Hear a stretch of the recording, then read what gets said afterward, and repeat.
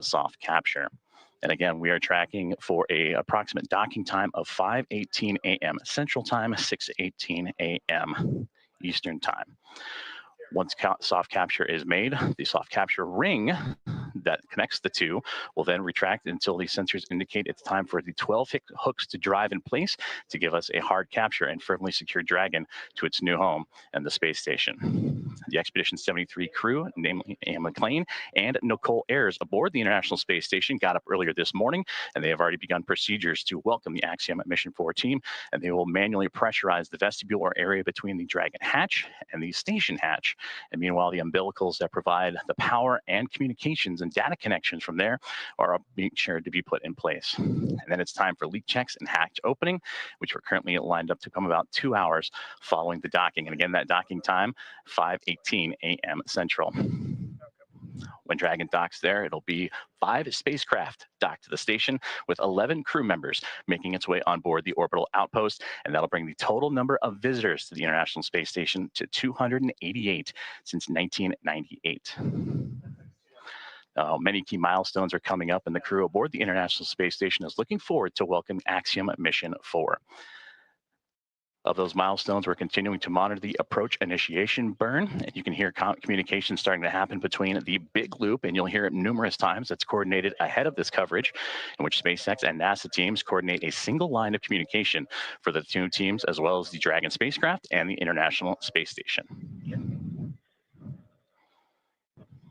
Part of the procedures to reach the milestones and the 4 crew members inside Dragon, they don their launch and entry suits to provide an extra layer of protection and pressure as they get ready for all these dynamic operations, and they should be able to be seated and ready to roll for the approach initiation burn.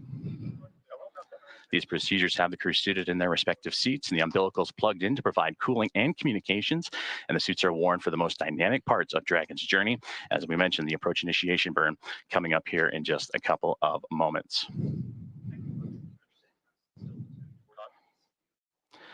So as we await for the approach initiation burn to be coming in just a couple of moments, let's check back in with our friends in Hawthorne. Thank you, Joseph. As with all things in human spaceflight, every step is methodical and intentional. Reaching the International Space Station is no different. So while we wait for Dragon and the Ax-4 crew's arrival at the space station, let's meet the crew on board. Our mission commander today is Peggy Whitson of the United States.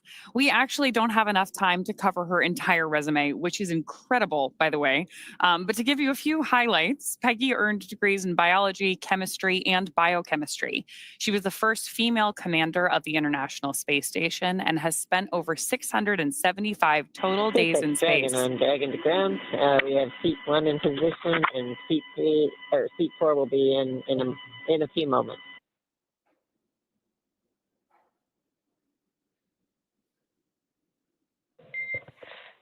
And Peggy, I copy on Dragon to ground. Seat 1 is in position and seat 4 is almost there. Got a quick update for you on the big loop configuration. ISS side is troubleshooting some audio packets with the C2V2 unit that's currently active. So I'll get back to you with more words when we have next steps there.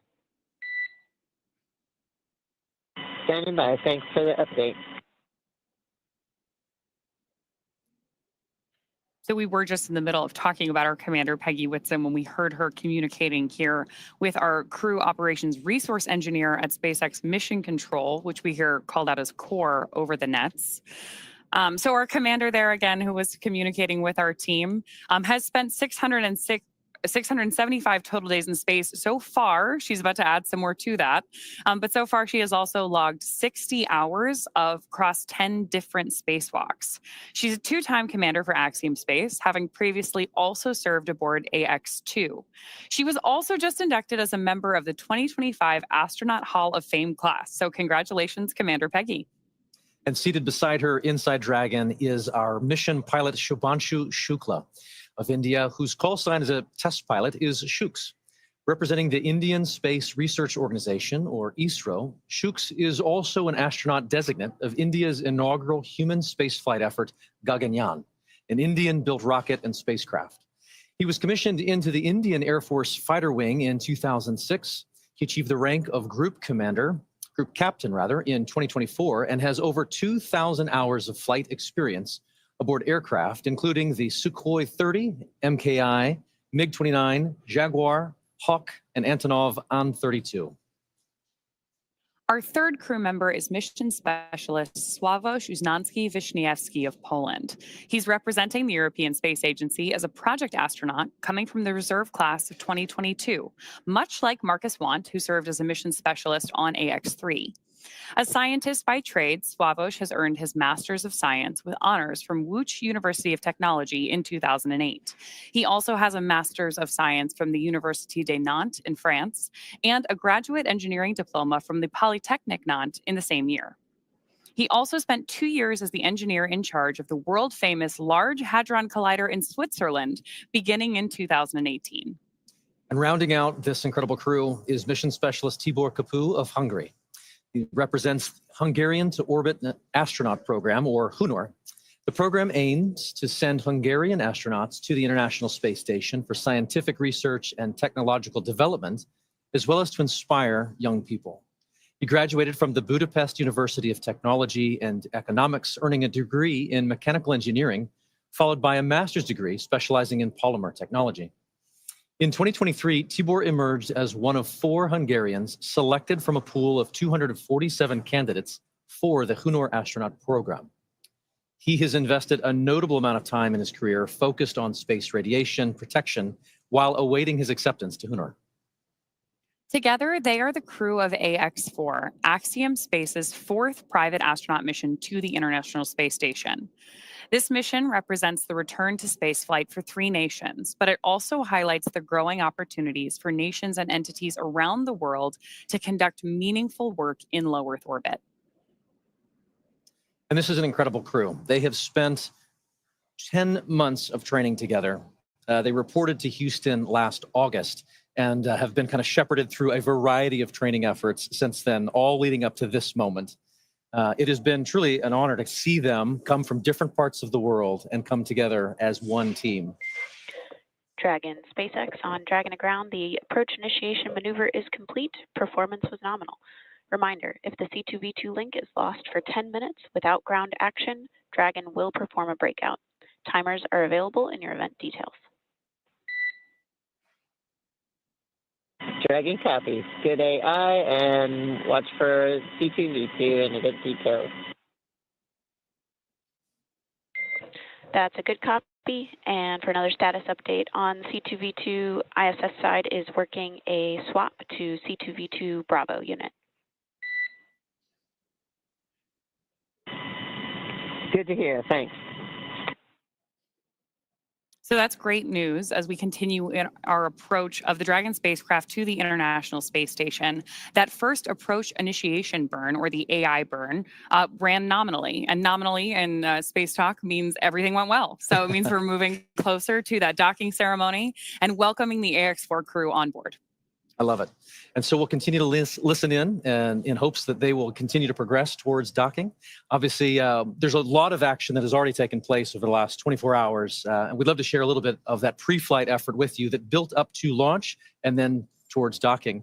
So yesterday, June 25th, the Ax-4 crew was driven from quarantine to Kennedy Space Center. Here you see a photo of them at a handover event. This is a special moment where the Axiom Space Operations crew officially hands over the crew to SpaceX before they go to the Falcon support building to suit up.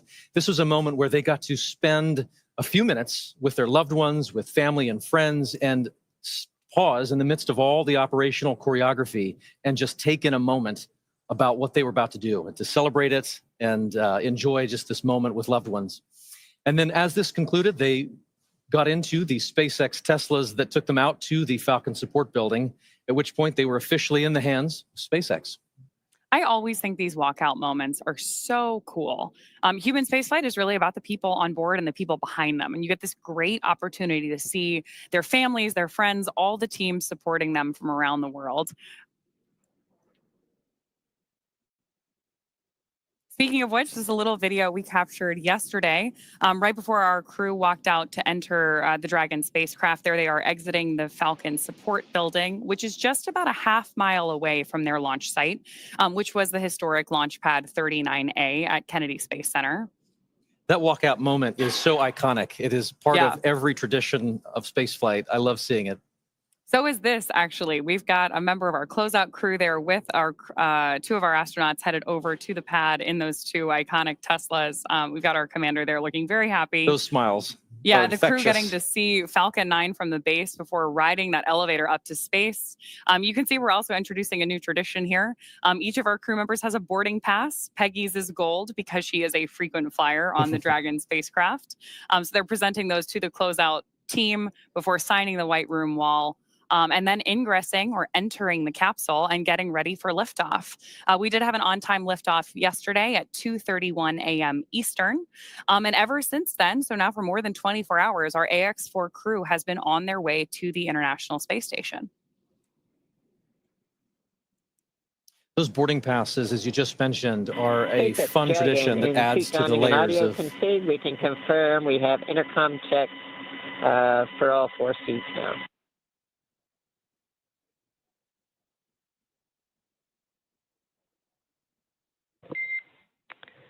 And Peggy, could you repeat your last?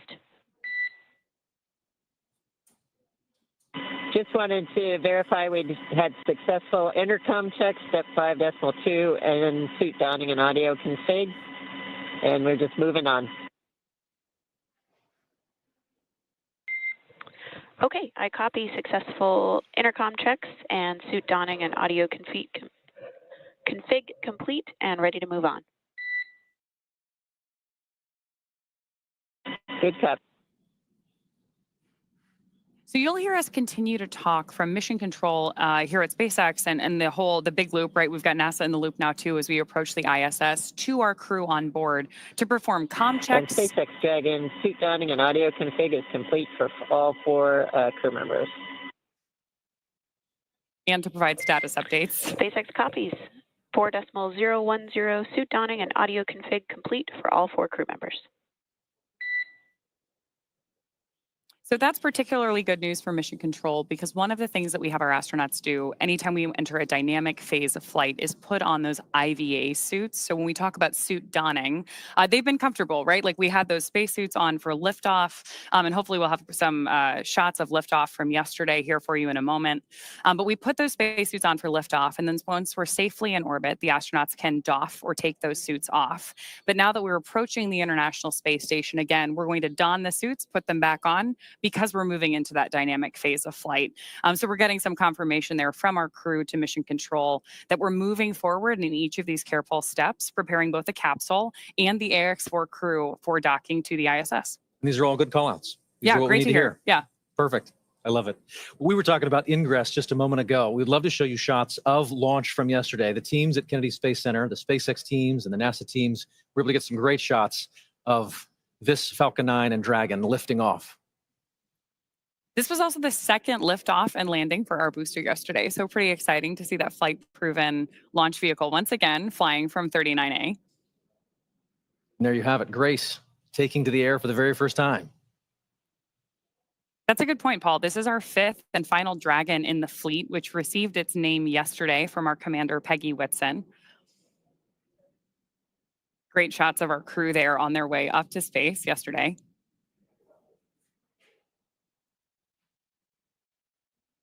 Flying with them with their zero-G indicator named Joy. And Joy has become a defining characteristic of this crew. As you saw there, the smiles and the joy on the faces of the crew members as they experienced launch, felt that acceleration, and then ultimately the lack of acceleration, the silence of microgravity at the end of all of that ascent. We then got to see them hours later on an on-orbit event as they were experiencing microgravity for the first time, just a few hours ago. Dragon SpaceX and here's a lovely on moment. Dragon Ground. ISS has completed their swap to the Bravo unit for C2V2. We're ready to try again for the big loop comm checks. If you could change your seat to destination back to ISS, and we'll give it another shot. Inward.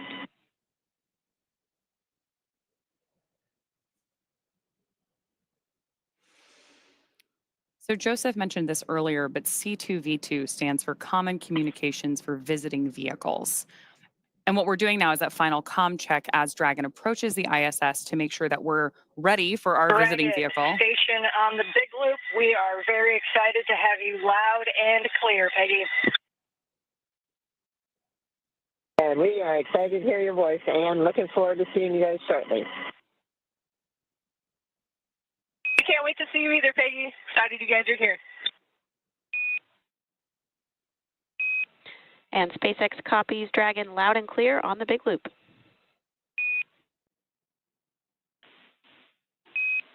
And Houston copies SpaceX, ISS, and Dragon on the Big Loop. And we have you loud and clear also, Houston. So that was an awesome illustration of the Big Loop. You just heard astronauts on board the ISS talking to astronauts on board Dragon, confirmed by Mission Control here in Hawthorne, and then confirmed again by Mission Control in Houston. That is why they call it the Big Loop. We're literally going around the world. It's great. We are.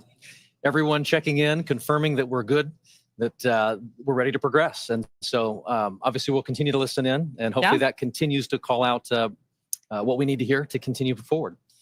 So we were showing you shots of the crew inside the Dragon from earlier today. This is the four of them with their spacesuits off, as you mentioned. They doffed the spacesuits. This is in their other attire. And this was each of them taking a moment to speak to their country in their own language, as well as just acknowledge what it was like to see Earth Dragon, for the first time SpaceX out those on windows. the Big Loop, you are go to begin your suit leak check procedure 4.011. 4.011 is in work.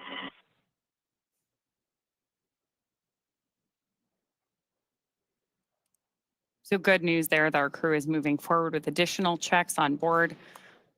We're obviously working a lot of different procedures here too. You'll hear our team call out a series of different numbers. They're all carefully enumerated procedures that we step through to make sure that we don't miss anything in any of the steps it's going to take us to get to the ISS safely.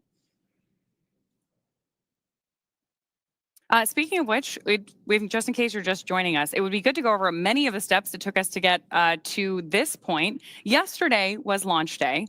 Axiom 4 marks SpaceX's 18th human spaceflight launch overall. Including Axiom 4, Falcon 9 has supported 48 missions to the ISS with our Dragon spacecraft, starting with our first cargo resupply mission in 2012. And since 2022, SpaceX has supported the next generation. Dragon, we're at step 2.2, waiting to go on suit leak check on the Big Loop.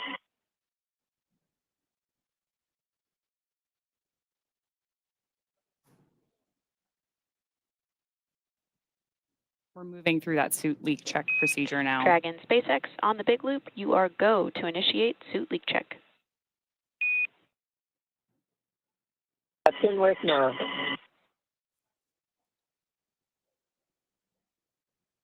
Acknowledgement there from our commander.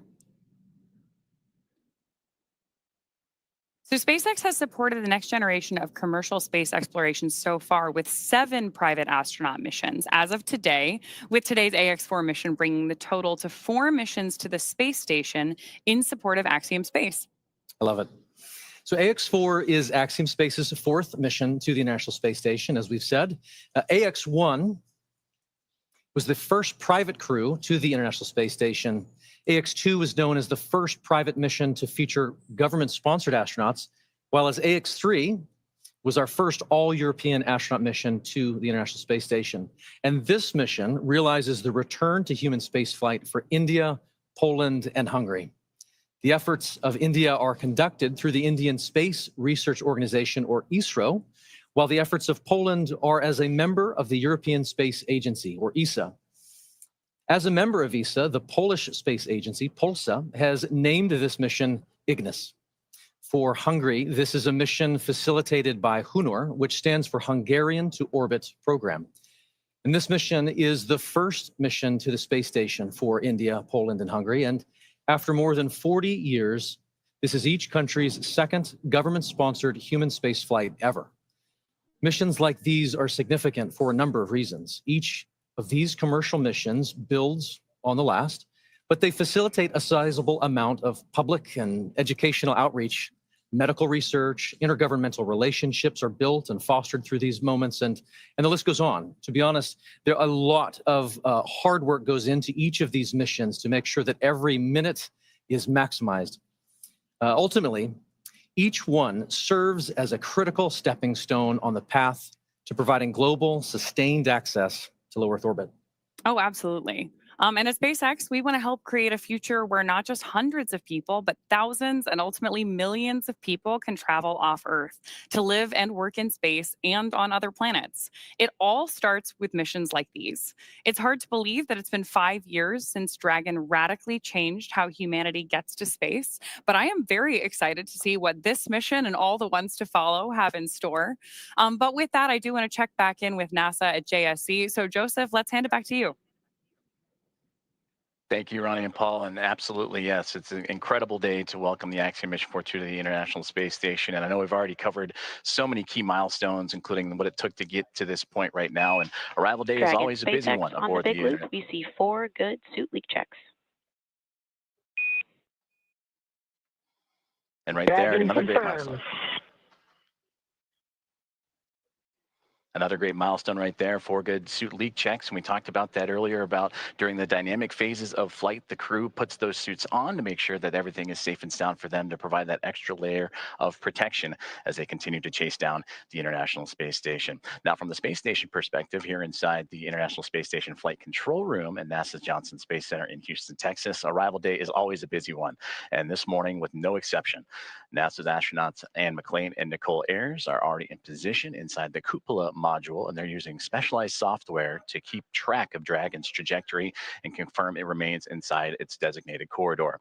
Now, the next key milestone that we're going to keep an eye on now is a course correction or a mid-course burn that's pretty much halfway between the AI burn, which went successfully a few moments ago, and then up to waypoint 0, which is really going to start those key gates that the Dragon Grace spacecraft will start navigating on its way towards the International Space Station and docking to that zenith port, that space-facing port of the Harmony module. Now, once Dragon is docked, Nicole Ayers of NASA will be the first one to begin the hatch opening operations. She'll start by opening the large hatch on node 2. That's that zenith space-facing port we were talking about, and that gives the crew access to the pressurized mating adapter. From there, they'll begin pressurizing what's called the vestibule. That's the small space in between the Dragon and the space station hatches. This area was exposed to the vacuum of space before docking, so it'll need to be filled with air to be equalized with both the pressure, both for the spacecraft and anyone inside the space station to equal out and for those to pass through. Ayers will then use a small valve on the station's hatch to gradually introduce air into that vestibule. And meanwhile, the flight controllers here in Houston will be closely monitoring the pressure readings to confirm that the seal is tight and everything is leak-free before giving the go for hatch opening. Now, here inside the International Space Station Flight Control Room, the controller is already hard at work. They've been doing so all morning long and well into since the launch, really, and beyond. NASA Flight Director Allison Bollinger and her Athena flight team are leading operations here in the International Space Station Flight Control Room and Mission Control. And then seated to my right, to their right is the Capcom, who you'll hear communicating to the teams on the International Space Station, a part of that big loop. You heard the comms checks multiple times between SpaceX, Dragon Grace, International Space Station, and the teams in Houston, so we're all on one single line of communication. Now, taking a look at who's aboard the International Space Station, we heard them mentioned a little bit earlier on, and currently aboard is the Expedition 73 crew members. And they are led by Commander Takuya Onishi, who is on that far right-hand side. And several members of this expedition crew have celebrated some key milestones for him. For Takuya, he celebrated 200 days in space about 2 weeks ago. Up next is NASA's Anne McClain. She is sitting right in front of Takuya on that right-hand side. She recently celebrated 300 days in orbit this past week. For Nicole Ayers, just on the other side of that Expedition 73 crew patch, she recently celebrated 100 days in space on Monday, and she and McClain are going to be the ones that are going to be monitoring the Axiom Mission 4 team and Dragon Grace to the International Space Station. Then NASA's Johnny Kim, a flight engineer. He is on the back left-hand side of that image. Kirill Peskov of Roscosmos, a flight engineer, celebrated 100 days in space on Monday. And Sergei Ryzhikov, flight engineer, right there in the center. And then you have Alex Zubritsky, a flight engineer of Roscosmos as well. So flight controllers here in Houston have also begun the process of feathering the station's solar arrays and looking to get that multi-step procedure designed to protect the arrays from thruster plume exposure during Dragon's final approach. Now, taking a look at the updated timelines and what we're looking forward to, we're about 7 minutes away from that AI mid-course burn, and from there, about 27 minutes from that waypoint 0 mark. And then from that point on, the space station and Dragon will continue to close the gap between each other. And then about 1 kilometer away will be the two vehicles, and that'll be in about 13 minutes from now. So again, a lot happening surrounding Dragon Grace and the Axiom Mission 4 crew, as well as those aboard the International Space Station.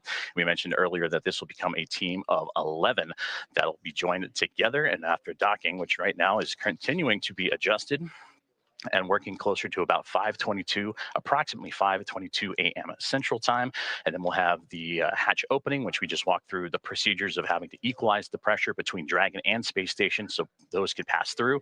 And then we'll have the welcome remarks shortly thereafter. So still a lot of key milestones coming up for everyone on board. But to dive deeper into that that AI mid-course burn, again, that's about the halfway point from the AI burn to waypoint 0.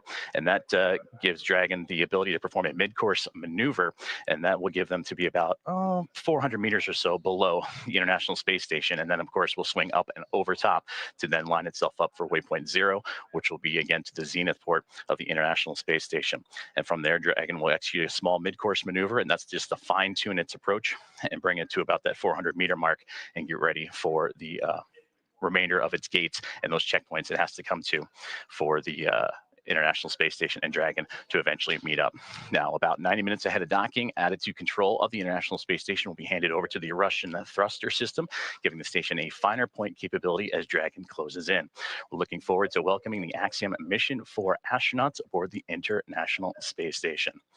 Now, as we continue to get ready for that approach initiation burn, or that mid-course burn in about 5 minutes or so, we're going to continue to check in with our teams in Hawthorne and here on the ground in Houston.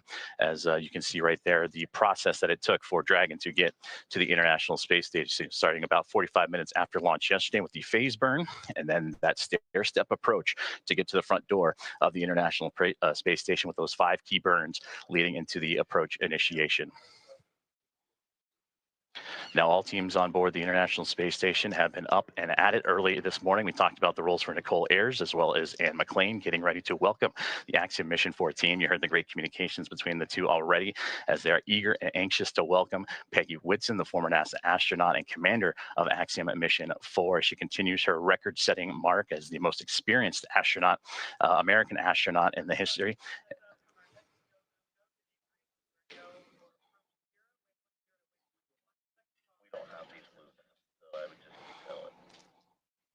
Currently listening into the loops of here, the teams on the ground as they're getting ready to do a go, no-go for waypoint 0 and Dragon's continued approach to the International Space Station. We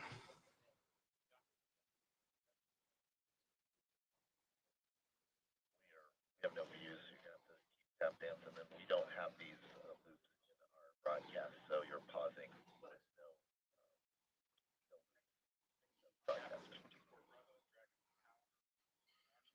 As we continue to follow along and continue to tune in, we take momentary pauses just to listen into both the big loop of communications as well as the communications here in Houston and in SpaceX. As again, the team's pulling a go, no go for the International Space Station side of things to get ready for Dragon's arrival to the International Space Station. As I mentioned, once the mid-course maneuver is complete, it's then on to waypoint 0 and getting them to that 400-meter mark. And hopefully we can take a look at a little bit of that graphic of what's to come for the Dragon Grace and the team aboard Axiom Mission 4. And you see there waypoint 0 about that 400-meter mark just outside the approach ellipsoid, that 400 kilometer by 2 kilometer by 2 kilometer invisible oval ellipsoid outside of the International Space Station, one of 2 imaginary boundaries that the Dragon will have to pass through. And then, of course, it'll make its way onto the keep out sphere. And that's that 400-meter mark that we've been talking about. And that's where it's zeroing in on right now. So we've completed the approach initiation burn, which had them about 7 kilometers below the International Space Station. and now about 2 minutes and 45 seconds away from that mid-course burn, and we'll continue to track as Dragon and Grace continue to fine-tune itself and get ready to go and connect itself for the International Space Station. Now, of course, before Dragon is given permission to move inside the approach ellipsoid, the spacecraft configured to be known as what is a 24-hour safe trajectory. And this means that if Dragon were to lose control in its thrusters, it will be at least 24 hours before it could move inside the approach ellipsoid again. But again, those upcoming milestones, everything continuing to press on along as Dragon, so far so good, as it continues its chase down of the International Space Station.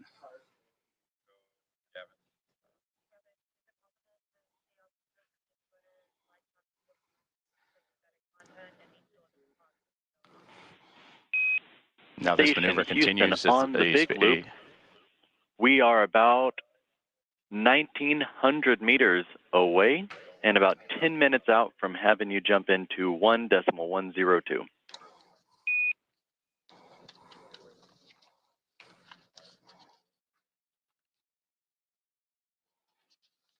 Great call outs there, as you heard the team saying, about 1,900 meters away, that all that separates the Dragon and Grace spacecraft and the International Space Station. Now, as Paul and Ronnie have mentioned, that this is the 4th private astronaut mission, the first since January of 2024, and that was when Axiom Mission 3 would arrive aboard the orbiting laboratory. Now, from AX-1 through AX-4, once they are aboard, the teams will have welcomed 14 different... 10 minutes. Houston Station, copy 10 minutes until step 1 of the procedure. And continuing to track about now 55 seconds away from that AI mid-course burn. And was saying from AX-1 through AX-4, the International Space Station will have welcomed 14 different private astronaut crew members representing 11 different nations, and showcasing again how private astronaut missions truly expand access to the space station for more nations, people, and opportunities. And we'll continue to tune into all of the loops here inside of the International Space Station Flight Control Room as we await the AI mid-course burn. And now standing about 20 seconds away as it continues to fine-tune, Dragon Grace continues to fine-tune its path towards the International Space Station.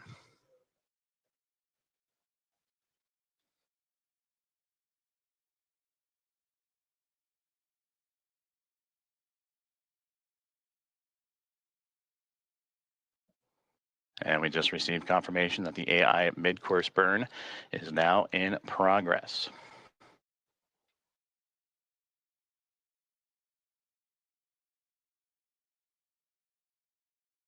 And again, this is done about halfway from our starting point, which was the approach initiation burn, and that'll get Dragon.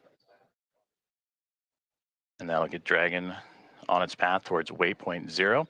It's just a small burn, but again, all about fine-tuning and its approach to ensure that we're targeting a precise point of about 400 meters directly below the International Space Station.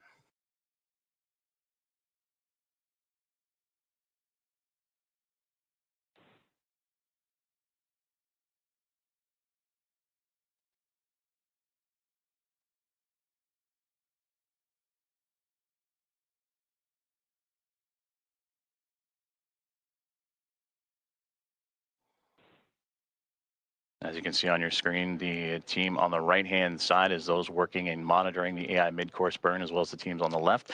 On the right, that is the International Space Station Mission Control Room here in Houston, Texas. And on the left-hand side, the SpaceX teams and their Mission Control Room in Hawthorne, California, as we continue to follow along with the AI mid-course burn, now a little over 1 minute and 20 seconds in.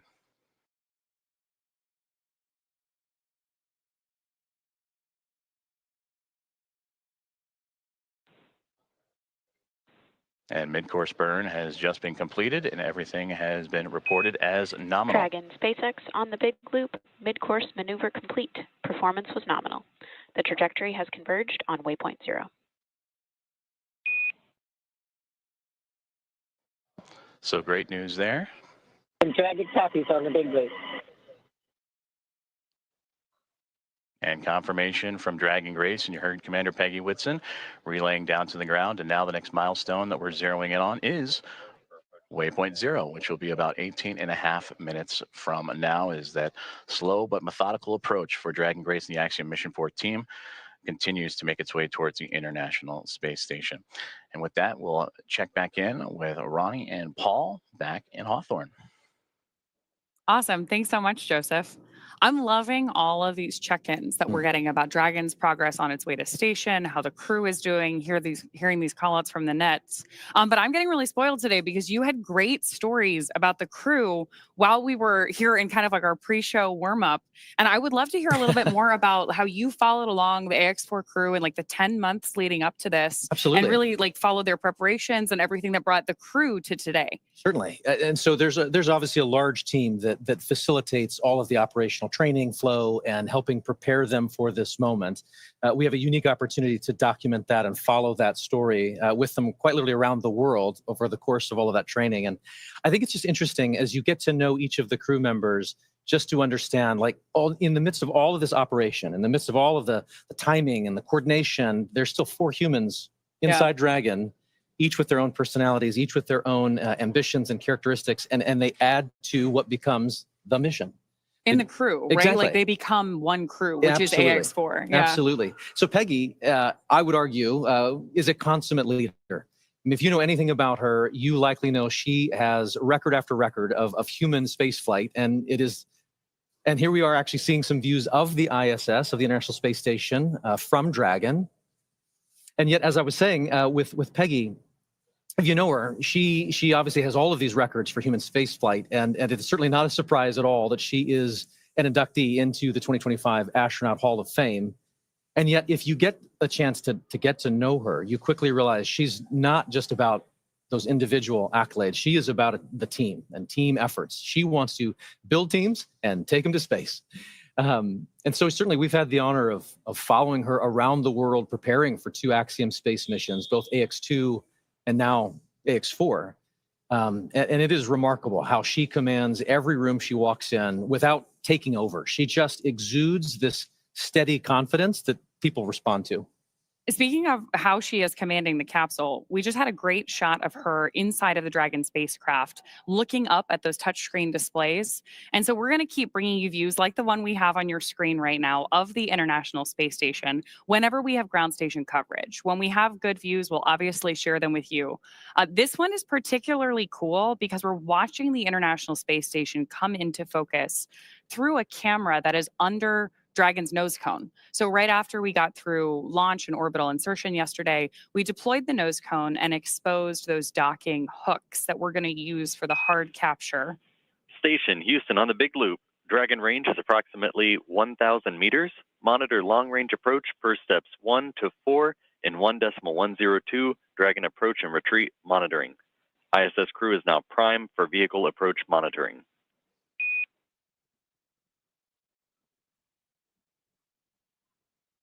More of those joint communications on the Big Loop there about that approach that we're watching on our screen right now. It's pretty cool. Absolutely. And it looks as though Dragon is currently underneath the International Space Station. We're looking almost up at it from underneath. Yeah, and we had those great graphics earlier that showed how we're balancing this really careful geometry and approaching each step with these methodical burns.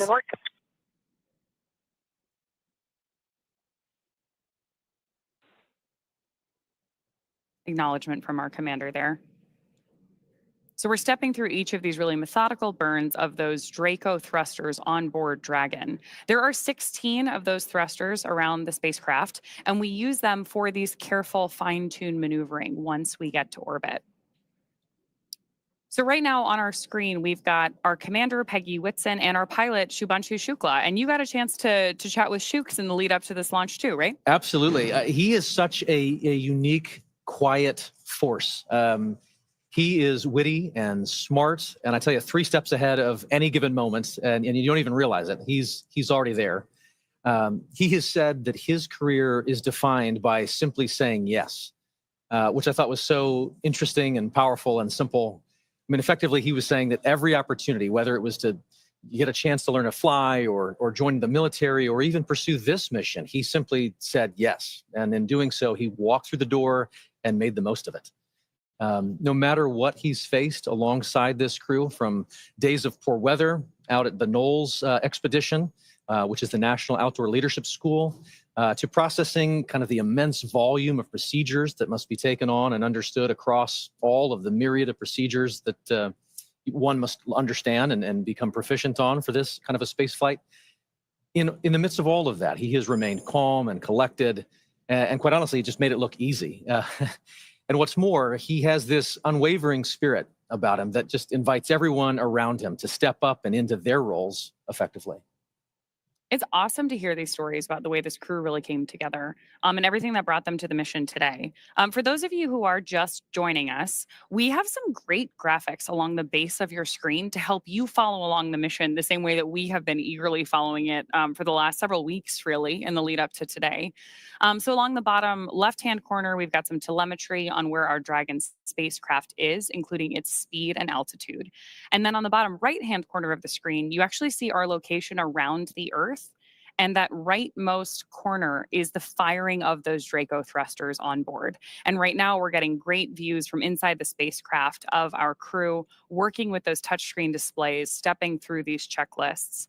And now we're getting our first views from station looking down at Dragon, which is always my favorite moment of docking. Absolutely. Because you know that the astronauts on board the International Space Station we heard it in their voices earlier, Yes, are excited for this crew to be on board. It's also one of the few moments where you really get a sense of the speed and the scale of all of this operation, right? Seeing the Earth just roll behind with those clouds, you suddenly get a sense of perspective that is just unlike anything else. Yeah, absolutely. And one of the things that we're doing here and why we're moving so carefully through each of these maneuvers is that, as you've noted here, these spacecraft, both the International Space Station and Dragon, are still moving really fast. So we need them to approach each other with a relative speed that's very gentle so that that docking is smooth and steady, just the way that we intend it to be. But we're still moving like 17,500 miles per hour, lapping the Earth every 90 minutes. So this is a very high speed but careful maneuver to make sure that we get our entire crew safely aboard the International Space Station. Absolutely. Intricate, methodical, one step at a time. There you go. Speaking of people who are particularly methodical, you were mentioning that Swavush is like very deliberate in his actions and his lead up to everything with the crew earlier. Swav, yes, as he likes to, as we like to call him, Swavush Uznensky Vishnevsky, is quite a lot to say. So they've quite poignantly call him Swav. He is brilliant, and I tell you, but more specifically, Dragon SpaceX on the big loop. Pause here. Ground is go for approach 0. Burn is enabled. Maneuver start time is 9:34 Zulu. As a reminder, Dragon will nominally continue approach through waypoint 1 toward waypoint 2 without stopping at waypoint 1.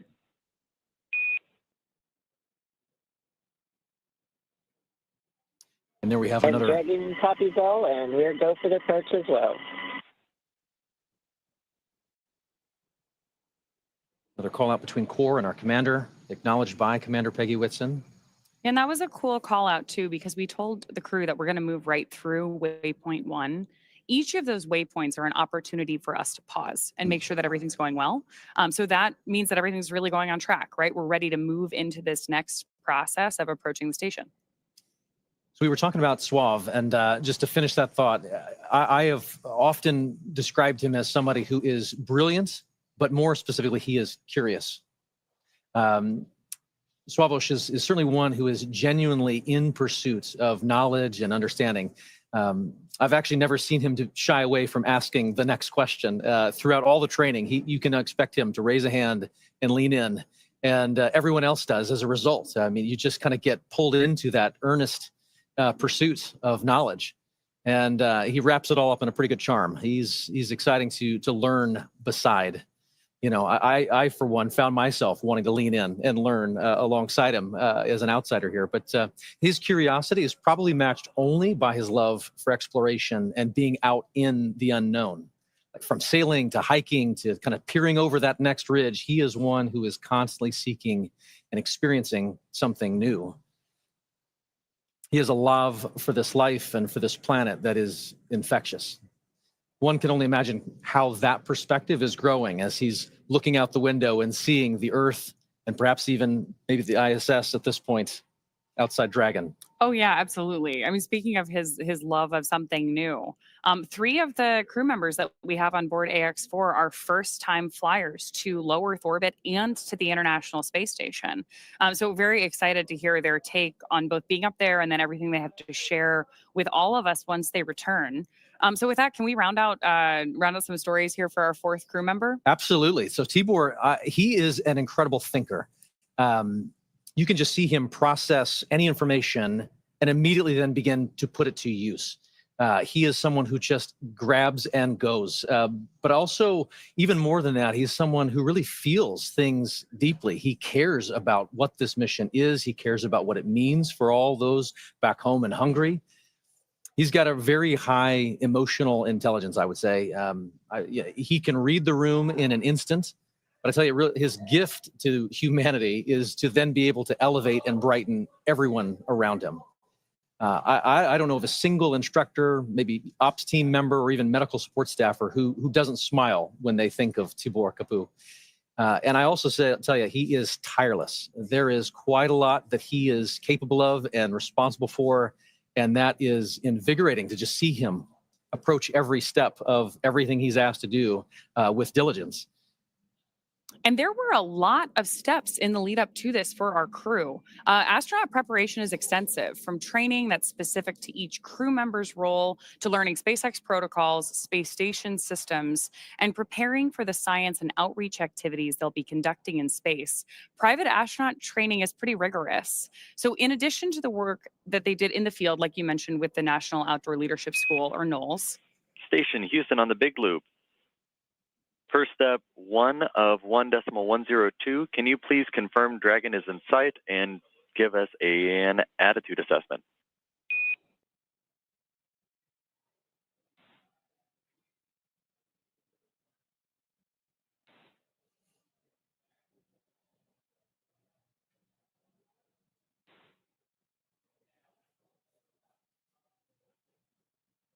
So we are standing by for that update there on the attitude of the spacecraft.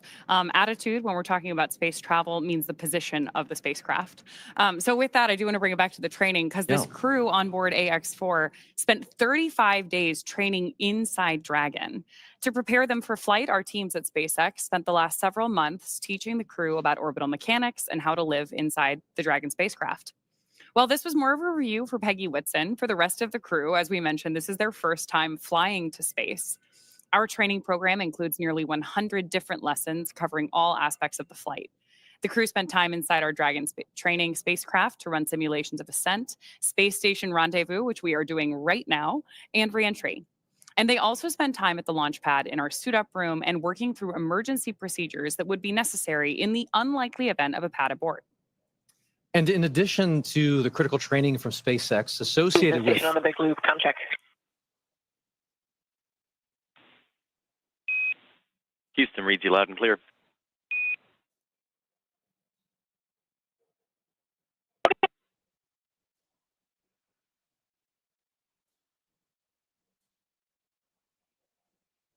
And as we were saying, in addition to the critical training from SpaceX associated with all of these dynamic phases of ascent and return, Axiom Space has facilitated a host of training efforts since August over these last 10 months to ensure that the crew and all of those who support them are ready Station for this Houston on mission. the Big Loop. We did not copy your last.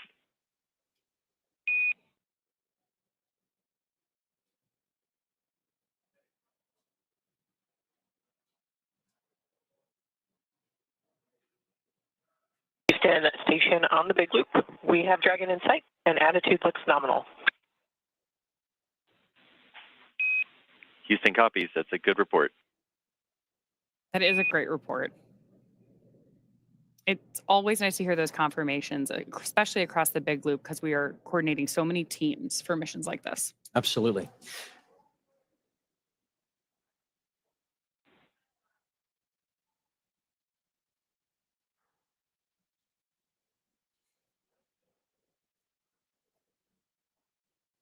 Looking at the graphics at the bottom of the screen, you can see where Dragon is over the Earth. And from my vantage point, I believe that is just east of Africa.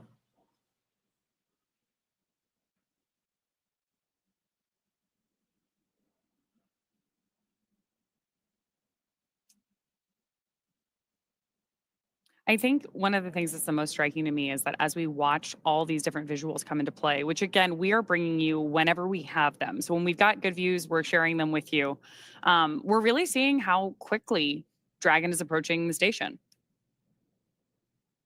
At 429 kilometers above the Earth, they are continuing to raise that elevation, that altitude, and get closer and closer to where they'll be working and living for the next 2 weeks. But again, these visuals just tell an amazing story of where we're going and what we're doing, where low Earth orbit is. It is hard to really comprehend and wrap your mind around the idea of living off planet, and yet visuals like this start to help you make that real. Oh, absolutely. And hearing commentary like we did earlier from that on-orbit check-in, it was great to hear how quickly even the crew was saying they were learning how to do things in microgravity, especially because we have so many first-time flyers on this mission. Hopefully, first time, but not the last. We have a repeat with our commander, Peggy Whitson, as well. Absolutely. A little bit of joy goes a long way, and overcoming some of those probably initial sensations and adjusting to microgravity. Shubhanshu had mentioned that it was taking a minute to kind of collect himself and find his space legs, but clearly they are all in good spirits and getting ready to get very active on board the International Space Station. Which I'm sure will also be like an acclimation process, right? Absolutely. They've gotten used to Dragon. They've been in flight now for more than a day. All told, from launch to rendezvous at the station, we're looking at about a 28-hour flight. The time is somewhat dependent on the relative position of the International Space Station to our launch site at the time that we launch. But for any time that we're rendezvousing or meeting two spacecraft in orbit, we do have an instantaneous launch window. So we know how long that trip is going to be at the moment that we lift off. And the entire crew operations plan is built around filling that time effectively so that they're well acclimated on board the Dragon spacecraft while they approach the International Space Station. But then as soon as they get on board, we'll do our welcome ceremony. And I'm sure there's an orientation for them as well. Absolutely. So they have an effective 2 weeks while they're up there. And the clock starts as soon as they get on board, right? You just mentioned the welcome ceremony. So there will be a moment once they've crossed the hatch and are officially on the International Space Station where they get to meet the other expedition crew members, have a moment to meet and greet, acknowledge the moment with a little bit of ceremony and tradition. There might even be some pinning of astronaut pins to go around. But then they get right to work. Certainly, I know that there are steps where they take to just kind of acclimate to the station, where the commander is going to take them around and make sure that they're clear on roles and responsibilities. But then again, the red line begins, and they are chasing it for the next 2 weeks, trying to accomplish a host of research efforts and outreach events. It's a full couple of weeks ahead of them. We also have a full couple of hours here ahead of us before we get to that part. Yes. We are less than a minute away from approaching waypoint 0. So I do want to check back in with NASA. Joseph, why don't you give us an update on where our spacecraft is relative to the ISS? Thank you very much, Ronnie and Paul, as we here in the teams at the International Space Station Flight Control Room tracking the arrival to waypoint 0 for Dragon Grace, the Axiom Mission 4 team, which they have just now hit that mark, which means approximately 400 meters directly below the station. And we can see those wonderful views now, and you can really see that high resolution of Dragon Grace continuing its methodical approach to the International Space Station. We're still tracking a docking time of about 5:18 a.m. Central Time, 6:18 a.m. Eastern. And you mentioned the hatch opening, and then as well as the welcome remarks shortly to follow. Hatch opening of roughly about 2 hours or so after the initial contact and capture. And then when the hooks drive, the 12 hooks that are on the bulkhead there of the SpaceX Dragon will connect itself and create that hard mate, sealing itself to the orbiting laboratory. And once the pressure checks and seals will be done, then everything will be pressurized and ready to go. So waypoint 0 has been achieved, and now they're making their way on to waypoint 1. But you heard earlier on the loops that they have received the go to proceed past waypoint 1 and head straight on to waypoint 2. And that means they'll continue to swing up and above the International Space Station, and and then what would have been a pause at the 220-meter mark, they'll continue to press forward and look to get to about waypoint 2. And waypoint 2's arrival will be just right on the doorstep of the International Space Station, about 20 meters away. On the big loop, approach 0 has started and the trajectory has converged on waypoint 1. Expect arrival at waypoint 1 at 10:09 Zulu.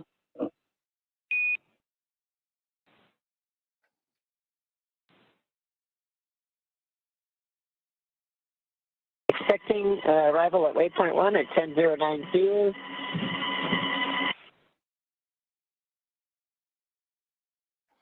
And there you heard it right there, that they are continuing to move on along and get ready to approach what would be waypoint 1, which that milestone will be in about a little less than 40 minutes from now. As you see right there on your screen, the Dragon Grace spacecraft continuing its methodical approach to the International Space Station. And of course, the 7 members aboard Space Station right now, looking forward to welcoming Commander Peggy Whitson, pilot Shubhanshu Shukla, as well as mission specialists Sławosz Uznański-Wiśniewski and Tibor Kapu to the orbiting laboratory. And a welcome back to Commander Peggy Whitson. This will be her 5th time in her 5th space flight. All of her space flights, what are the previous 3 with NASA and now 2 with Axiom Space, all key components and key missions involving the International Space Station. And you also heard on the big loop confirmations from Nicole Ayers and Anne McLean, who are monitoring Dragon's approach. They are in the cupola. That is the famed window to the world from the International Space Station that you see so many stellar views from many astronauts that share their experiences from the cupola. That is where they're using special technology to monitor and make sure that the Dragon spacecraft stays in the exact corridor, and that makes sure that everything is remaining on track and stays in its expected zones. Now, as we continue to march towards waypoint 1, and again, they will bypass waypoint 1 unless they need to make that pit stop to make sure everything is fine-tuned and ready. Once Dragon continues through waypoint 1, waypoint 2, and then eventual capture, Nicole Ayers will be the primed NASA astronaut to start the hatch opening process. And that'll begin by opening the large hatch on the Node 2 Zenith port. That is the port facing outer space, and that gives them access to the pressurized mating adapter. And there, Ayers and McLean and company will then move in and make sure that everything is sealed up once checks have been done and the relative dampening motion has been removed between Dragon and its connection to the International Space Station. And Ayers will pressurize the vestibule, and that is the small space between the hatches of the Dragon spacecraft and the space station. Now, that vestibule has been exposed to the vacuum of space, and that was all due to prior to docking. So the crew will need to fill it with air to make sure its pressure is nearly equal with the atmospheric pressure on Dragon and in the station. That pressure, similar to what we experience here on Earth at sea level, about 14 psi is what they need to bring it up to, again, from the vacuum of space. And that's where Ayers will use a small valve on that station's hatch to slowly introduce the air into the vestibule. And flight controllers here in Houston will monitor and verify that pressure readings, and everything is making sure to be leak-free before we get ready to open up the hatches. As you can see, Space Dragon Grace making its way with the nose cone open, and you can see that strobe in the middle. And it's always fascinating to watch. Now during an orbital daytime, you can see the sun shining brightly on the spacecraft and the thrusters firing, and you can follow along in that bottom right-hand corner which thrusters are being activated again to fine-tune Dragon's path to the International Space Station.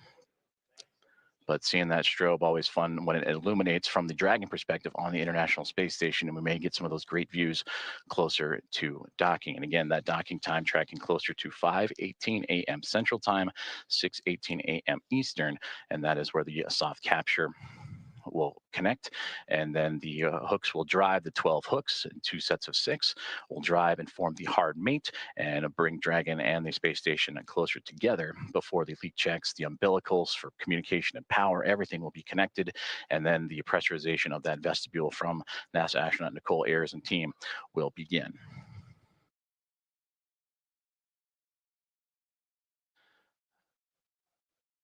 About 36 minutes from now, Dragon spacecraft will reach its waypoint 1 mark. And again, that's where the spacecraft will swing up and above the International Space Station, as it'll be docking to the space-facing or zenith port of the Harmony module.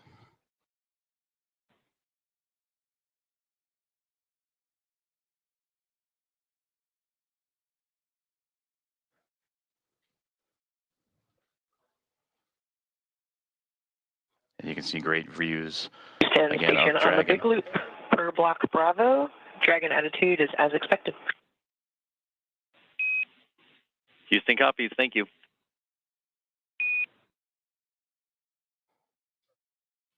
And great communications there. Is everything going to plan for Dragon Grace? And you can see those thruster firings, those plumes of gases that are helping the spacecraft navigate its way from waypoint 0 to waypoint 1. And as mentioned, it's going to go up and over top of the International Space Station and then align itself to that zenith port.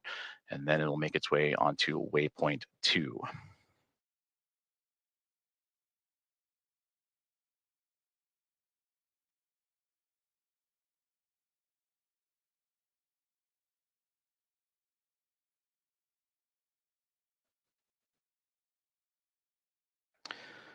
As mentioned previously, all visiting vehicles that arrive to the International Space Station take this phased approach when going to the orbiting laboratory, stopping at those predetermined gates.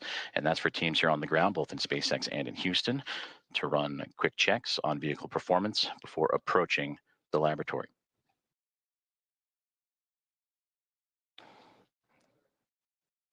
And there you can see that strobe effect that we were talking about just a moment ago as it illuminates the views from the International Space Station looking at the Dragon Grace spacecraft as it continues its methodical approach to the station, as they are now just in the southernmost regions of Australia and making its way into the Pacific Ocean.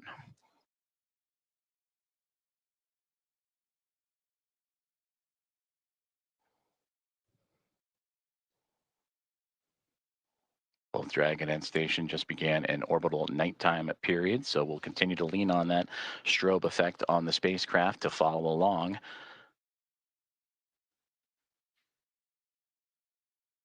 As Slow and Steady continues to win the race for these docking operations between Dragon and the International Space Station, and of course always requires a great deal of precision to make sure that we're keeping the spacecraft and the crew safe. And there's a great look inside of Dragon Grace. And then the view from the spacecraft now looking to the International Space Station, and those slight glimpses of daylight left before both the orbiting laboratory and the spacecraft completely enveloped in darkness during the orbital nighttime period. You can see the radiators. That's what's most prominent in the view of the International Space Station. And at the very top of this view of the International Space Station, you can see what was Dragon Endurance. That is the Dragon spacecraft vehicle that Crew 10 took to the International Space Station back in March. So upon docking, and once everyone is settled, you will see the International Space Station flying with both Grace and Endurance, and 5 total vehicles connected to the orbiting lab.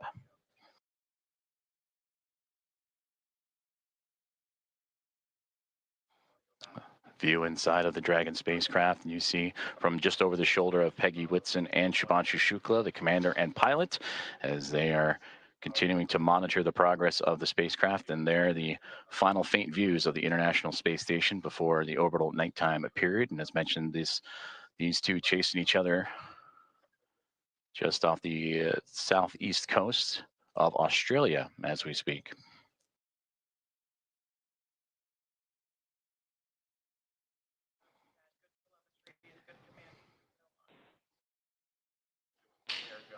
And a great view of that center screen there, where you're seeing Dragon lining itself up with the International Space Station, and the views that both pilot Shubhanshu Shukla of ISRO and Peggy Whitson, commander of Axiom Mission 4, are monitoring.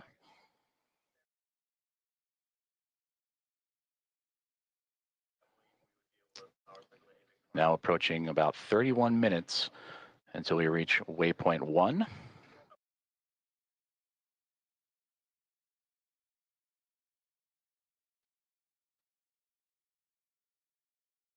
And once the spacecraft reaches waypoint 1, it'll be about 220 meters away, a little more than 656 feet from the orbiting laboratory. Is Dragon Grace on its inaugural flight, looking to connect up to the International Space Station.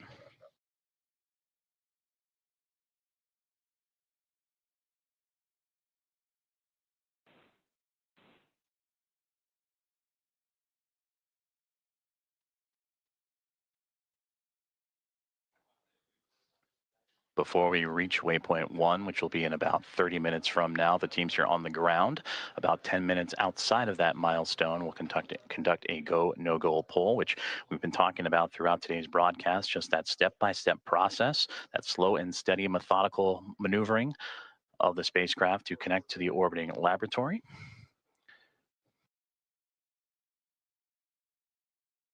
And we're continuing to follow along for an approximate docking time of 5:18 a.m. Central Time, 6:18 a.m. Eastern.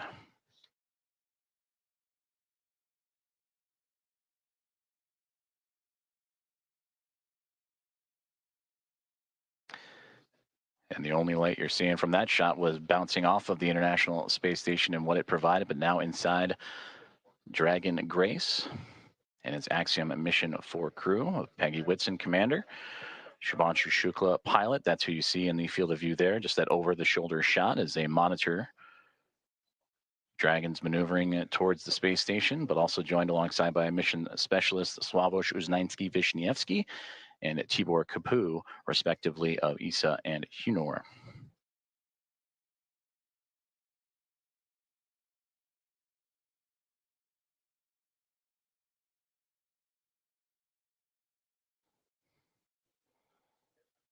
And as we continue to take a look at the orbital nighttime phasing of the International Space Station and the Dragon Grace spacecraft, you see those thruster firings continuing that methodical approach for the craft, but you can also see in that left-hand side the speed of which they are traveling, the Dragon spacecraft at that, as it makes, again, it's starting to steady out, and that slow push towards the orbiting laboratory, 428 kilometers above Earth.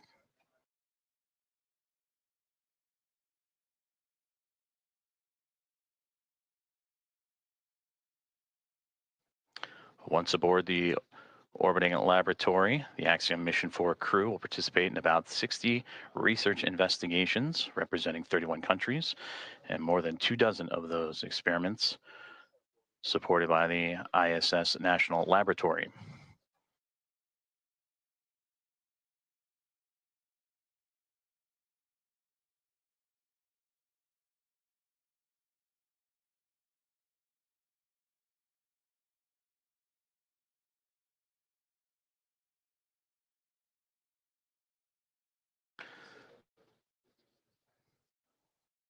And there's a live look at the teams here on the ground. On the left-hand side, that is Mission Control in SpaceX Hawthorne, California, following along with Dragon's progress, I should say.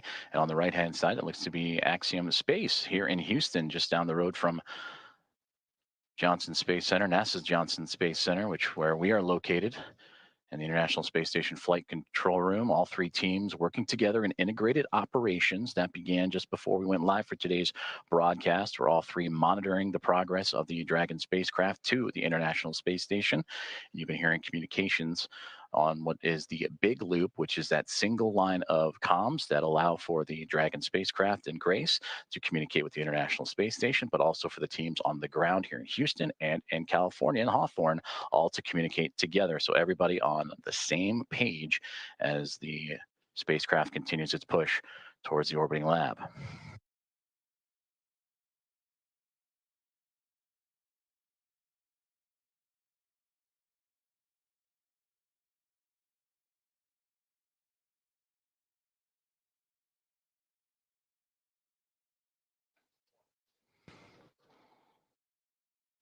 We are about 26 minutes away, a little bit north of that, until we reach waypoint 1 for Dragon Grace. As you can see, some of that telemetry and data populating the screens inside of the spacecraft that the team on board are carefully monitoring. And this is the view from the Dragon spacecraft looking up at the International Space Station, as these two now making their way into the southernmost regions of the Pacific Ocean, having just passed underneath the south and then the southeast of Australia. They will continue into an orbital nighttime period until they reach roughly about the east coast of North America, and then you'll get some of those great views of the sunlight radiating over top of both of the craft.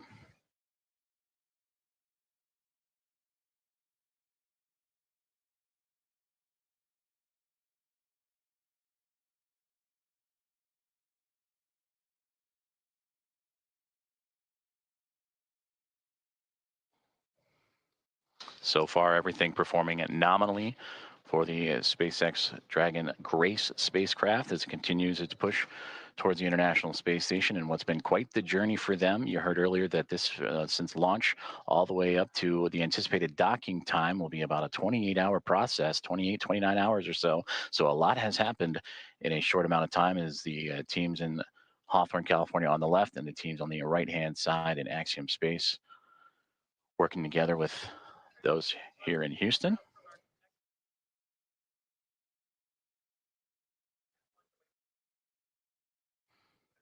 And those teams right now communicating with each other on those internal communications loops that we monitor and follow along with as they now prepare the teams for waypoint 1 about 24 minutes from now. The go no go for that will be in about 15 minutes or so.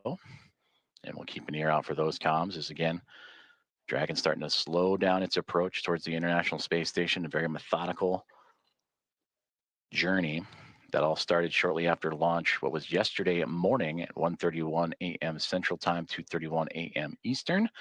That saw the Axiom Mission 4 team reach orbit and begin its journey to track down the International Space Station, the 4th private astronaut mission and the first since January of 2024, when Axiom Mission 3 would join the expedition aboard the orbiting laboratory.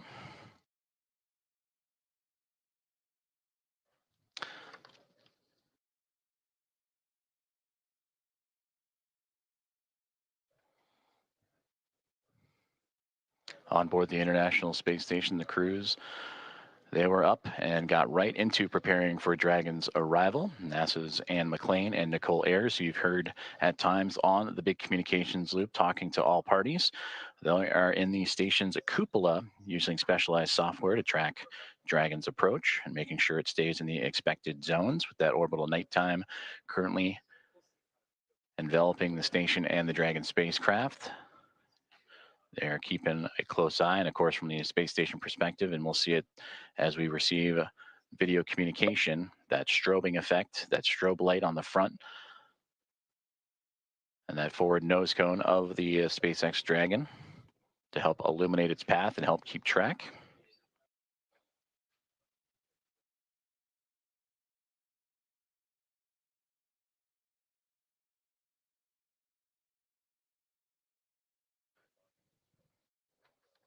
Earlier, we also received that as the Dragon spacecraft makes its way towards waypoint 1 about 22 minutes from now, that the teams on the ground were looking to bypass this milestone, but will again do a go no go poll, make sure everything looks exactly as it should before allowing that bypass of the spacecraft, and then its maneuver up and over top of the International Space Station and then proceeding onto waypoint 2.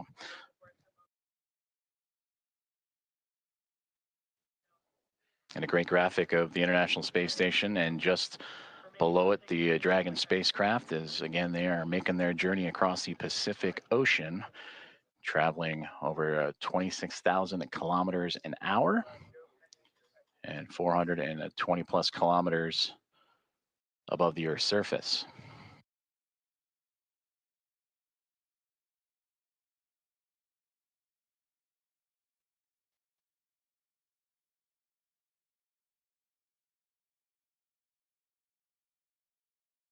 We've been talking about that methodical approach for the Dragon spacecraft that started immediately, or 45 minutes or so immediately after launch yesterday morning, in which they would execute a series of burns from the phase burn to the boost burn, co-elliptic or close burn, transfer, and co-elliptic burn. Those 5 burns allow for the stair stepping of Dragon to climb up in altitude, but also to close the gap, the distance between the International Space Station and the spacecraft itself. And that is what's led us up to this morning. The approach initiation burn started just shortly after the start of this broadcast, in which Dragon, in integrated operations with SpaceX and NASA working together with Axiom Space, all monitoring closely as Dragon Grace continues its way towards the orbiting lab and looking to turn a crew, the Expedition 73 crew of 7 into a total of 11, a full house above the orbiting lab.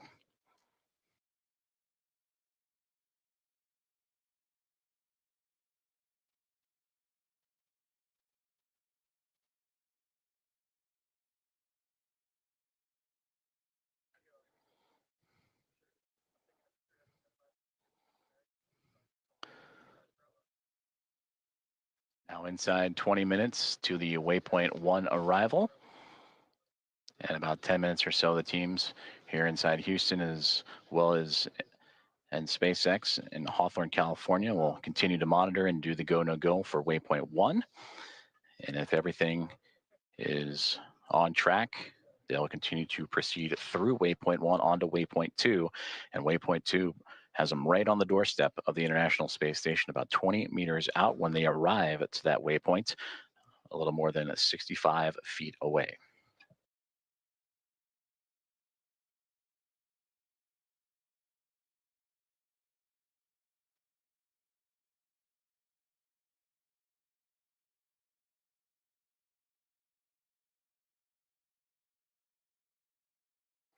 If you are just joining us, we are continuing to follow along the progress of Axiom Mission 4 and the 4 astronauts aboard, Commander Peggy Whitson, pilot Shubhanshu Shukla, and mission specialists Sławomir Uznański-Wiśniewski and Tibor Kapu, the 4th private astronaut mission and the first since January 2024 to make its way towards the International Space Station, in which they will spend approximately 2 weeks doing research investigations and outreach activities, expanding commercial space. We are tracking a docking time of approximately 5:18 a.m. Central Time, 6:18 a.m. Eastern. The next key milestone that we are keeping an eye on is the arrival of the spacecraft to waypoint 1.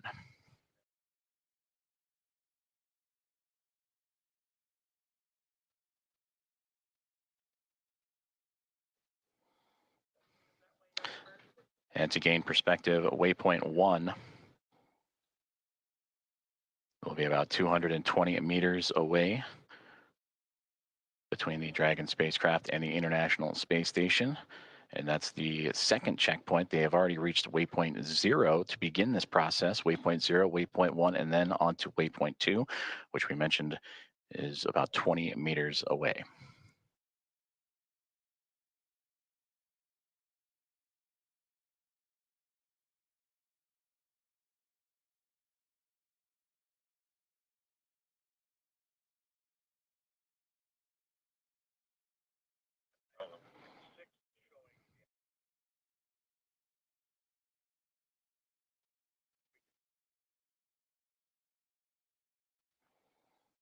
Okay, set down.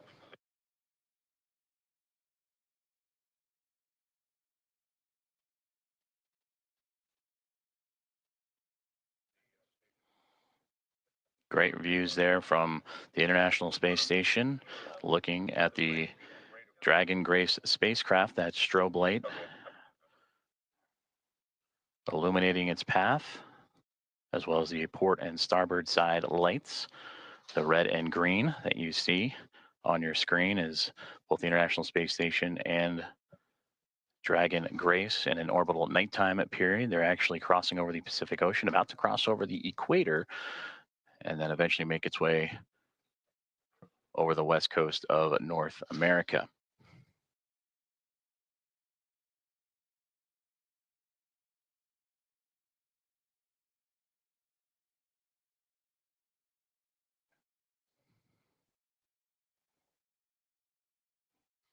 We'll start to see the spacecraft and the International Space Station once again become illuminated with an orbital sunrise. In a few more moments, that'll occur as they continue their journey over the Pacific Ocean. And for the Dragon spacecraft approaching waypoint 1, now about 15 minutes from that point.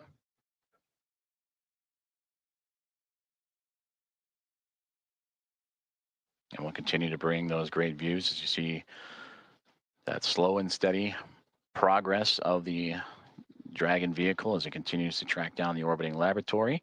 And on your screen, you see the speed and altitude, where it is in over the Earth in current relation. But on that far right-hand side, that's the thruster firings. And you just see those illuminate every so often as Dragon continues to fine-tune its path towards the International Space Station.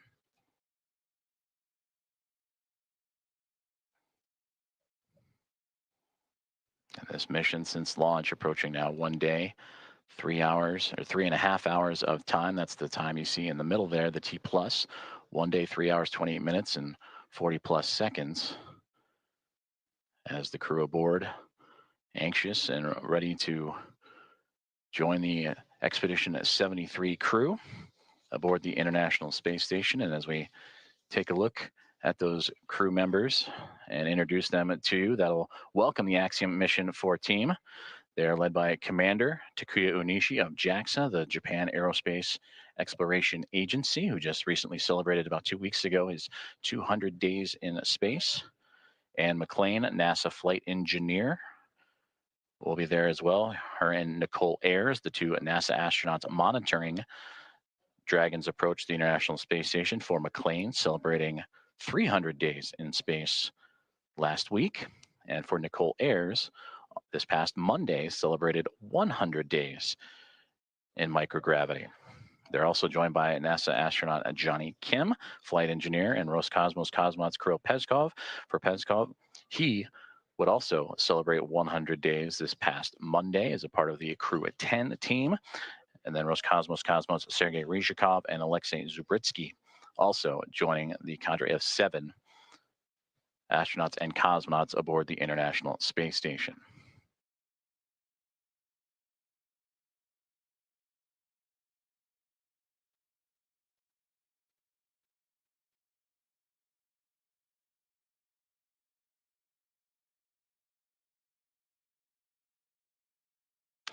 We mentioned earlier, this is the 4th private astronaut mission to the International Space Station, and the first since January of 2024, since Axiom Mission 3, from the Axiom Mission 1 now through Axiom Mission 4. The International Space Station will have welcomed 14 different private astronaut crew members representing 111 different nations, and showcasing how these private astronaut missions truly expand access to the space station for more nations, people, and opportunities. And we talked about this crew, and approximately their 2 weeks on board the orbiting laboratory, will participate in around 60 research investigations representing 31 countries, with more than 24 of those experiments sponsored by the ISS National Lab. In about 2 minutes, we'll monitor the loops and keep an ear out for the go, no-go poll on the ground for teams that'll be monitoring Dragon's approach to waypoint 1. And that waypoint will be reached in a little less than a dozen minutes, 12 minutes from now.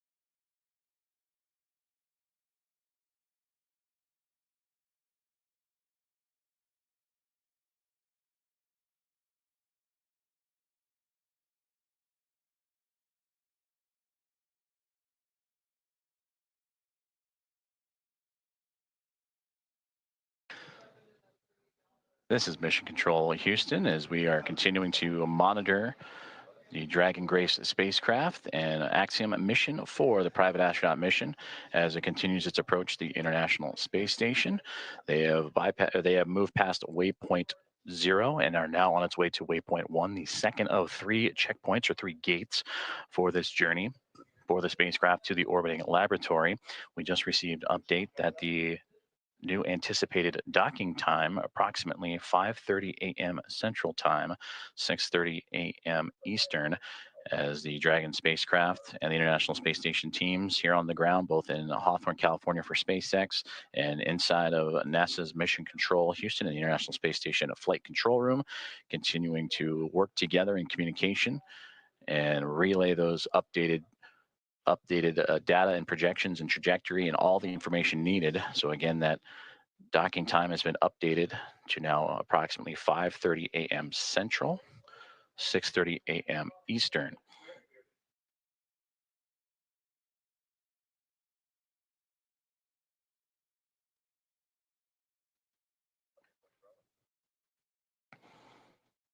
And the flight control teams here in Houston and listening in on the loops on overall communications have just pulled go for Dragon's approach to waypoint 1. And they will reach that milestone waypoint 1 in about 9 minutes from now.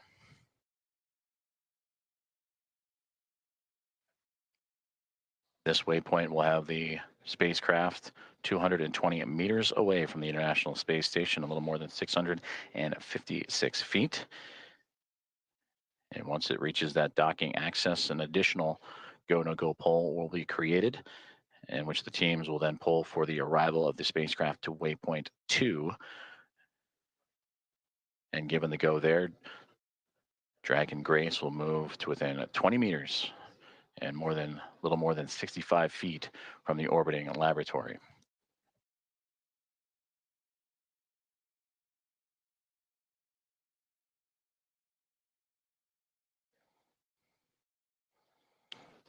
And earlier we also had communications that if everything goes to plan and Dragon continues to remain on its trajectory, that they would bypass waypoint 1 and go straight from 0 to waypoint 2. But once it arrives to waypoint 1, this will be the point in the spacecraft's journey in which we will be on what we call the docking axis, which will essentially mean that it is directly in front of the docking port that it'll connect itself to. The crew are right now heading to the space-facing port on the International Space Station, node to zenith of the Harmony module. That zenith meaning it is the side of the space station facing space. So its journey brings it from underneath the International Space Station, Dragon Grace, to swinging up and over top of it, and then arriving at that docking access en route to waypoint 2.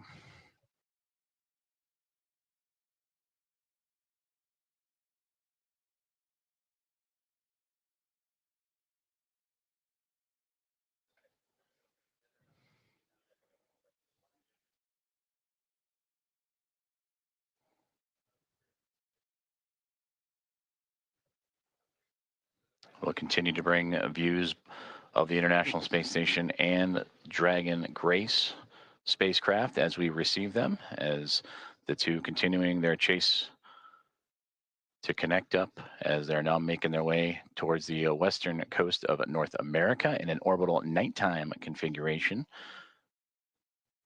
And we've seen views of the Dragon spacecraft in that orbital nighttime with the strobe lights shining bright. Once it gets closer, it'll actually illuminate the International Space Station and allow for greater views of the docking port itself that it'll connect to. And again, that node 2 is zenith port of the Harmony module of the space station. And that anticipated docking time that has now recently been updated to 5:30 a.m. Central, 6:30 a.m. Eastern.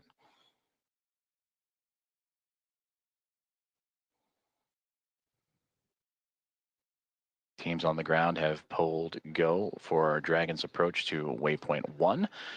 And that arrival to that checkpoint will be a little more than 5 minutes from now.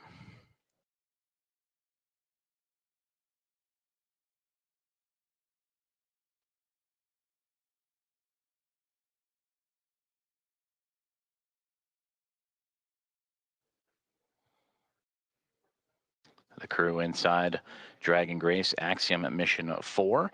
They are in their launch and entry suits and ready to continue their journey towards the International Space Station. And there you see it, the view from the orbiting laboratory, looking at Dragon Grace. As you see that strobe light we were just mentioning, as it gets closer, will illuminate the side of the orbiting laboratory, as well as the port and starboard lights, the red and green. Crew in their launch and entry suits, providing that extra layer of protection of pressure, and that happens, are in them during these dynamic phases of flight.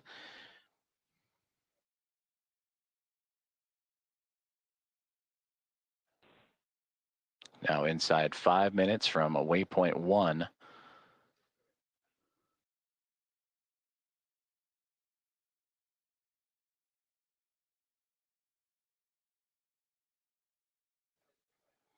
When Dragon docks to the International Space Station, there will be 5 spacecraft connected to the orbital outpost, and we'll bring the crew up to 11 crew members, and the overall total of the International Space Station to 288 visitors since 1998.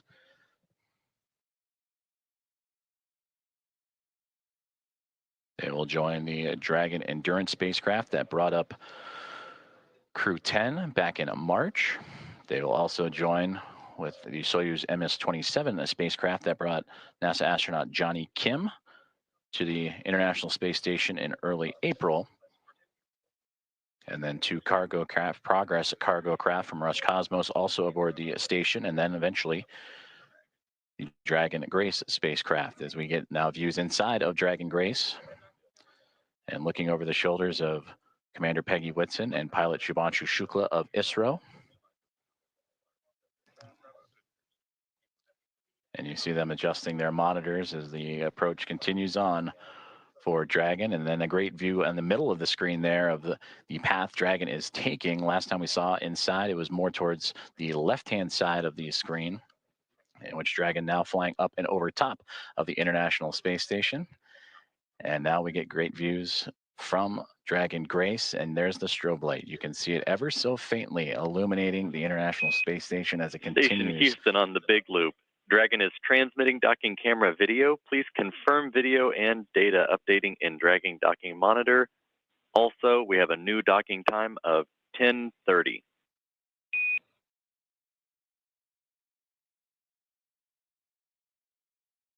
Copies. We are seeing data on the Dragon Docking Monitor, and we copy 10:30 for the new docking time.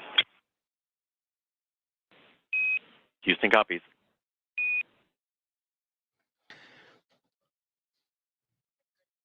Great communications there on the Big Loop between the teams in Houston and SpaceX, talking to Dragon Grace and the confirmations of the updated docking time. You heard the words 10:30. That's 10:30 Zulu, which Central Time is 5:30, as we had mentioned, 5:30 a.m. Central, 6:30 a.m. Eastern.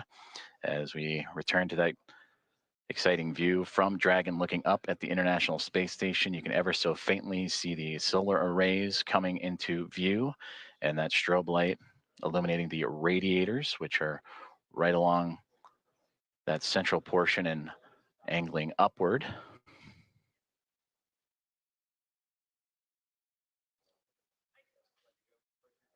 The International Space Station and the Dragon spacecraft now approaching the west coast of North America, right around the Seattle area, that border between the United States and Canada, as we are approaching 1 minute away from waypoint 1, the second checkpoint and second series of waypoints for the spacecraft to reach to. The teams have already pulled go, but we will listen for the call outs for that waypoint 1 arrival. Dragon SpaceX on the Big Loop, approach 1 and soft capture ring extension will begin shortly. Dragon will continue approach to waypoint 2. As a reminder, manual impulsive retreat recovery is not permitted. And Dragon copies all.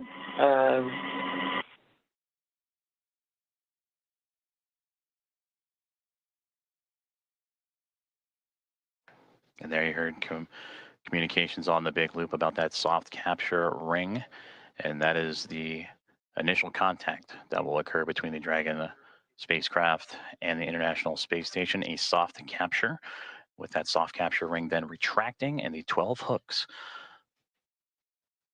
that will drive and connect and form a hard mate between the spacecraft and the International Space Station. From there, power communications will then be connected up, and NASA astronaut Nicole Ayers will make her way into the pressurized mating adapter and get ready for hatch opening procedures, which will require bringing the vestibule, the space between the two hatches, between the International Space Station and Dragon Grace, together.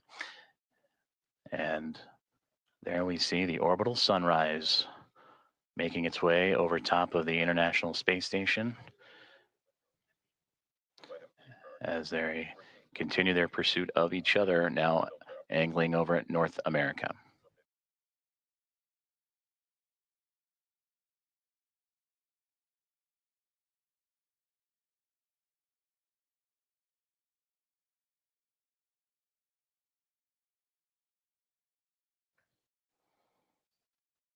And there in the center screen, if you look at the topmost, pardon me, the Dragon now perfectly aligned over top of the International Space Station, now looking down at that Node 2 Zenith port, and a great view just off the bottom portion there. That is the Dragon Endurance spacecraft that it'll be just alongside of. So Dragon has reached waypoint 0, and on initial comms earlier that the teams on the ground, once reaching waypoint 1, pardon me, have been allowed to bypass that waypoint and now move on to waypoint 2, which will be in about 9 minutes from now, and targeting docking in about 14.5 minutes from there. Go, no go polls for docking in about 7 minutes as the teams on the ground continuing to monitor Dragon's progress. And once they arrive to waypoint 2, there will be a pause, make sure everything is lined up just perfectly before that final approach and docking.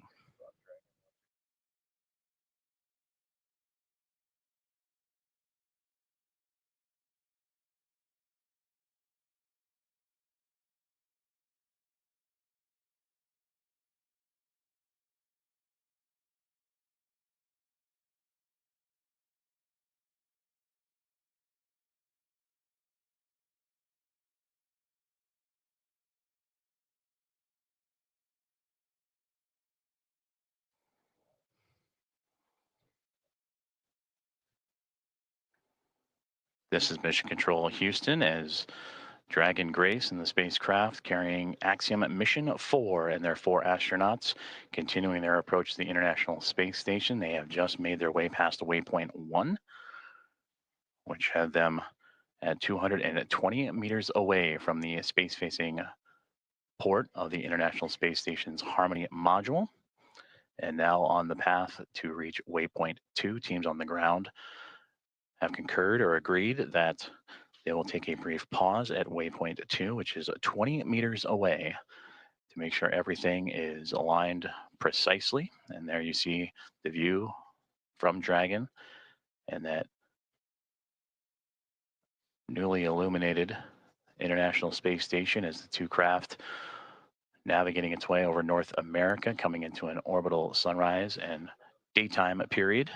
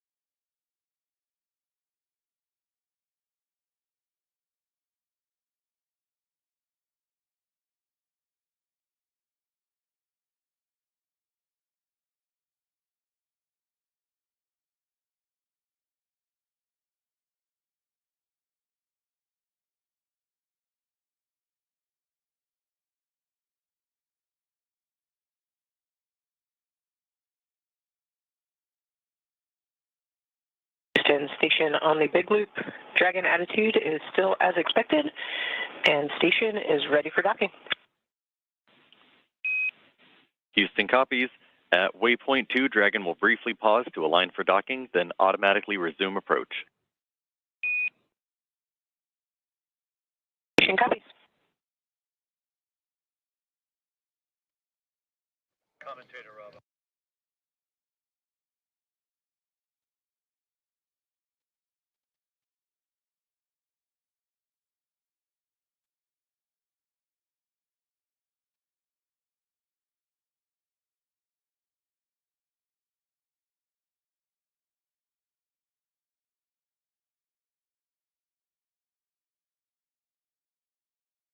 You just heard great communications on the big loop from Station and Dragon, as well as the teams in Houston and in Hawthorne for SpaceX and NASA, as the Dragon Grace spacecraft continuing its approach to the International Space Station, carrying Axiom Mission for Commander Peggy Whitson, pilot Shubhanshu Shukla of ISRO, Sławosz Uznański-Wiśniewski of ESA, Dragon and SpaceX Tibor. soft capture re-extension complete.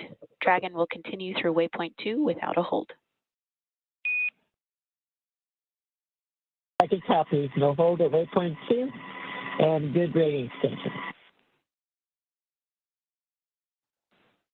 Great communications there. They were anticipating a brief hold to make sure everything aligns, but Dragon Grace continuing on what has been so far so good. A great rendezvous with the International Space Station. They will proceed to continue past waypoint 2.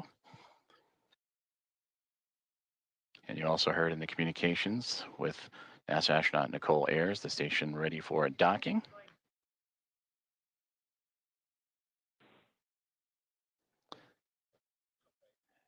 And a great view of the SpaceX Dragon Grace spacecraft making its glacial approach to the International Space Station. And the view from the space station looking up as it approaches the space-facing or Node 2 zenith port of the Harmony module.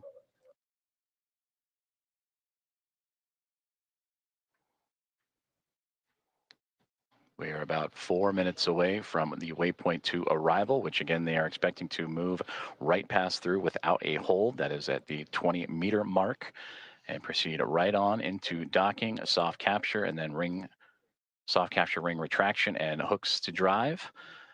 And that capture, about Dragon 8 minutes SpaceX and 47. on the big loop, ground is go for approach 2, and approach is now allowed. Reminder, ensure that visors are closed prior to Dragon's departure from the waypoint. Once Dragon is inside the crew hands-off point, retreat and breakout are not permitted.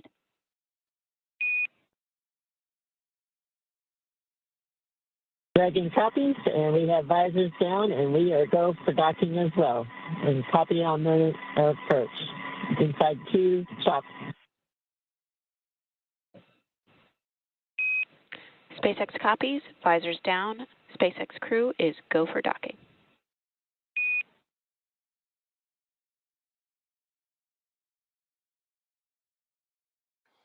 All great communications there, as the communications from the ground up to the SpaceX Dragon Grace spacecraft, as visors are down on the 4 astronauts inside, as they continue their approach to the International Space Station, now nearly 7 minutes away from that initial contact. Dragon and the International Space Station now making its way over the northernmost territories of North America and Canada, and heading towards the Atlantic Ocean, as we are now 7.5 minutes away from the approximate docking time, as Dragon will move smoothly past waypoint 2, about 20 meters away.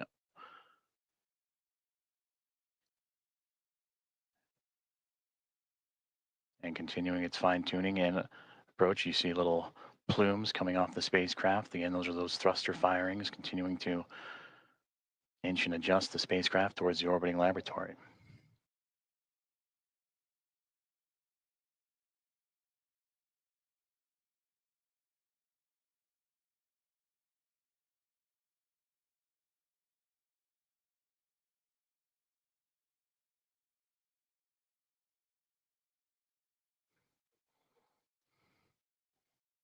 Dragon continuing to get bigger and bigger from the viewpoint of the International Space Station as waypoint 2 about 90 seconds away, and there it'll be just a mere 20 meters away.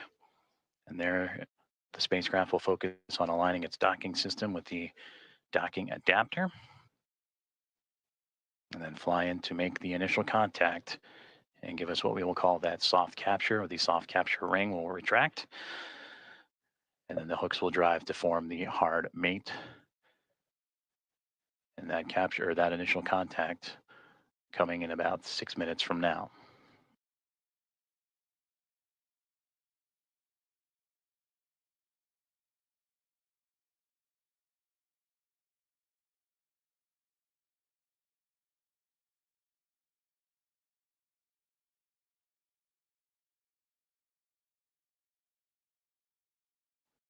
Yes, they have it. I can press them. They switched out.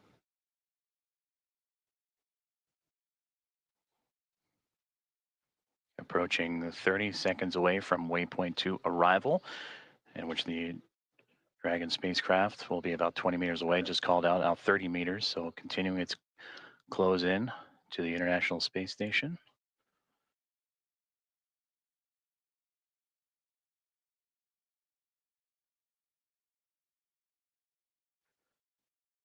Dragon Grace now 25 meters away.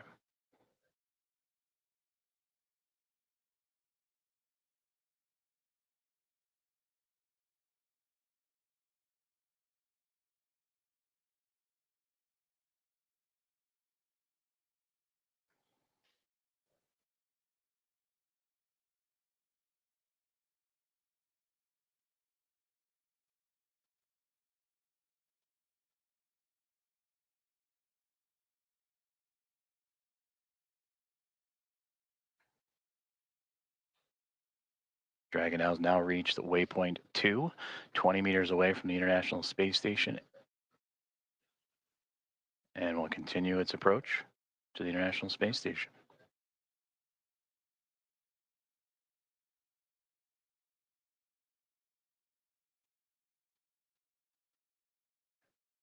And there you can see a great view of that zenith port, that space-facing port of the International Space Station's Harmony module.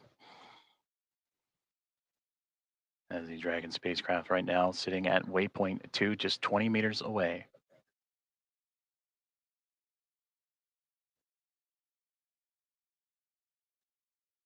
Houston, station for step 4 in block Bravo. Dragon attitude is as expected. Houston copies.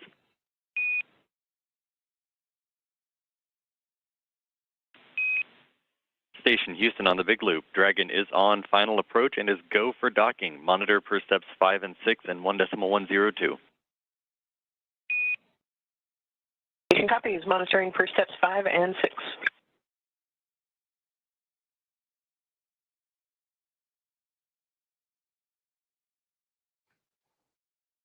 And there you heard it.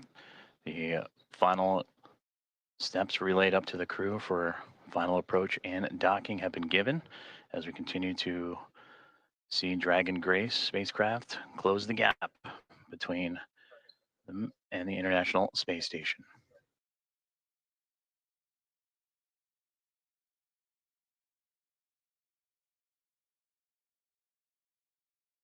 Now, just before the spacecraft reaches the international docking adapter for that soft capture, you'll hear the call out CHOP, or crew hands off point, which Dragon will continue its journey and make that initial connection, that soft capture, in those final few moments.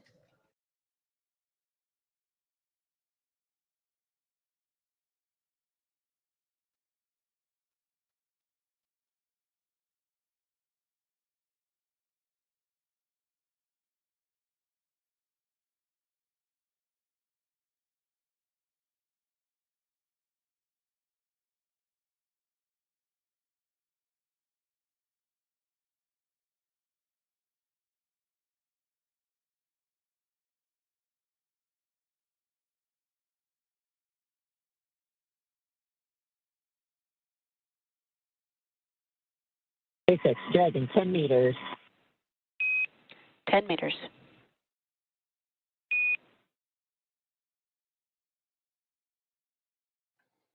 Inside 10 meters, a little less now than 30 feet away, is all that separates Dragon Grace from the International Space Station.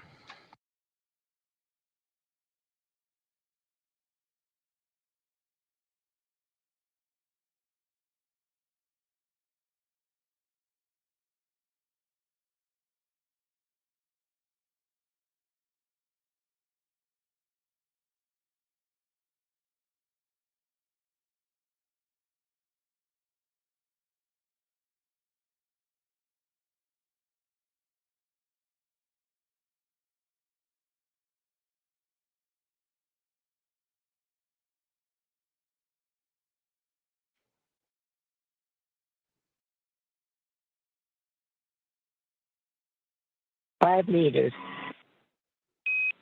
5 meters.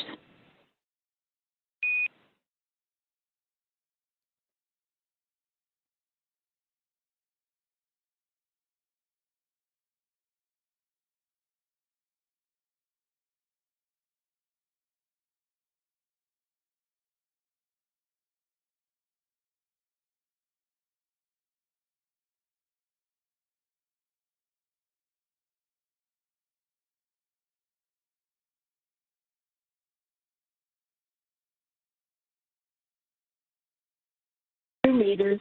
Chop. 2 meters. Houston Station, 2 meters, chop. We have chop. 1 meter. 1 meter.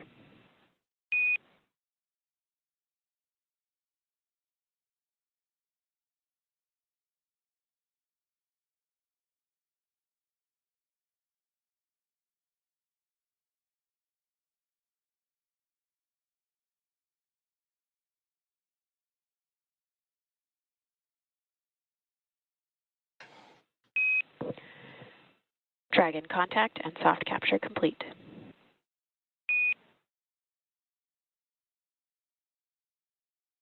Dragon copy.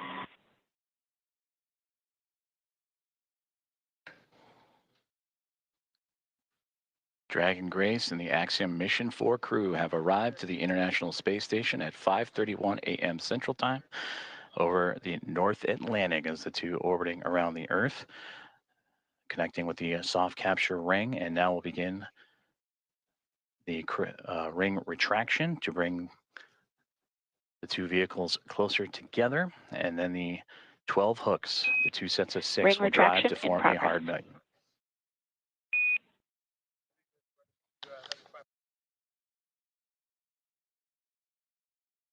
And there you heard there, the soft capture ring is retracting, and then we'll do so until sensors are indicating it's time for those hooks to drive in place and give us a hard capture and firmly secure Dragon to station.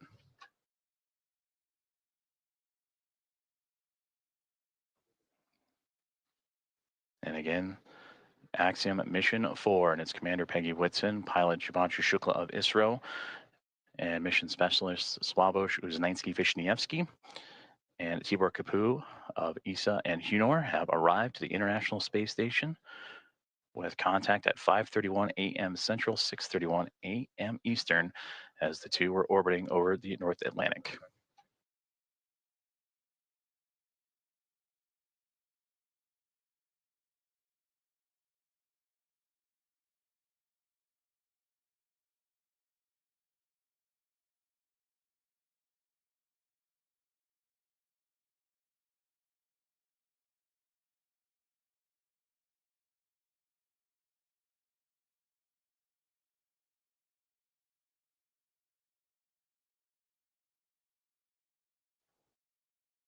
The soft capture ring, that initial contact between Dragon Grace and the International Space Station, continuing to retract, and we'll await for the calls that the sensors read that it will be time for those 12 hooks on the Dragon to then begin driving and connecting itself to form a hard mate to the International Space Station.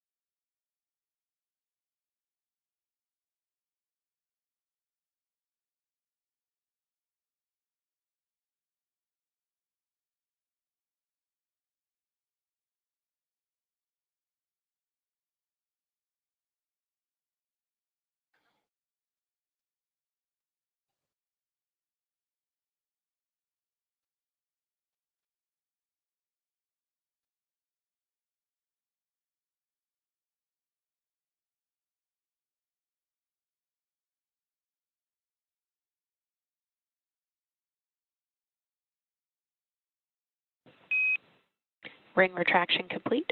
Docking sequence is holding for MCS reconfiguration.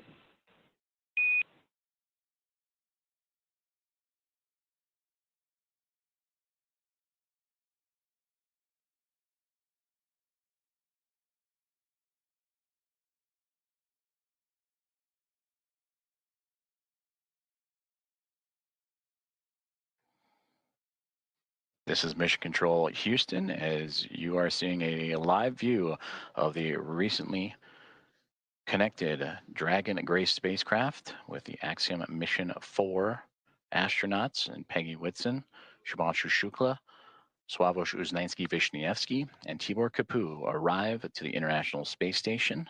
Soft capture and contact at 5:31 a.m. Central Time, 6:31 a.m. Eastern, as the two were orbiting above the North Atlantic. And right now, the two mated with that soft capture, the soft capture ring retracting to pull the spacecraft closer to the International Space Station.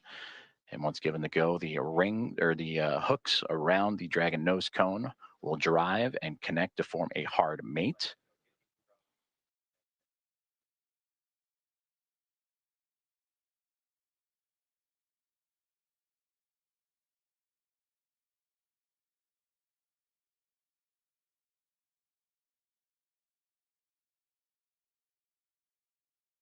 Teams on the ground in both Houston. Station Houston on the big loop. MCS configured, proceeding with hook driving. Station copies.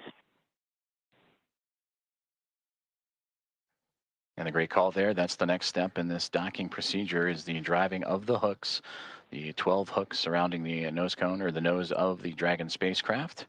And we'll monitor those. They'll drive in 2 sets of 6. The first set of 6 right now, they're traveling, and we'll continue to follow along as the docking process continues on.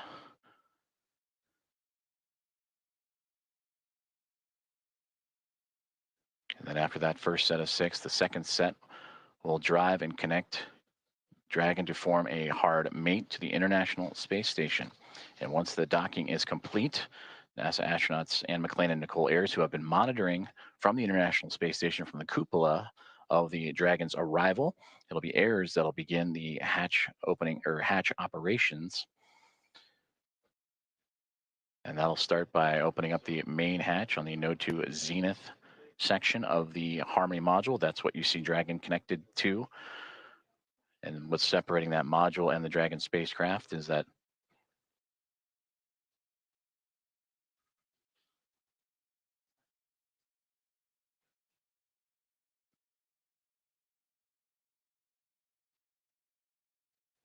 and continuing to monitor that first set of 6 hooks forming that hard mate.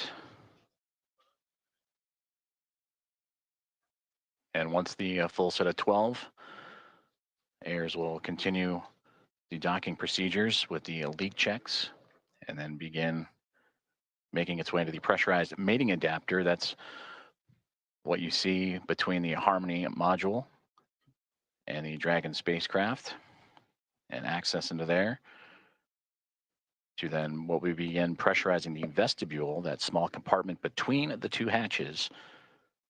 And that vestibule has been exposed to the vacuum of space prior to Dragon Grace's arrival. So the next step is to carefully reintroduce that air and pressure inside so it matches both that of the station and the Dragon spacecraft. And we just received confirmation that the first set of 6 hooks have driven and closed, and we'll now begin the second set of 6 to continue that hard mate between the Dragon spacecraft and the International Space Station.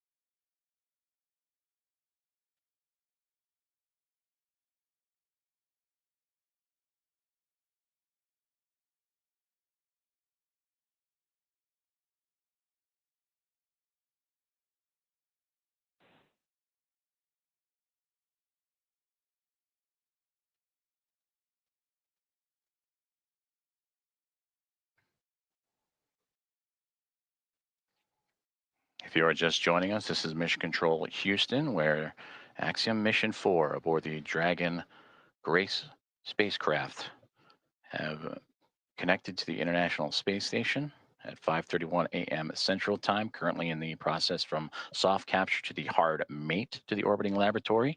First set of 6 hooks have closed, and now monitoring that second set of 6, 12 in total, to form that hard mate.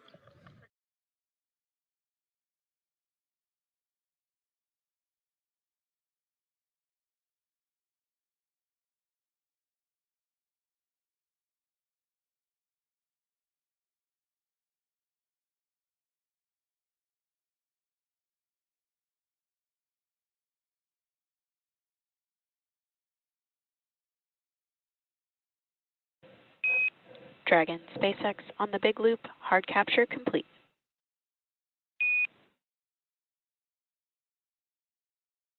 Dragon copies. Hard capture complete.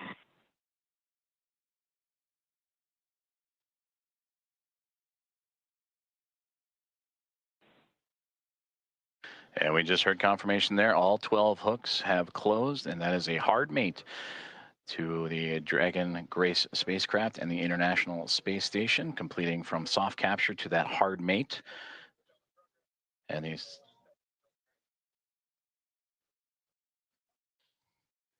So the soft capture ring retraction in progress, and then it'll be on to establishing umbilical connections between the spacecraft and the International Space Station. That'll allow for the transfer of communications and power through those umbilicals. So we're Dragon, you see that upper portion that's mostly black against the vacuum of space, but that's the solar arrays to provide Dragon power. Once those umbilicals are connected, that power will then be provided by the International Space Station, and communications will have that hardline connection with the umbilicals as well.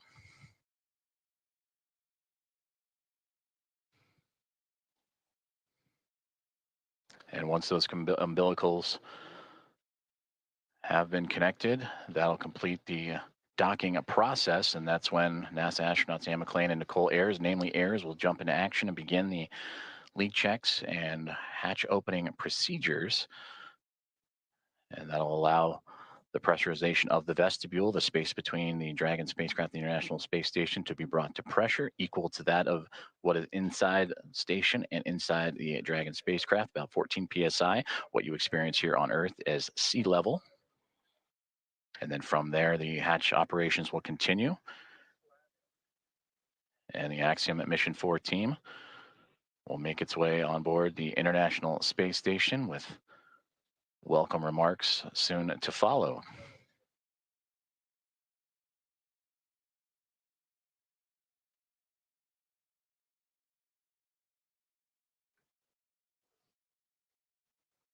Soft capture ring has now been stowed away, and the umbilicals are in motion again to connect Dragon Grace and the International Space Station, providing that communications, that direct line of communications and power.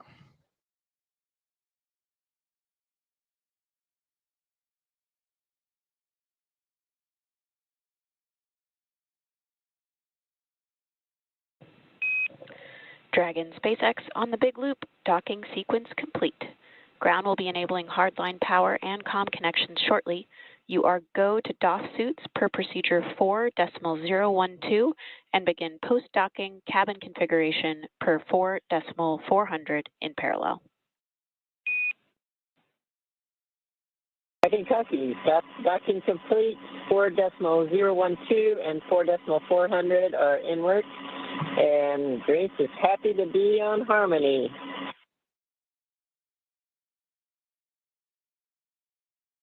And Grace Station, we are excited to welcome you. Peggy, Shug, Suave, and Tibor. We cannot wait to open the hatch and give you guys a hug. We'll see you soon. Looking forward to it. And Axiom 4 from Houston, welcome aboard the International Space Station. It's an honor to have you join our outpost of international cooperation and exploration. We are honored to be here. Thank you.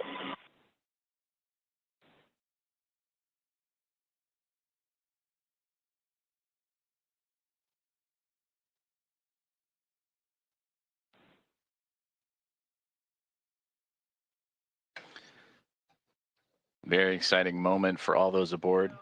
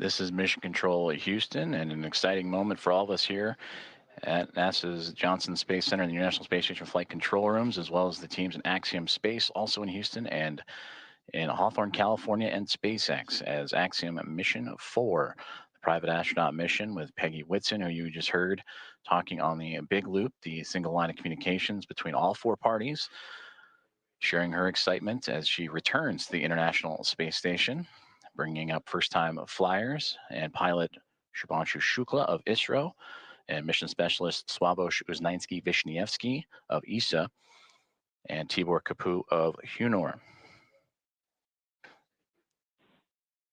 Contact between the two, between Dragon Grace and the International Space Station at 5:31 a.m. Central Time. And now that the hooks have connected, all 12 and umbilicals deployed, providing power and communications. Now the team inside the International Space Station, namely Nicole Ayers, is going to start beginning the hatch opening procedures. And now that we're docked, she will secure some hardware and then move right into those operations. And first, we'll open the large hatch at the Node 2 Zenith, or the space-facing port side of the Harmony module. And that's what you see, similar to where that NASA logo is. That's the Harmony module. That pressurized mating adapter is jettisoning up into and connecting to the Dragon Grace spacecraft. And then from there, she'll traverse into that pressurized mating adapter, and we'll begin pressurizing the vestibule, which is that small space between the hatches on Dragon and the space station. And we have talked about this has been exposed to vacuum prior to docking, and we'll need to fill that space with air to make sure that pressure is equal with the atmospheric pressures on Dragon and the International Space Station. Also putting away some hardware in the process, including the docking across. And Ayers will use a small valve on the station's hatch to slowly introduce that air into the vestibule. And flight controllers here in Houston will continue to monitor the pressure and temperature readings inside and verify that everything is A-OK and leak-free before we get ready to open up the hatches.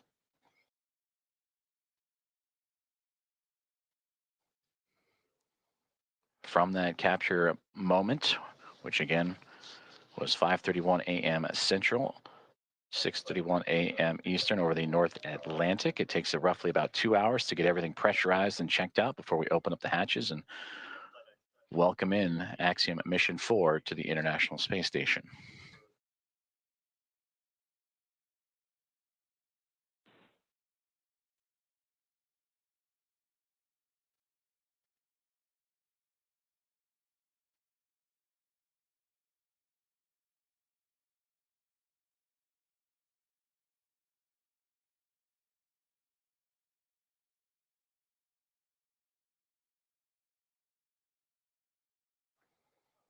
Commentator and SpaceX Dragon on the big loop. Com check on the cabin mic. Peggy, I have you loud and clear on the cabin mic on the big loop.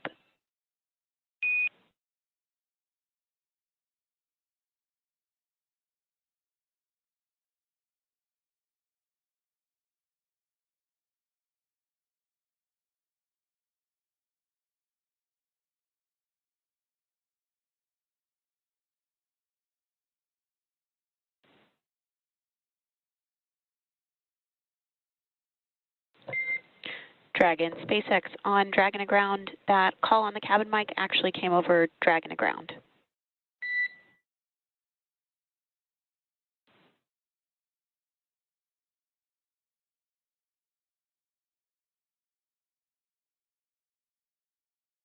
Thanks for the catch. We reconfigured.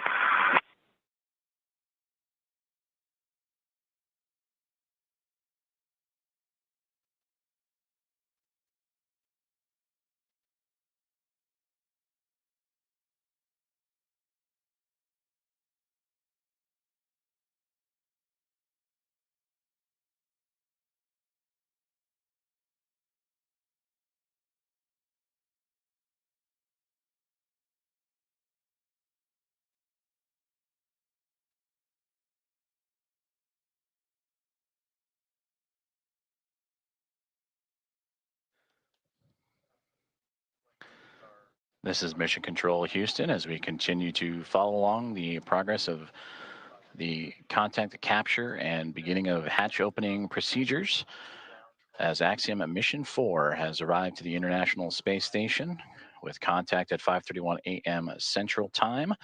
The soft capture and ring have been retracted and stowed away. The 12 hooks around the nose, the bulkhead there of the Dragon SpaceX connected to the pressurized mating adapter have latched on to create the hard mate. The umbilicals have been extended to allow for Dragon to run on power and communication lines provided by the International Space Station.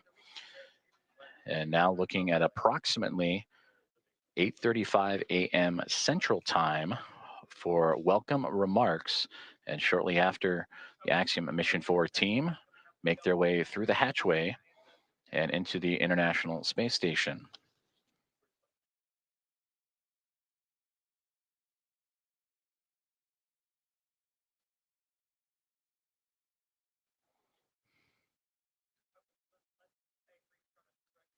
The docking procedures between the soft capture ring, the hooks, and umbilicals have been completed. Station on the big loop. Node 2 overhead hatch is open. Houston copies.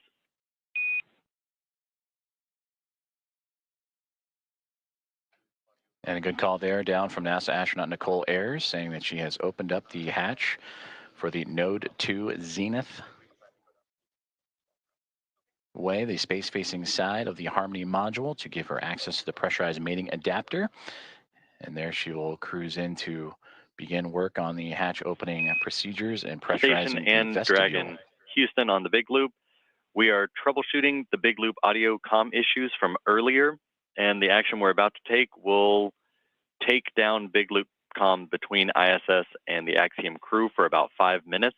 We may require additional comm checks after.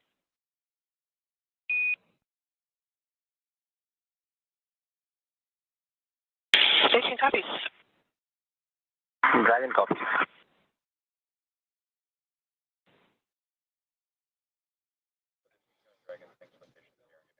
Communications there on the big loop between the teams here in Houston and up to the International Space Station as they troubleshoot some communications, and the big loop that you have been hearing that have connected everyone here inside of Mission Control Houston and the International Space Station Flight Control Room, those aboard the space station and inside the SpaceX Dragon Grace spacecraft, and the teams in Hawthorne, California, those 4 parties, that's the big loop. They will troubleshoot those communications for about 5 minutes and then recheck. But you heard just prior to that NASA astronauts Anne McLean and Nicole Ayers have begun the hatch opening procedures, in which the large hatch at the Node 2 Zenith, that's the space-facing side of the Harmony module, has been opened, and that will allow for them to begin the hatch opening procedures and pressurize the vestibule, which is what, in addition to the comms checks, we will monitor, as Ayers will use a small valve on the station's hatch to slowly introduce air into the vestibule. That's the gap between the Dragon spacecraft and the International Space Station that has been exposed to vacuum. And from there, they will match the pressure, the atmosphere inside both station and Dragon.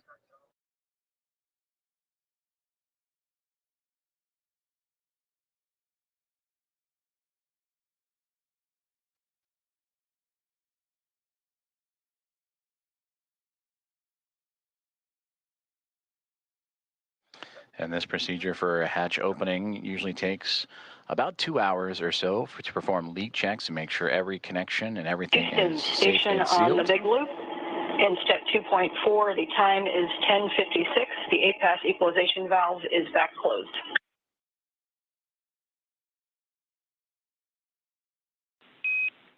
Houston copies of the good config. Expect at least 15 minutes before we continue. Station copies. And that communication between the International Space Station and the International Space Station Flight Control Room, and you heard the word APAS hatch. That is the hatch, again, that they will be operating and looking to open up from the space station side. But in doing so, they will need to pressurize, as we've been talking about, the vestibule, and then allow for the atmospheres to match between the Dragon Grace spacecraft and Axiom Mission 4 crew, the vestibule itself, and the International Space Station, all equal throughout to allow for the parties to pass through for the hatch opening and eventual welcome remarks. The contact for Axiom Mission 4 to the International Space Station about a half an hour ago at 5:31 a.m. Central, 6:31 a.m. Eastern. And as they continue to configure the hatch opening procedures for NASA astronaut Anne McClain and Nicole Ayers, between the two of them, we'll continue to work those procedures, and we'll hear those communications throughout in anticipation of Axiom Mission 4 and Commander Peggy Whitson making her return to the International Space Station, her 5th flight, 2nd as a member of Axiom Space and the commander of Axiom Mission 4, and her previous 3 as a NASA astronaut servicing key missions to the International Space Station. And a big part of the coming up in November, 25 years of continuous operations and humans on board the orbiting laboratory. And there she will welcome also first-time flyers and pilot Shubhanshu Shukla of ISRO, Sławomir Uznański-Wiśniewski of ESA, and Tibor Kapu of Hunor for Shukla, Uznański-Wiśniewski, and Kapu representing India, Poland, and Hungary. This will be those nations' first time visiting the orbiting laboratory.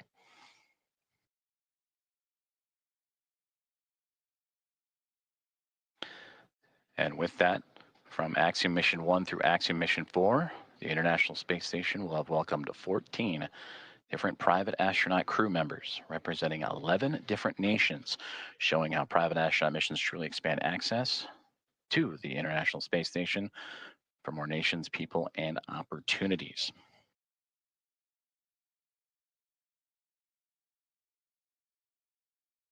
And on your screen, you see the clock counting upwards at the bottom, the T+, that is 1 day, 4 hours, 28 minutes, and now SpaceX Dragon.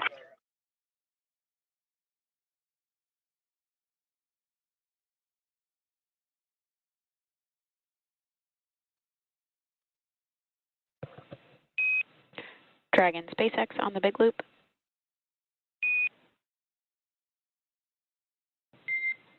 Dragon SpaceX ComCheck on Dragon ground.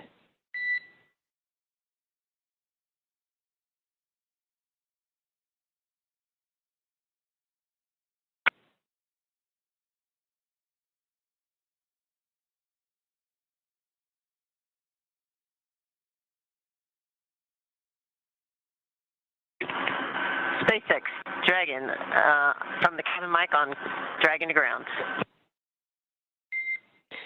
Peggy, I'm with you on Dragon ground.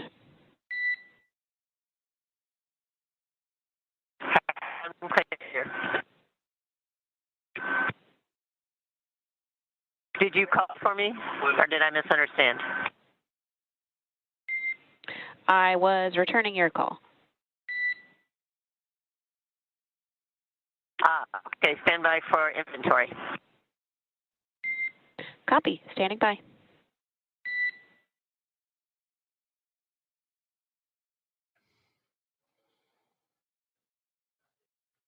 comm checks and communications there between the teams in Hawthorne, California and SpaceX and the SpaceX Dragon Grace spacecraft. as we heard earlier that they were troubleshooting some communications and looking to bring back on the big loop that connects the teams on the ground in SpaceX and NASA, as well as the teams in the International Space Station and the Dragon spacecraft itself.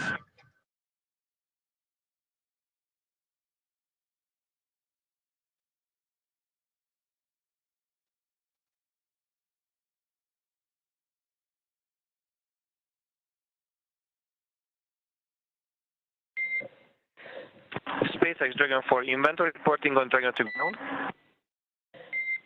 And I'm with you on Dragon to ground. We are about to enter a LOS period for about 4 minutes, so we'll need to stand by.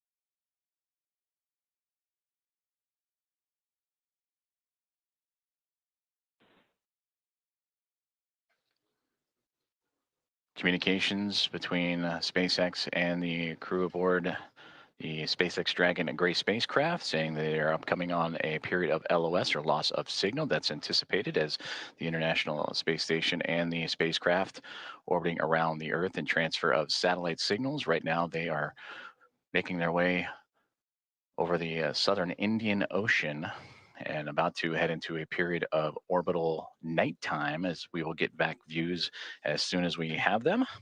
And again, the spacecraft carrying Axiom Mission 4 and the 4 private astronauts contact with the International Space Station at 5:31 a.m. Central Time, and expected to continue with hatch opening procedures as they have already driven the hooks, connected the umbilicals for power and communications.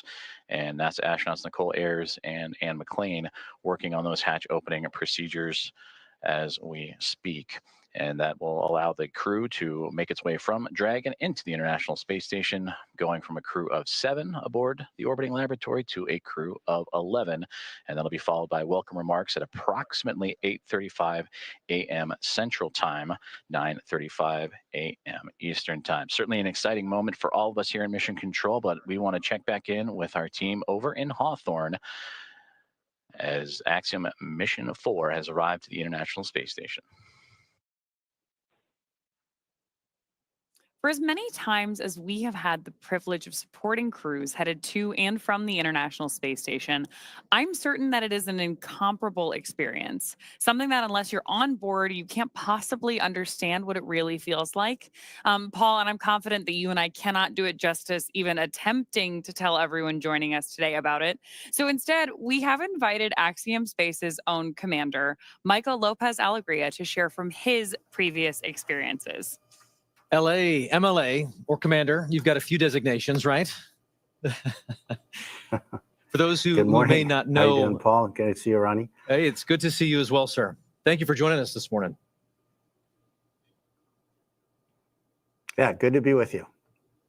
So for those who may not know, I've got to share a few stats here just to make sure people understand who we have joining us today on the show.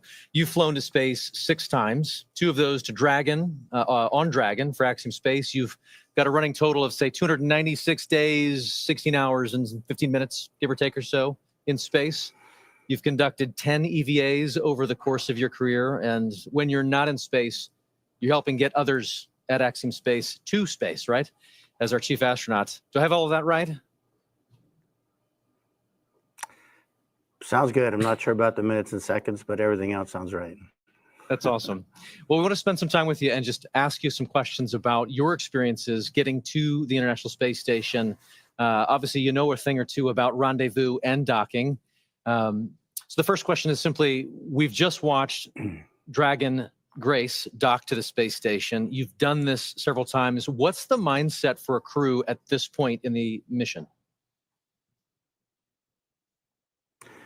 So as we get closer and closer, you know, we're transitioning from the phase where you're basically waiting to get to the ISS, and you're laser focused, especially the last 220 meters from what they call waypoint 1 into docking.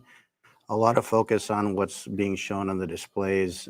We have several parameters that we're monitoring: closure rate, the what they call the corridor, et cetera.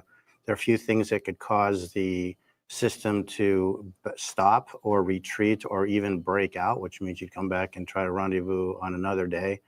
So that's really what's going on, at least technically, I guess, in your mind. Obviously, emotionally, it's a completely different story.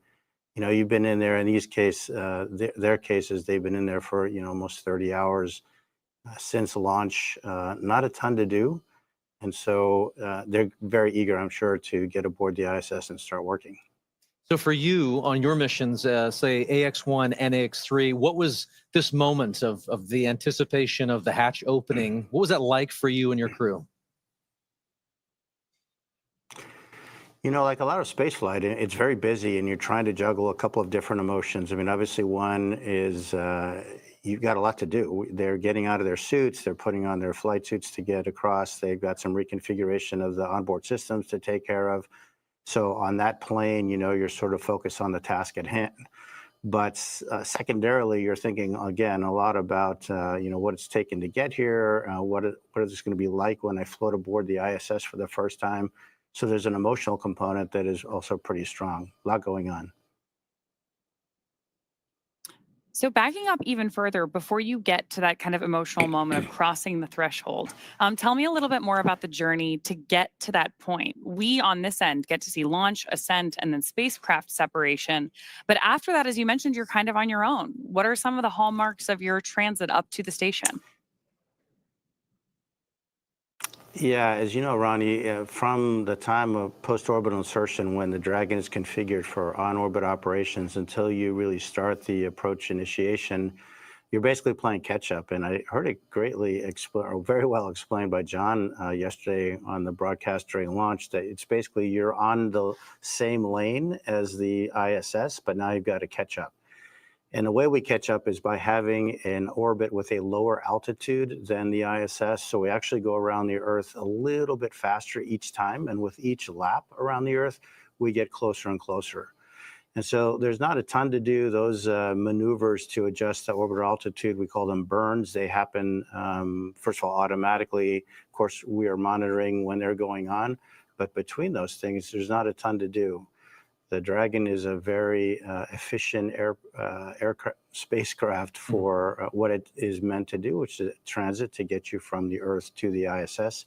But it's not really cut out to be an on-orbit anything, really. So you're just sort of hanging out. They will have had a sleep period while they wait to get there. But there isn't a ton to do between those maneuvers. And so it's really kind of a hurry up and wait. Again, a lot like a lot of human spaceflight, very intense activities, followed by some pretty long lulls occasionally. And so then when do you get to go from that free flying like transit mode to the rendezvous and docking phase? Yeah, so after that series of maneuvers to change the altitude, we start approach initiation. And I would say that the transition is really when the spacecraft starts pointing at the ISS. Until then, the attitude is really optimized for power and communications considerations. But when it gets beyond a certain point, it starts actually looking at the ISS, and then you start being able to pick it up in the displays through the forward-looking cameras that are on board.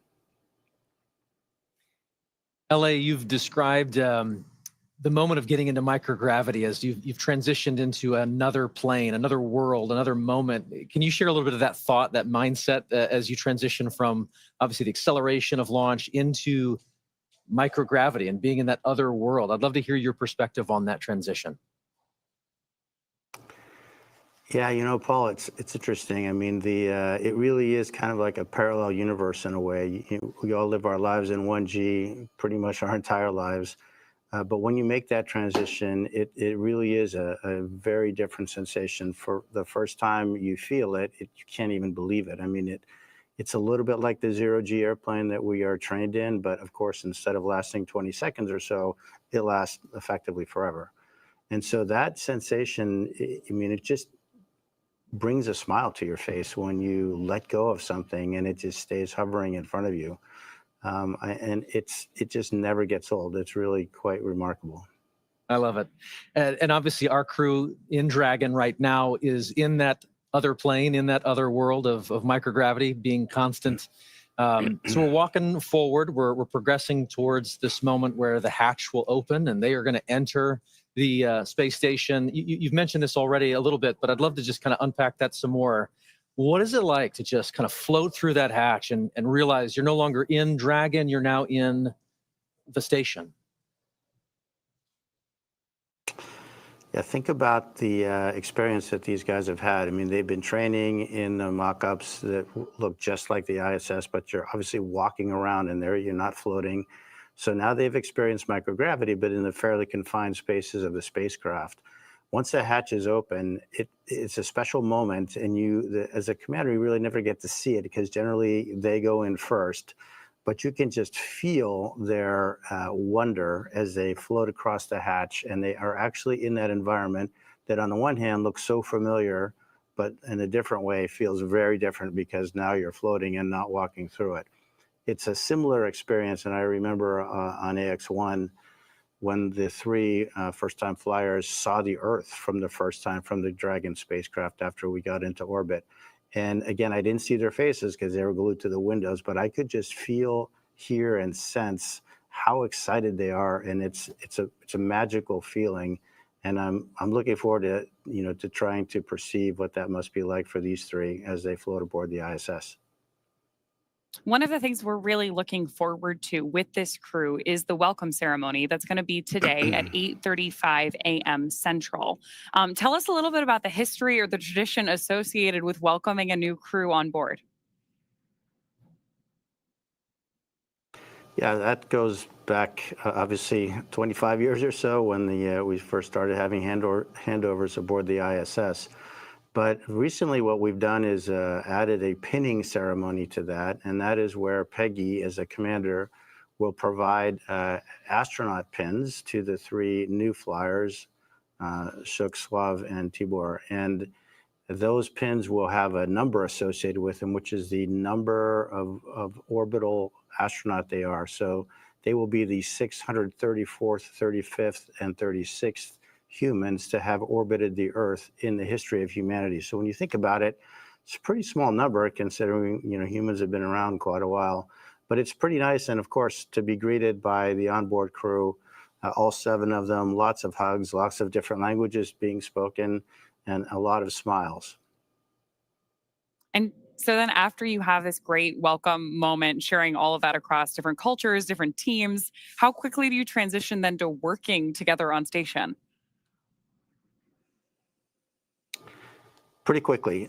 You really have to hit the ground running. There are a few safety things that we go through with the ISS commander where they'll tell us some things that, of course, they have learned in the mock-ups again, but now this is for real. These are where things are located. This is what we expect you to do if this or that goes wrong. And then really it's off to work. We start transferring a lot of cargo out of the ISS. Most of that will be to support various scientific experiments that we're bringing on board. And then our lives get ruled by what we call the Optimus Viewer, which is basically a moving map of your schedule from the time you wake up to the time you go to bed. And it's pretty hectic. You've got, in this case, 14 days to get a lot of stuff done. Every detail is pre-programmed by the teams on the ground working with NASA. And we really have an effort to try to maintain that pace. Obviously, it takes a bit of time to get accustomed to floating around. Even though they've been in 0G for over a day, they haven't been in 0G in such a big open space. And so moving around, you've heard the term or the phrase slow is smooth and smooth is fast. They definitely will be practicing that. So there's a little bit of time for adaptation. There's quite a bit of time with the safety briefings that I mentioned. But after that, it's looking at Optimus Viewer and really getting started. LA, you've just mentioned that schedule is full and you jump right on into it, trying to stay ahead of that red line in that Optimus map you mentioned. But I'm curious, just looking back at Ax-3, your previous mission, what were some of the highlights for you personally on board the space station? We've learned a lot since Ax-1 and the progression through Ax-3. And I think one of the things we learned is that we really need to focus the commander's time on being available to the other crew members. So I would say one of the most gratifying things is giving them the time and space to sort of inhale, exhale, think about what they're doing and take their time, because really the planners have done a great job fitting all of these activities into these 14 days. And there is enough time to do it. It doesn't do anybody good to get flustered and upset. You just go one step at a time, and then letting them have a little bit of time to look out that window, because that is a view that is spectacular and unforgettable. I think my advice to the crew would be, you have a huge responsibility. Your families, your colleagues, your space agencies, your nations are really counting on you. But at the same time, try to enjoy it. Try to really soak this in. This is generally a once-in-a-lifetime opportunity. And again, it's that balance between, sort of the focused, hard nails, technical work, and trying to really absorb the emotional experience, which is obviously very unique. Unique indeed. You just mentioned there that there's lessons to be learned that you share out with each of the crew members. And I know that you got a chance to do that with this crew and ahead of their launch, I believe, in quarantine. So I'm curious if you could share some of those lessons learned with us. If you were preparing to take us up next, what would you share with us? Well, the good news is that, Peggy has done this a time or two herself, and her crew will probably be as ready as anyone that you can imagine. So my time with this crew was pretty short and pretty informal because of A, her experience, and B, the training that, as I mentioned, has evolved since AX1 to the point that I think we have it pretty well suitcased in terms of what to train, what not to train, and how much of each. Again, my advice to them is try to absorb it, try to be as cognizant of what's going on, because it is that parallel universe, again, that's hard to get to. And the more of that you can sort of soak away in the recesses of your mind, the better, because I'm quite convinced that this crew in particular is extraordinarily well trained, and they'll have no issue getting through their timeline and all their activities that they have to do. I just want them to think about the stuff that they can do, take advantage of the amazing experience that they're having. Commander, thank you so much. We truly could spend the next hour talking space with you. Thank you for sharing your time and your perspectives with us this morning. You bet. It's been a pleasure. All the best. Thank you. You too. With that, we're very excited to hand the ball back over to NASA Johnson Space Center, where we're going to get a further update on the progress on board station and our Ax-4 crew. Joseph? Thank you very much, Ronnie and Paul. We appreciate it, and great interview there with Michael Lopez Alegria.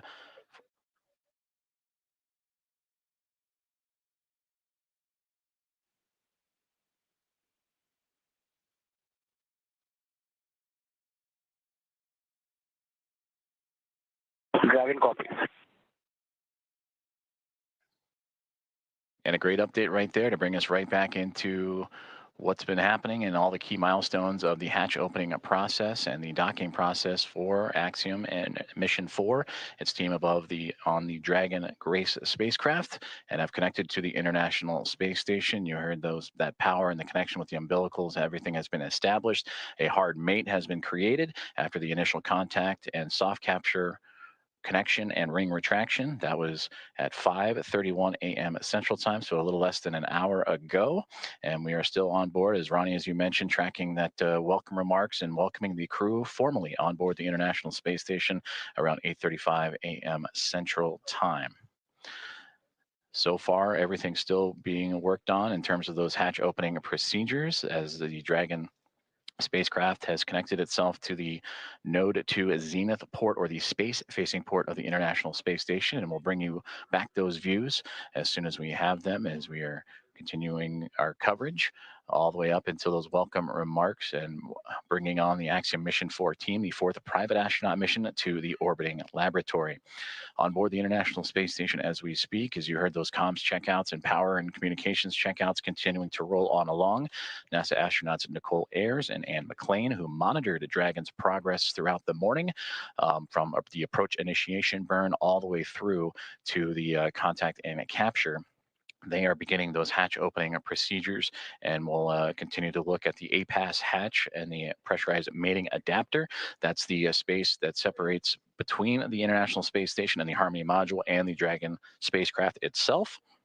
And in there, those series of hatches, the APAS hatch is, and the vestibule, of course, is what needs to be pressurized to allow for the APAS hatch on the International Space Station side to be opened and stowed away.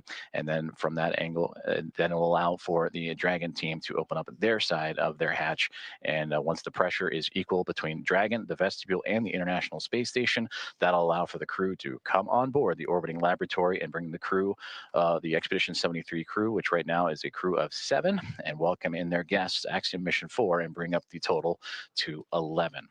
There you can see on your screen the International Space Station and the Dragon spacecraft together orbiting over the southeasternmost portion of Australia. And they are in an orbital nighttime period right now, and that'll stretch on for another few more moments. And we hope to have those great views of the space station and the Dragon spacecraft once the sunrise and orbital daytime has returned. And again, tracking an 8:35 a.m. Central Time welcome remark. And shortly before then, you'll see the crew, and we'll have all that coverage and views of the Axiom Mission 4 team making its way into the orbiting laboratory. And again, a great interview there with Michael Lopez Alegria, commander, former NASA astronaut and commander of Axiom 1 and Axiom 3.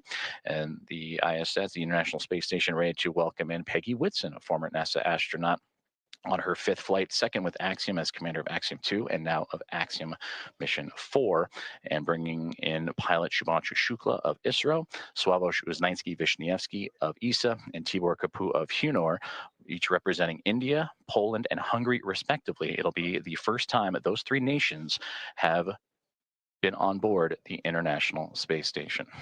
And that'll bring 14 different private astronaut crew members representing 11 different nations to the orbiting lab, showcasing the strength of private astronaut missions and how it expands access to the International Space Station and low Earth orbit for more nations, people, and opportunities. So we continue to follow along with the hatch opening procedures that Nicole Ayers and Anne McLean of NASA each working diligently through, and we'll continue to provide updates as they arrive.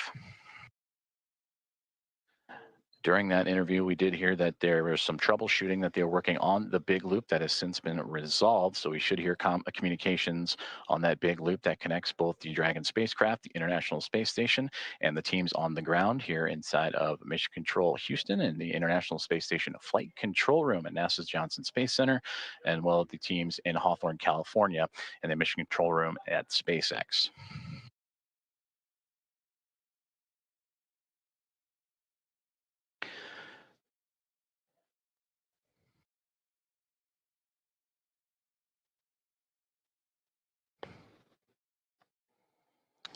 Currently on board the International Space Station. Oh. Station Houston on the big loop for PMA.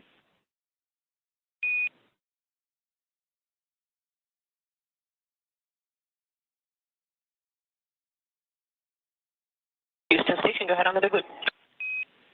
Hey, we're about to get you into your next activity, but in the meantime, would you mind setting up a video of the PMA so that we could watch the crew ingress? You can use the Node 2 Camera 1 or Camera 2. Okay, that's in work. Thank you.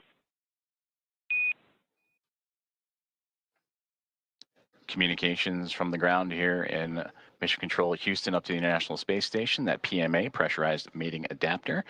And that is where NASA astronaut Nicole Ayers is currently operating in the hatch opening procedures, and they're asking to set up a camera so we can get live views in and witness the Axiom Mission 4 crew as they ingress or enter the International Space Station. So we will keep an eye out for those views coming from that pressurized mating adapter just inside the Zenith, Node 2 Zenith port of the International Space Station, that space-facing port. Before those communications, I'm going to say aboard the International Space Station as we speak, the 7 members of the Expedition 73 crew, featuring Anne McLean and Nicole Ayers, who are prime characters in today's docking operations, joined by Takuya Onishi of JAXA and Kirill Peskov, alongside NASA astronaut Johnny Kim, Sergei Ryzhikov, and Alexei Zubritsky.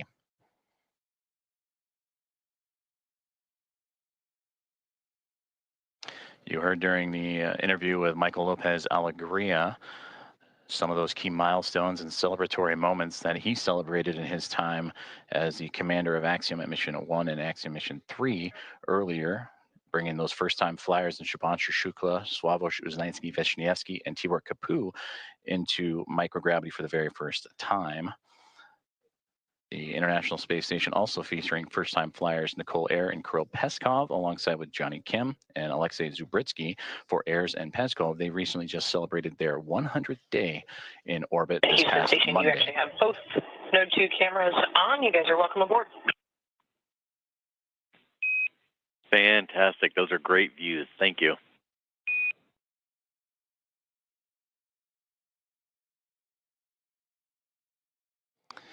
And there you see the live view that the team on board the International Space Station has just set up for us to see as we are inside the pressurized mating adapter, looking into what will be the APAS hatch that will eventually be pressurized, and the vestibule pressurized, pardon me, to welcome the Axiom Mission 4 crew aboard once everything is equal in pressure from SpaceX Dragon to the vestibule to the International Space Station, and the hatches on the Dragon and Space Station side are open. Everything will be on schedule to welcome in the 4-member crew. And the, again, welcome remarks tracking for approximately 8:35 a.m. Central Time, 9:35 a.m. Eastern. And you heard Michael Lopez Alegria talking about the pinning ceremony that will take place during those welcome remarks. I'm looking forward to seeing those as the team aboard the International Space Station continuing to work through their hatch opening procedures.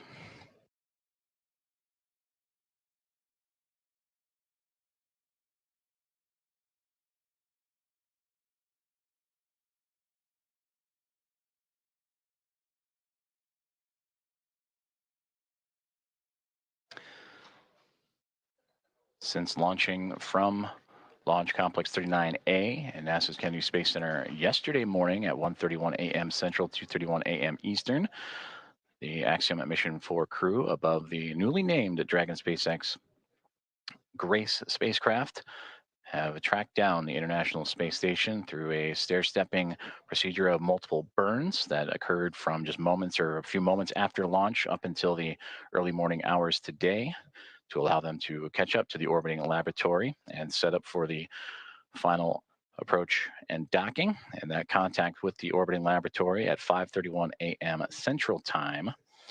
And from that point on, it takes about 2 hours or so to allow for the hatch opening and hard mating procedures to be complete, umbilicals to be run, power and communications to be connected. And once everything is set, that's where you'll begin to see the hatch opening procedures and lead up to those welcoming remarks.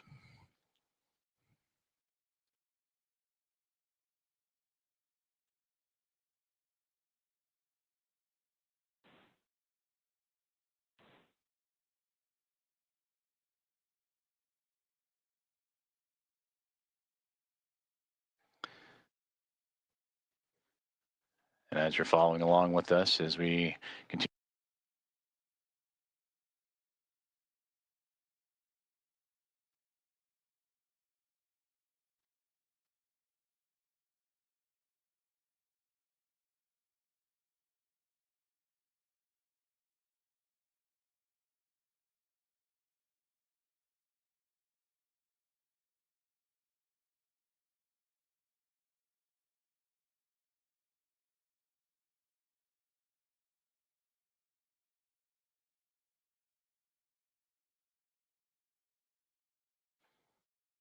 also a part of these procedures, and once hatch opening continues to move along, the crews will install IMV ducting to help mix the air of the space station environment with the air inside of Dragon and seal up some of those lithium hydroxide cartridges that scrub the carbon dioxide inside of the Dragon spacecraft. And that was on their ride to the International Space Station. We'll also check some vent valves as we go, and maybe need a little bit more time on board, but these last final checks are crucial to make sure everything is good to go, since it will remain docked to the International Space Station for nearly 2 weeks.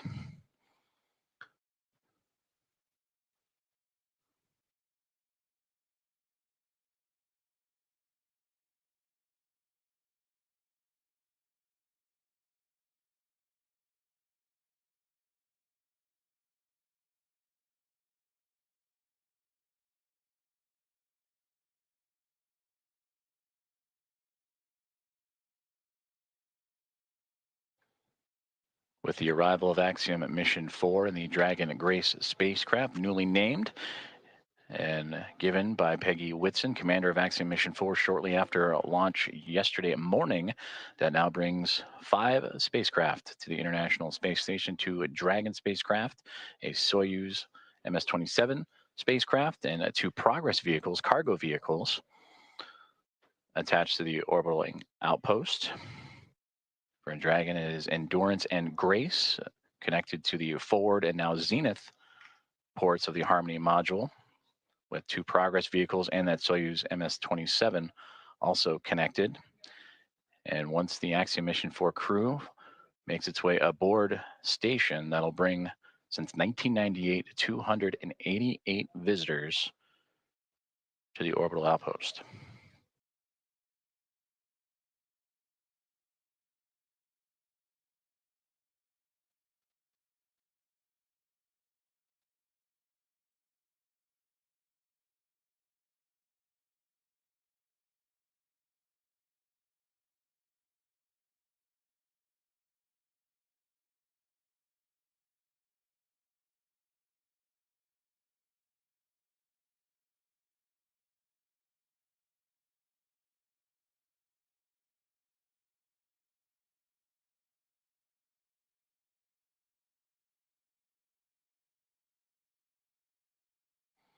Nicole Ayers, NASA astronaut, has returned to inside the pressurized mating adapter and working on the APAS hatch and hatch opening procedures as we continue to get great Dragon views from Houston on the inside the Big Loop. International Space Com Station. check. Hardline audio configuration complete, and we have resolved the audio issues on C2V2. That sounds great because we have you loud and clear. We read you the same.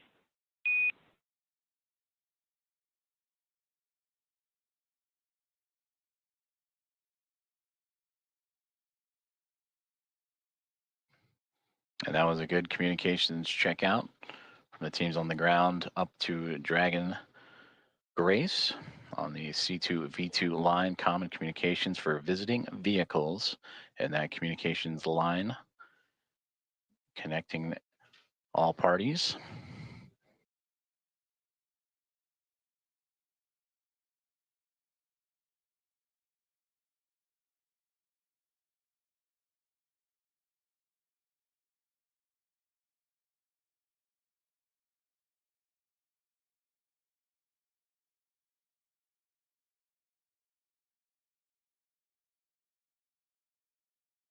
As we continue to work through hatch opening procedures, and again targeting approximately 8:35 a.m. Central Time for welcoming remarks as the International Space Station and Expedition 73 crew bring in and welcome aboard Axiom Mission 4.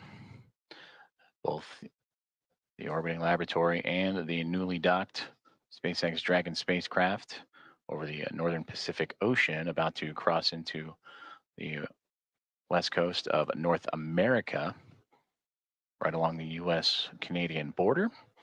And also around that time, we'll start seeing an orbital daytime period as Dragon and the International Space Station have been orbiting in a nighttime phasing.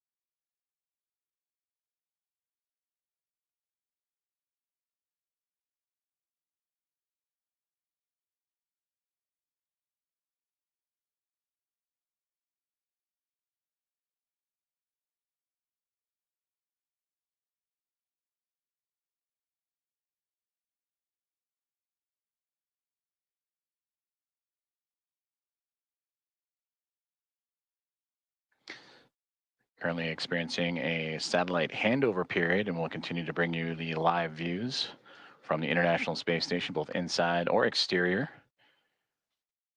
Once communications is established, which should be here in the next few moments. Till then, you can see on this map where exactly we're talking about, where the station and Dragon orbiting over the Pacific Ocean and about to cross over North America and over the northernmost territories of Canada.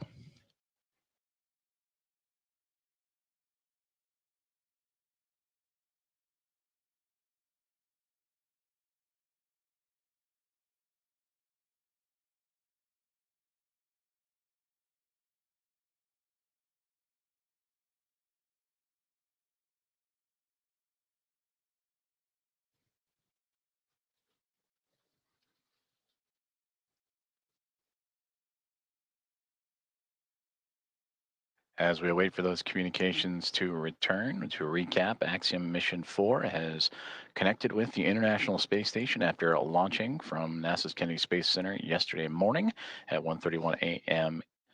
Central Time to connect with the space station at 5:31 a.m. Central this morning.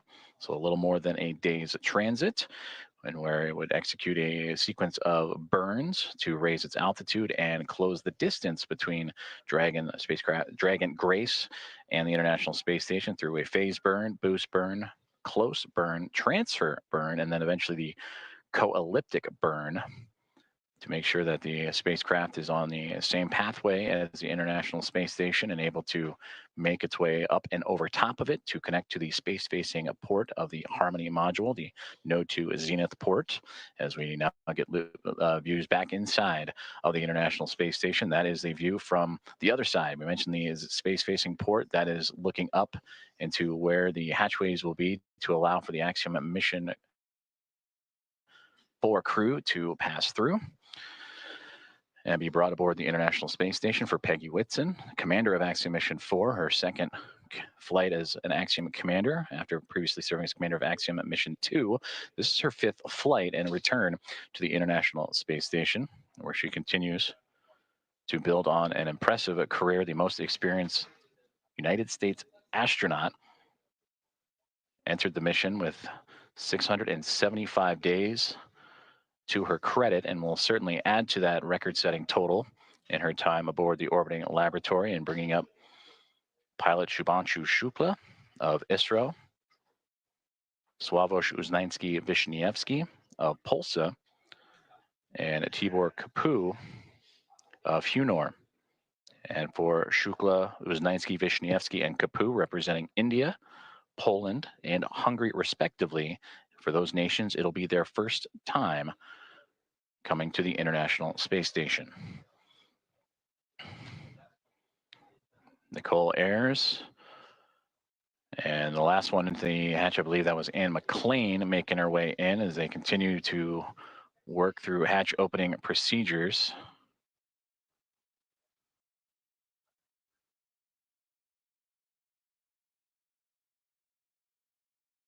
In the middle there, that is Expedition 73 Commander Takuya Onishi of JAXA.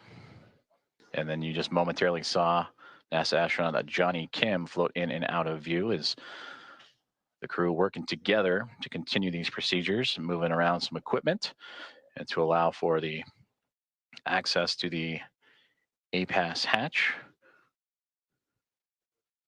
after successful vestibule pressurization and checks.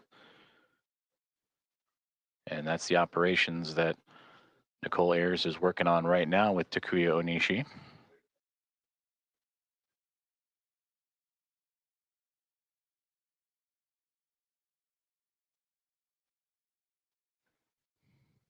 And Johnny Kim with camera in hand to document these procedures.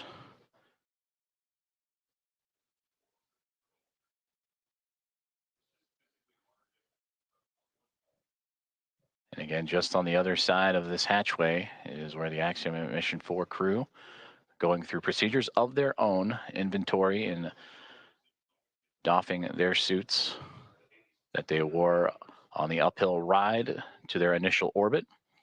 And after an off-duty period, would put back on for those dynamic phases of flight, starting with the approach initiation burn that occurred earlier this morning.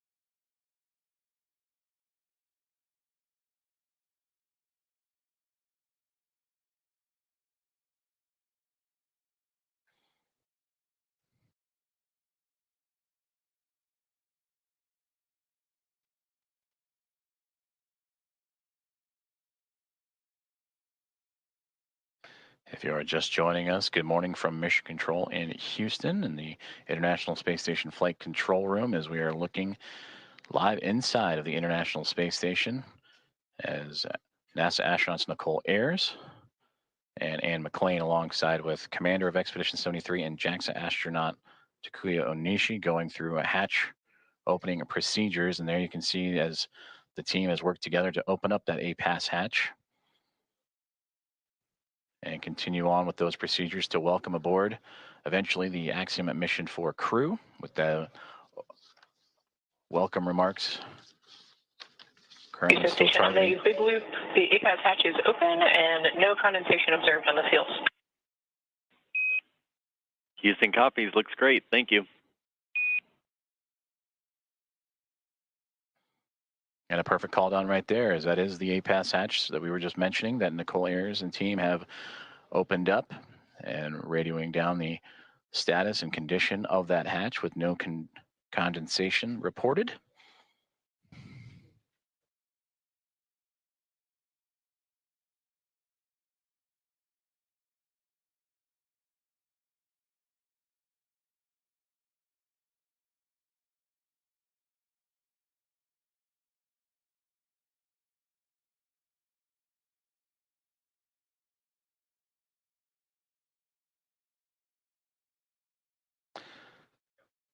And as Nicole Ayers continues to work on that hatch, you'll also see that hatch be covered up to give an extra level of safety to allow for the Axiom Mission 4 team to pass smoothly without having to worry about any additional hazards as they pass through the vestibule and pressurized mating adapter and eventually into the Harmony module of the International Space Station.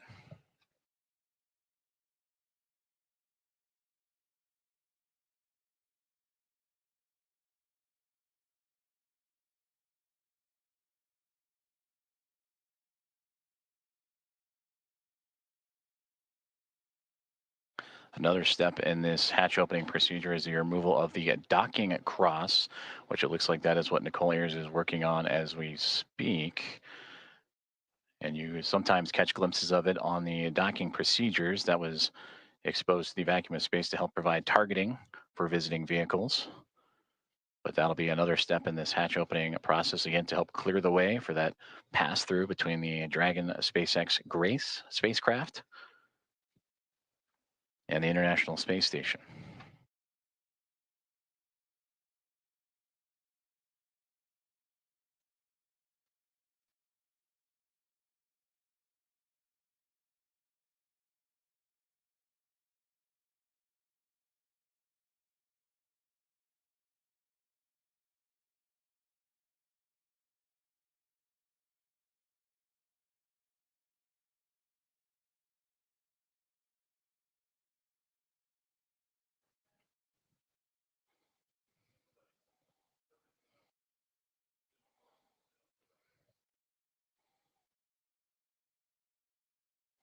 Hatch opening procedures continuing to move along for the teams aboard the International Space Station and Axiom Mission 4 as we draw closer and closer to the anticipated hatch opening and eventual welcome remarks.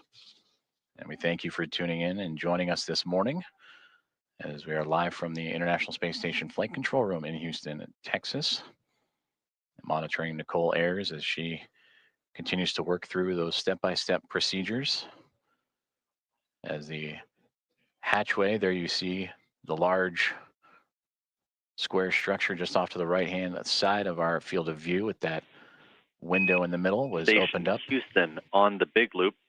Just want to clarify, we want the standoff cross stowed in the standoff cross cover bag.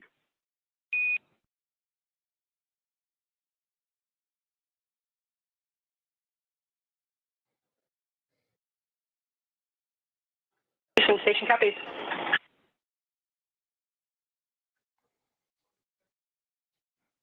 And that's the teams here on the ground assisting the astronauts on board the station with those hatch opening procedures. As again, that zenith hatchway we were just mentioning before the comms open to the right that allowed Nicole Ayers and team to pass through.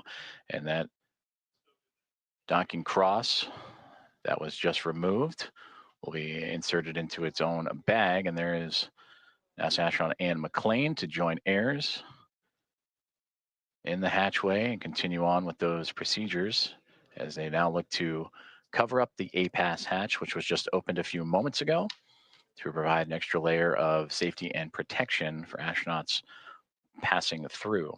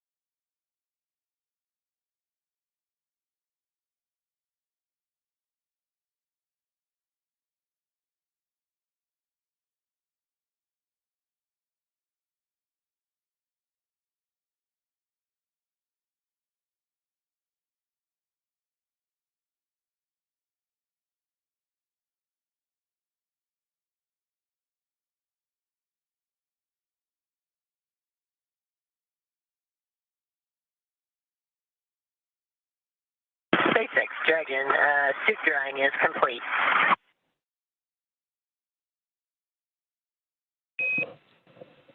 And Dragon, we copy on the big loop, suit drying complete.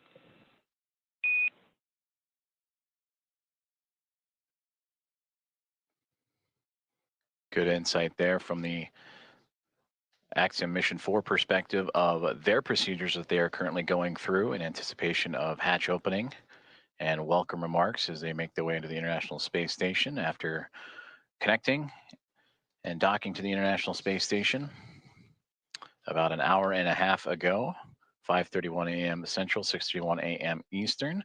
They went through their procedures, inventory and stowage, and the doffing of their suits that they wore from launch yesterday morning from Cape Canaveral, Florida, and NASA's Kennedy Space Center, and then during the dynamic portions of operations, and are now settling into their flight suits that they will bring in and wear as they cruise into the International Space Station. And that's the view we see from the orbiting laboratory is NASA astronaut Anne McClain and Nicole Ayers working through their procedures for hatch opening. The APAS hatch is open after successful vestibule pressurization and checks. They are now covering up that APAS hatch. And SpaceX Dragon in step 5 of 2.102. We're waiting your go for hatch open. Dragon, SpaceX copies on the big loop. You are standing by for hatch opening. We are waiting for hardline connections to be complete. I'll call back with a go. Okay, thanks. Sorry to rush you.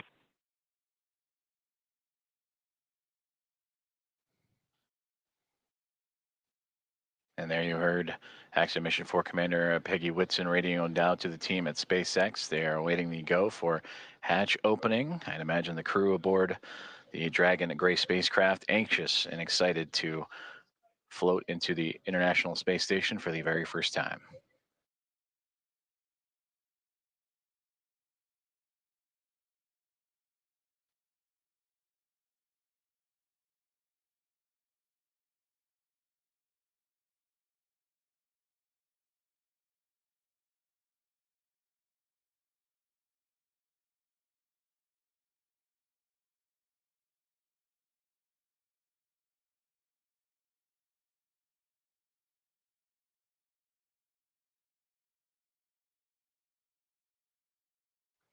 And you just saw that orange ductwork or hose-like piece of equipment that Anne McClain and Nicole Ayers were just operating with. That's a part of helping mix the air between the International Space Station and the Dragon spacecraft.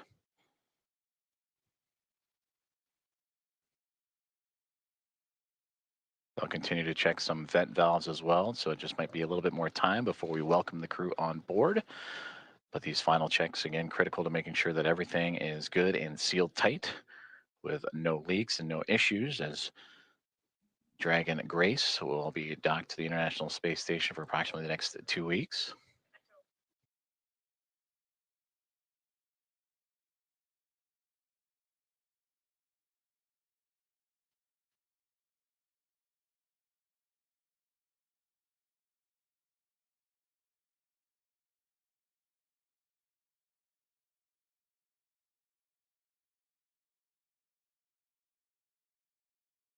Houston, SpaceX station is ready for Dragon hatch equalization.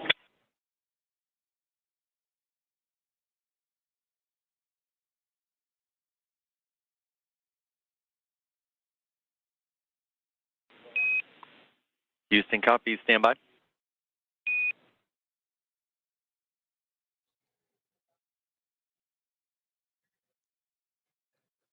Another step in those hatch opening procedures is Nicole Ayers just radioed down for the SpaceX Dragon hatch pressurization and equalization. As you see the pop of flash bulbs aboard the International Space Station being documented, and plenty of smiles from the Expedition 73 crew as we draw closer and closer to hatch opening and welcoming Axiom Mission 4 aboard the orbital outpost.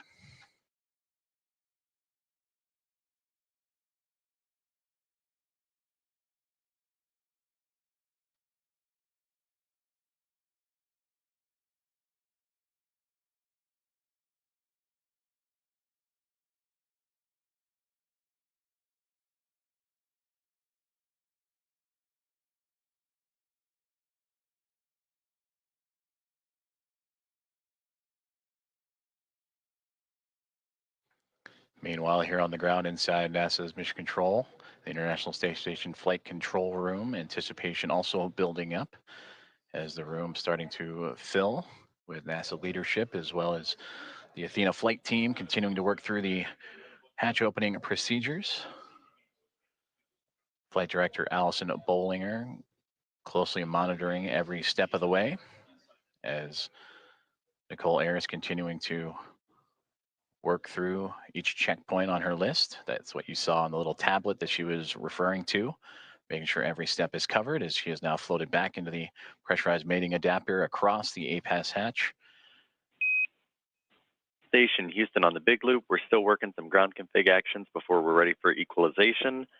In the meantime, can we get confirmation that the standoff cross went into the standoff cross bag? We were unable to tell from the video. It was in there when you guys called. Thanks. Copy, thanks.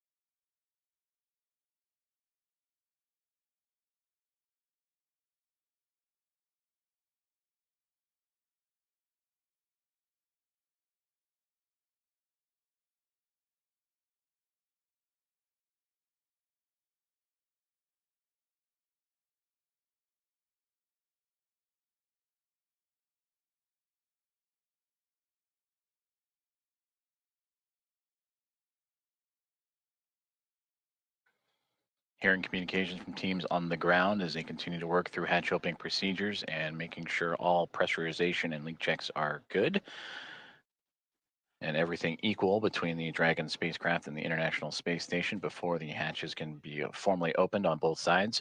You can see into this hatchway, the space-facing port, or into the space-facing side of the Harmony module aboard the International Space Station and the International Docking Adapter that welcomed the connection of Axiom Mission 4 at 5:31 a.m. Central Time earlier this morning.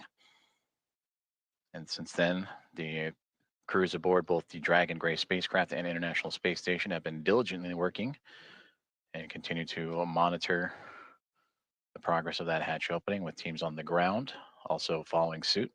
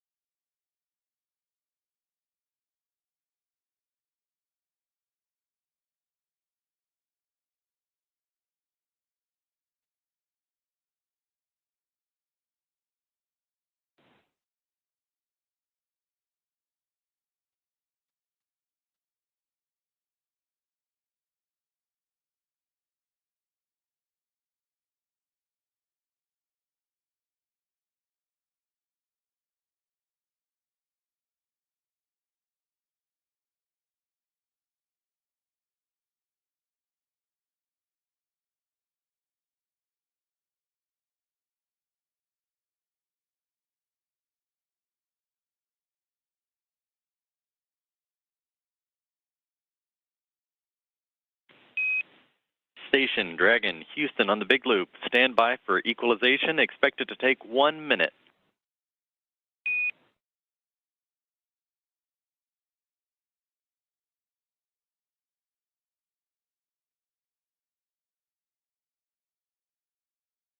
Station copies 1 minute. Dragon copies 1 minute.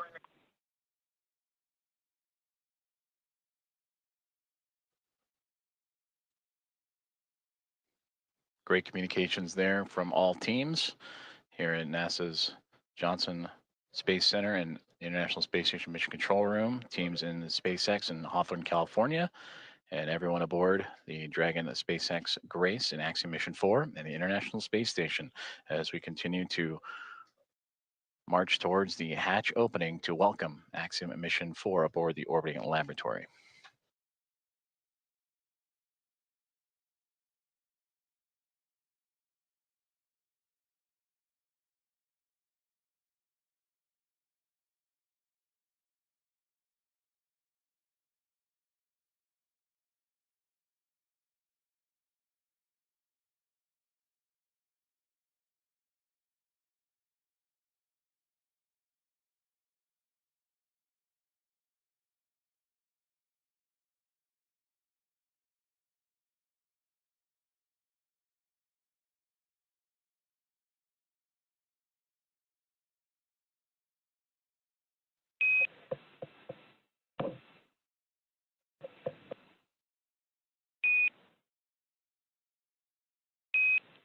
Dragon SpaceX on the big loop, you are go for hatch opening per the decal, followed by the remaining actions in procedure 4.400, section 6. Dragon copies. Go for hatch open and remainder of steps in 4.400.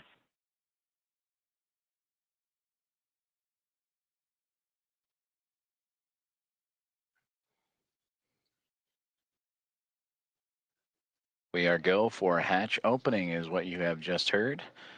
And if you are just now joining us, you are tuned into live coverage of the arrival of Axiom Mission 4, the International Space Station.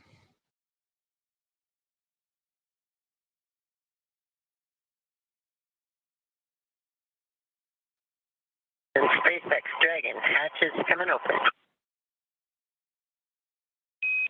SpaceX copies.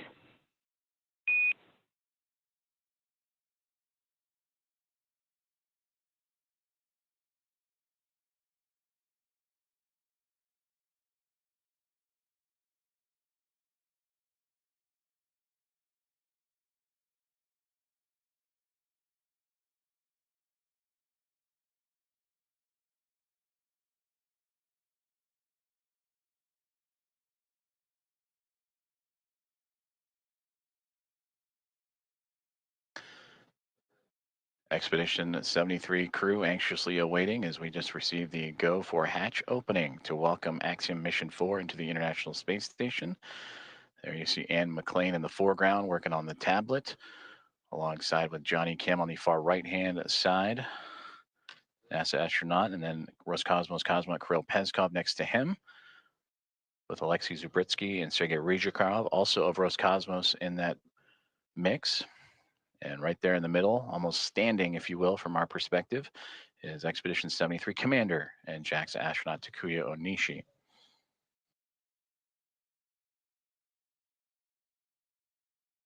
From this view, they are looking SpaceX up. Dragon, hatch is open at 12:14, and we're requesting the go for the LIO change.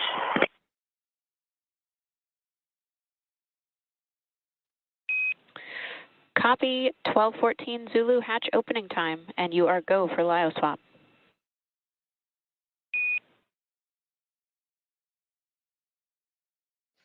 And there you heard that the hatch is open and confirmed at 7:14 a.m. Central Time, as the hatches are open between SpaceX Dragon Grace spacecraft and the International Space Station.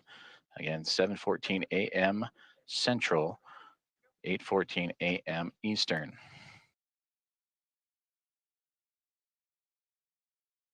And you heard also the swaps of the LIO canisters. That's the lithium hydroxide cartridges that scrub the carbon dioxide inside of the Dragon spacecraft on the ride to the International Space Station. Also, Nicole Ayers out of view, but if from this perspective, looking up, she is operating with the Axiom Mission 4 team to help refresh the air and cycle air between the two craft as they continue a few more procedures before floating across and into the orbiting laboratory for the first time.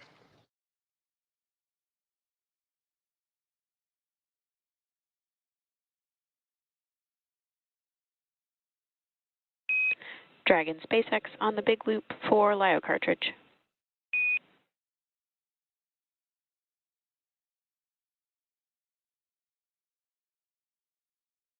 Go ahead for LIO cartridge. Just looking for clarification on your next action there. We're tracking LIO cartridge sealing per 2.102 step 6.5. Oh, okay. And in my procedure, I had for the instructions on the decal for section.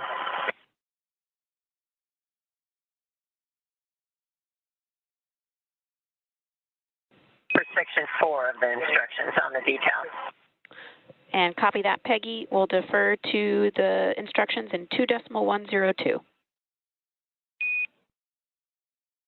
Okay, that's where we are.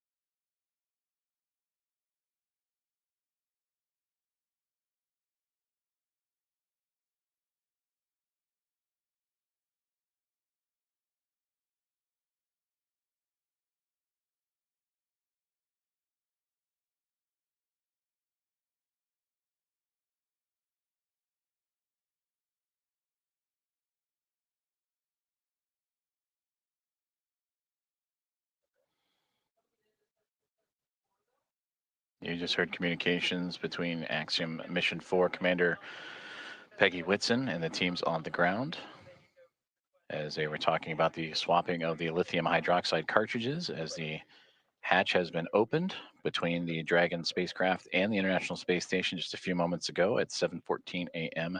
Central Time. And this is a view inside the International Space Station, looking forward, if you will, as the astronauts and cosmonauts aboard are looking up. That is towards the space-facing port of the Harmony module. That's where they are in now. If you were to keep going forward, if you will, that is the forward port, which currently is occupied by Dragon Endurance from Crew 10. And a great microgravity demonstration of the camera that Alexei Zubritsky is using to help document and be a part of the welcoming committee for Axiom Mission 4 here in the next few moments.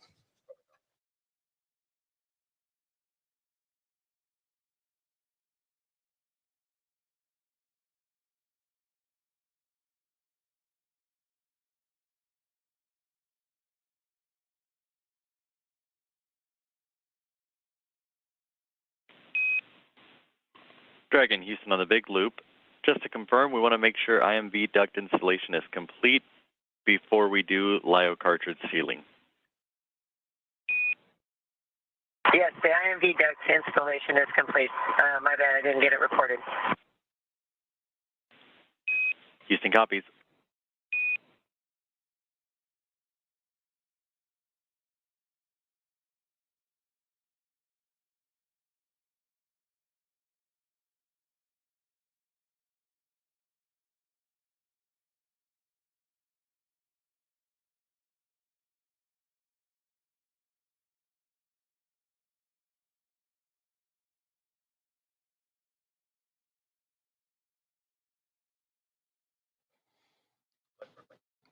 Now we switch views from pretty much the point of view of what the astronauts have been looking at. From what we have seen, they were looking up, and this is the shot up into that node to zenith hatchway of the Harmony module. That is Nicole Ayers, NASA astronaut, just on the other side of that APAS hatchway, working with the Axiom Mission 4 crew. You heard them talking about IMV ducting and LIO cartridges. That IMV ducting helps mix the air of the International Space Station environment with the air inside of Dragon. And then also looking to seal up some of those lithium hydroxide cartridges that are used to scrub carbon dioxide from the air in the spacecraft on their journey to the International Space Station. And that journey started yesterday morning, 1:31 a.m. Central Time, 2:31 a.m. Eastern, as they would launch on the SpaceX Dragon, newly named Grace spacecraft, on a Falcon 9 rocket from Launch Pad 39A at NASA's Kennedy Space Center, and would chase down the International Space Station earlier this morning at 5:31, nearly 2 hours ago, 5:31 a.m. Central, 6:31 a.m. Eastern, a little bit more of a day's transit. Houston and SpaceX Dragon arrival configuration is complete.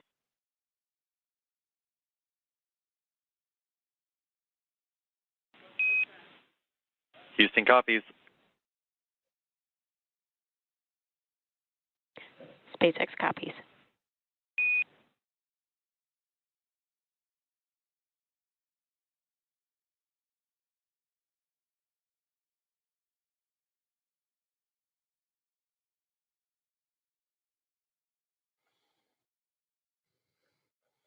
Continuing to target a welcome ceremony or welcome remarks in the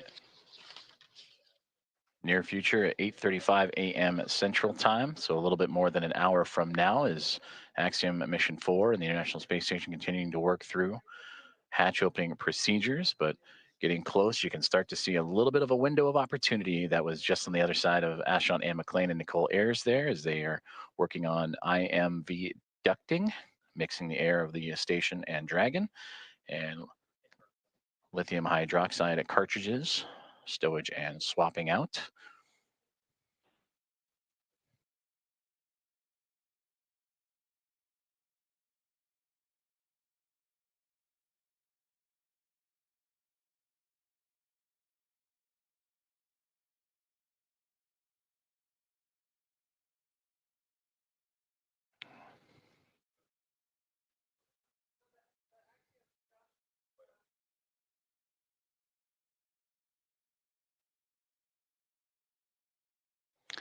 So Anne McLean and Nicole Ayers are starting to clear out the hatchway, and we are going to see the first views of Axiom Mission 4. Commander Peggy Whitson, the first one across the A-Pass hatch, receiving great big hugs from Nicole Ayers and the Expedition 73 crew. Axiom Mission 4, welcome aboard the International Space Station. Pilot Shubhanshu Shukla is the next one to come across, representing ISRO. It is his first space flight for Peggy Whitson, her return to the International Space Station on her 5th flight, second as a member of Axiom Space.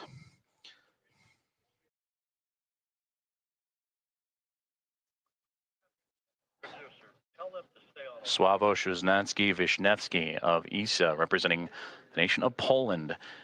And their first visit to the International Space Station is next to cross the hatchway. And warm hugs all around. And applause breaking out here inside of Mission Control Houston and International Space Station Flight Control Room. And Tibor Kapu, the fourth and final member of Axiom Mission 4, representing Hunor and the nation of Hungary, their first visit to the International Space Station as well.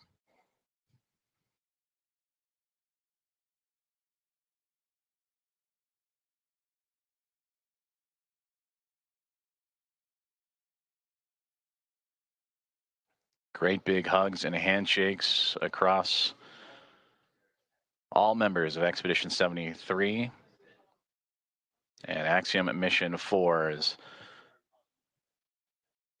Anne McLean and Nicole Ayers of NASA, along with Johnny Kim, Kirill Peskov, Sergei Ryzhikov, and Alexei Zabritsky of Roscosmos, and Takuya Onishi, commander of Expedition 73 and of JAXA, with handshakes and hugs for Peggy Whitson, Shubhanshu Shukla, Sławomir Wisniewski, and Tibor Kapu. And with their arrival to the International Space Station, that now makes 288 visitors to the orbiting laboratory.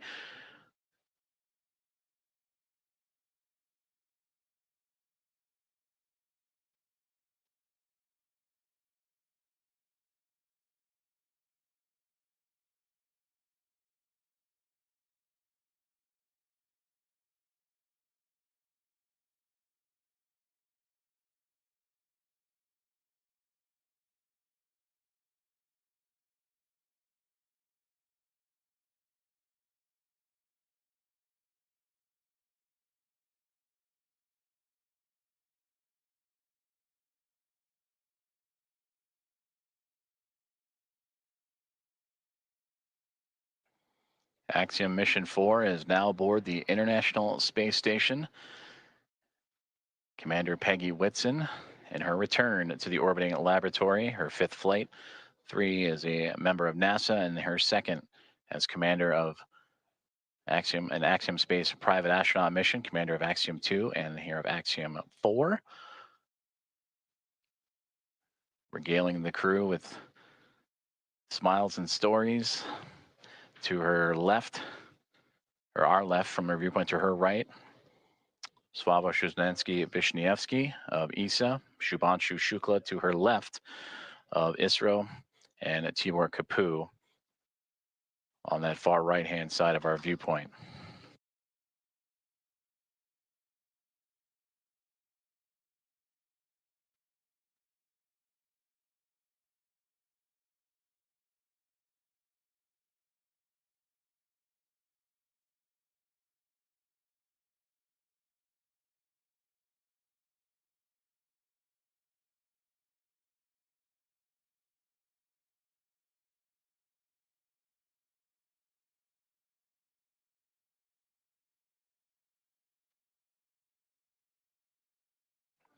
The crew is safely aboard the International Space Station. Welcome again to Axiom Mission 4.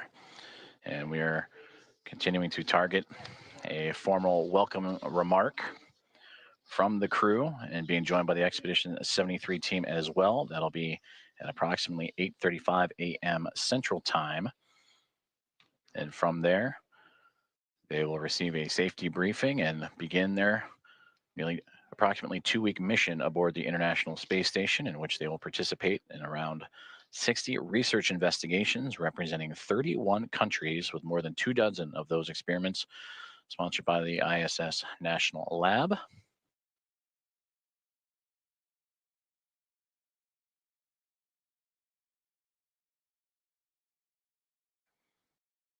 And there they all are, waving back at our coverage here inside of the International Space Station Flight Control Room. Station Houston on 2. Thanks for the wave. Great to see everybody.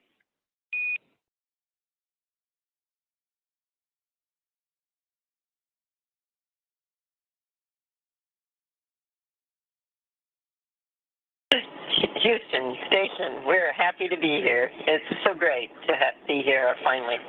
It was a long quarantine.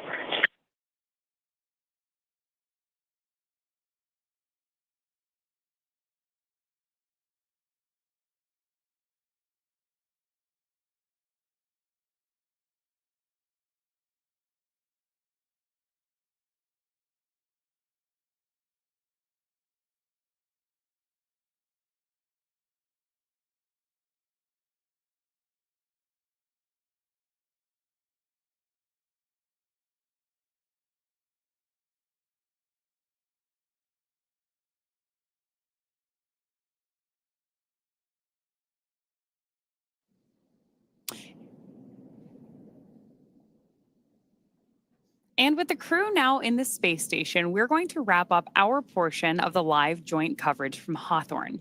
It's been an honor to support Axiom Mission 4 thus far, and we wish the crew a successful time on the space station.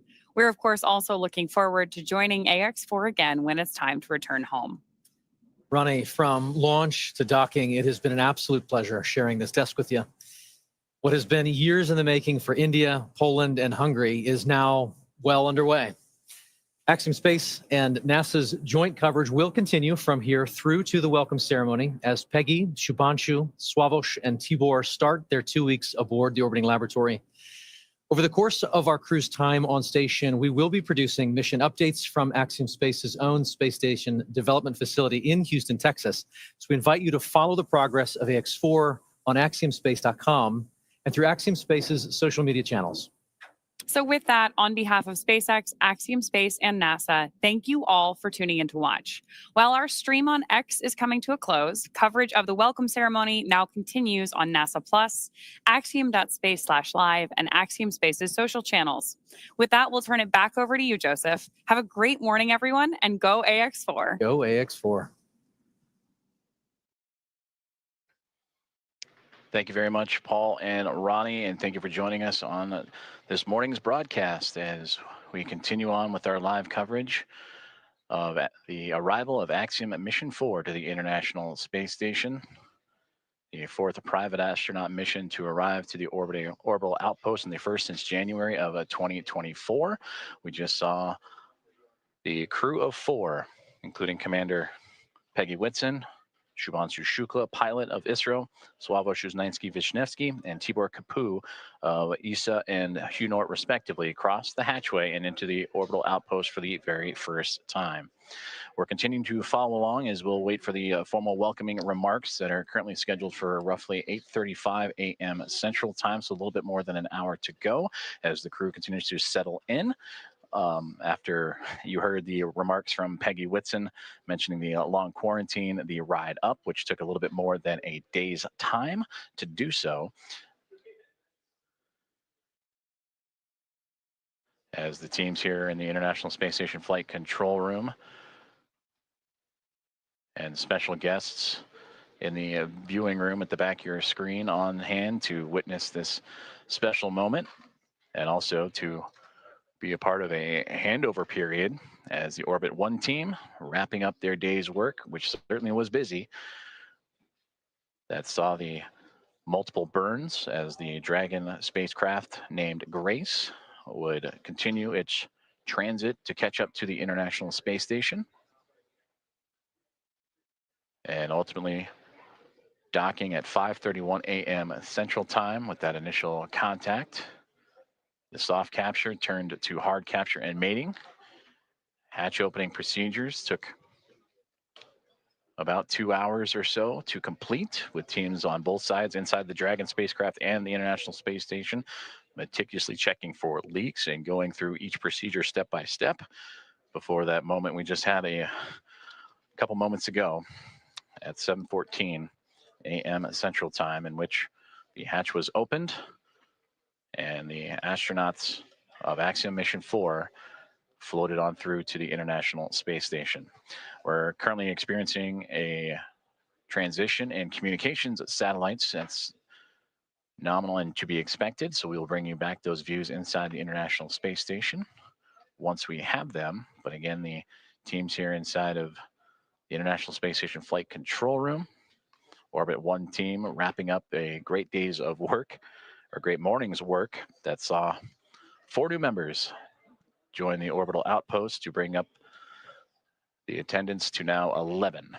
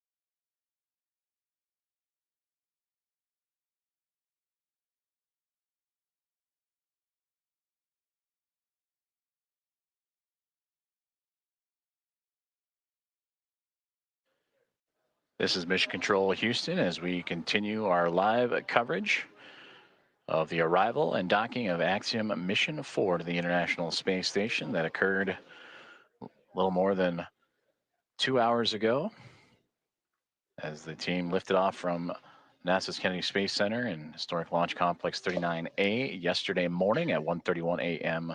Central Time to begin its little more than a day transit to the orbiting laboratory. And just a moment ago, the hatches were opened, and welcoming in Peggy Whitson, commander of Axiom Mission 4, Shubhanshu Shukla, pilot representing ISRO, and the nation of India, Sławosz Uznański-Wiśniewski of ESA, and the nation of Poland, and Tibor Kapu of Hunor, as they have joined the crew aboard the International Space Station, and we will bring you those views as soon as we have them, as we are currently transitioning between communications satellites. We are targeting a formal welcome remark and ceremony coming up at 8:35 a.m. Central Time, in which the team on board the International Space Station will go through the proper voice and audio checks and visuals to perform that ceremony. Earlier in the broadcast, Axiom Commander Michael Lopez Alegria, former NASA astronaut, talked about what can be expected during that ceremony, including a pinning ceremony that Commander Peggy Whitson will perform for the newest members to go into low Earth orbit, and first-time flyers in Shukla, Uznański-Wiśniewski, and Kapu. And for those three representing India, Poland, and Hungary, they also represent the first visitors from those nations to the orbiting laboratory.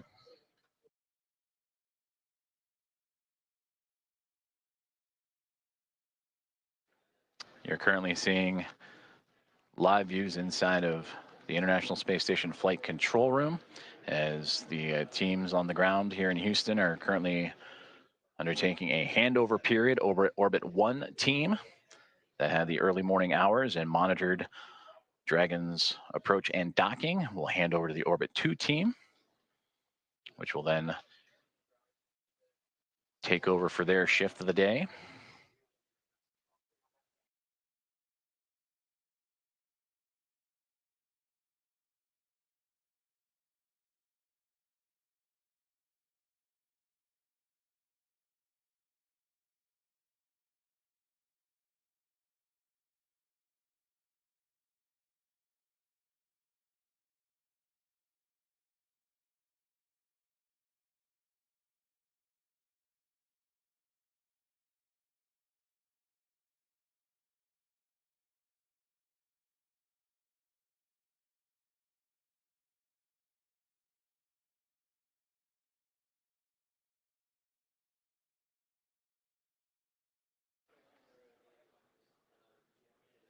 Flight Director Allison Bollinger and her Athena flight team, that Orbit 1 team, undergoing the handover period as they will transition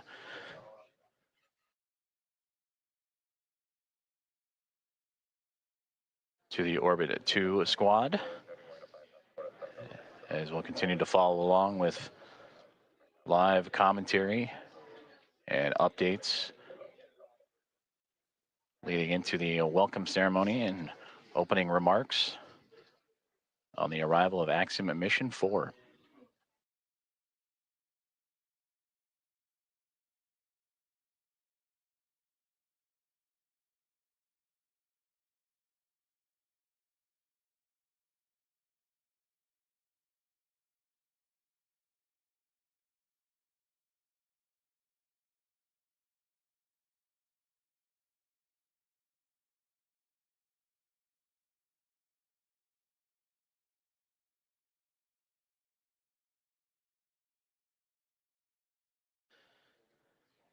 Flight Director Vincent Lacourt and his Destiny flight team, the next on tap in this handover period. And there you see him in the foreground, setting up next to Allison Bollinger, Flight Director that just completed her shift, welcoming Axiom Mission 4 and her Athena flight team as they continue their handover period. And as both teams monitoring the progress and preparation for the upcoming event, the welcome remarks from Axiom Mission 4 and their formal arrival to the International Space Station. And plenty of smiles and laughter throughout the room after a successful docking. That occurred about 2 hours and change from now, and that was at 5:31 a.m. Central Time, in which the Dragon Grace spacecraft, soft capture, then hard capture, connected to the International Space Station, and it's a space-facing port on the Harmony module. Hooks connected to form the hard mate, and then over the next 2 hours would begin the procedures to pressurize the vestibule, the gap between the Dragon spacecraft and the International Space Station. That was at vacuum. They wanted to bring the atmospheric pressure equal to that of what's inside Dragon and the space station, which is relative to here on Earth, which is equal to about 14 psi, which is sea level. And once that was able to be accomplished, the APAS hatch on the space station end was open. Shortly there followed by the pressurization and opening of the Dragon hatch. And that would occur at 7:14 a.m. Central Time. And now the crew is aboard the International Space Station, settling in after a little more than a day's transit to the orbiting laboratory. And we look forward to hearing from them here shortly for welcome remarks. And again, tracking around 8:35 a.m. Central.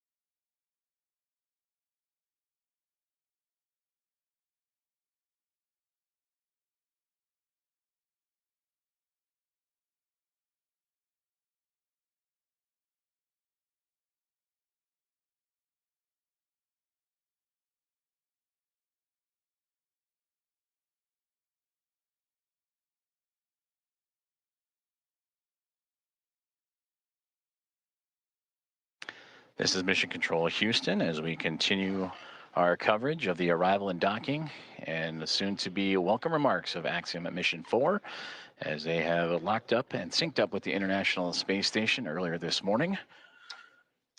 And the crew of 4 have since floated aboard the International Space Station, bringing up its population from the Expedition 73 crew of 7 to now a total of 11. And we will hear from Commander Peggy Whitson, pilot Shubhanshu Shukla, mission specialist Sławosz Uznansky-Wiśniewski, and mission specialist Thibaut Kapoor here shortly. We are continuing a handover period. The Orbit 1 team, the Athena flight led by Flight Director Allison Bollinger, handing over to Vincent McCourt, and the Destiny flight team that'll be completed here in just a few moments. Meanwhile, the crew aboard the International Space Station continuing to get settled in and prepare for those welcoming remarks that would be a little less than an hour from now, about 50 minutes or so.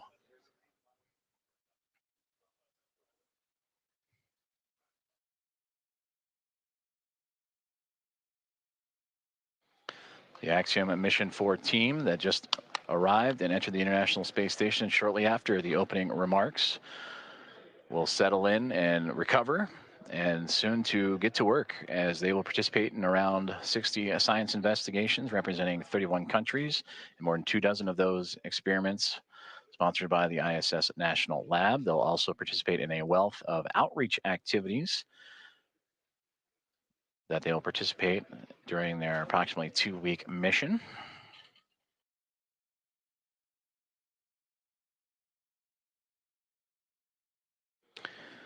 Starting with Axiom Mission 1 and now through Axiom Mission 4, the International Space Station has now welcomed 14 private astronaut crew members representing 11 different nations aboard the International Space Station, showcasing how private astronaut missions expand access to low Earth orbit, commercial space, and the space station, and bring that access for more nations, people, and opportunities.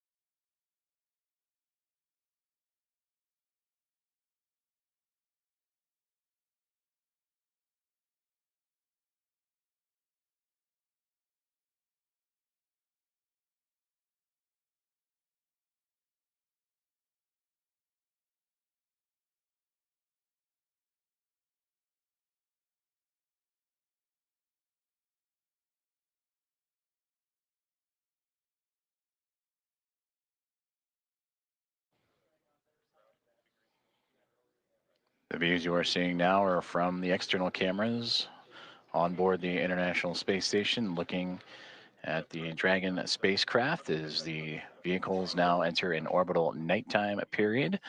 The two currently traversing across the southern Indian Ocean and about to cross the continent of Australia and make its way over into the Pacific Ocean.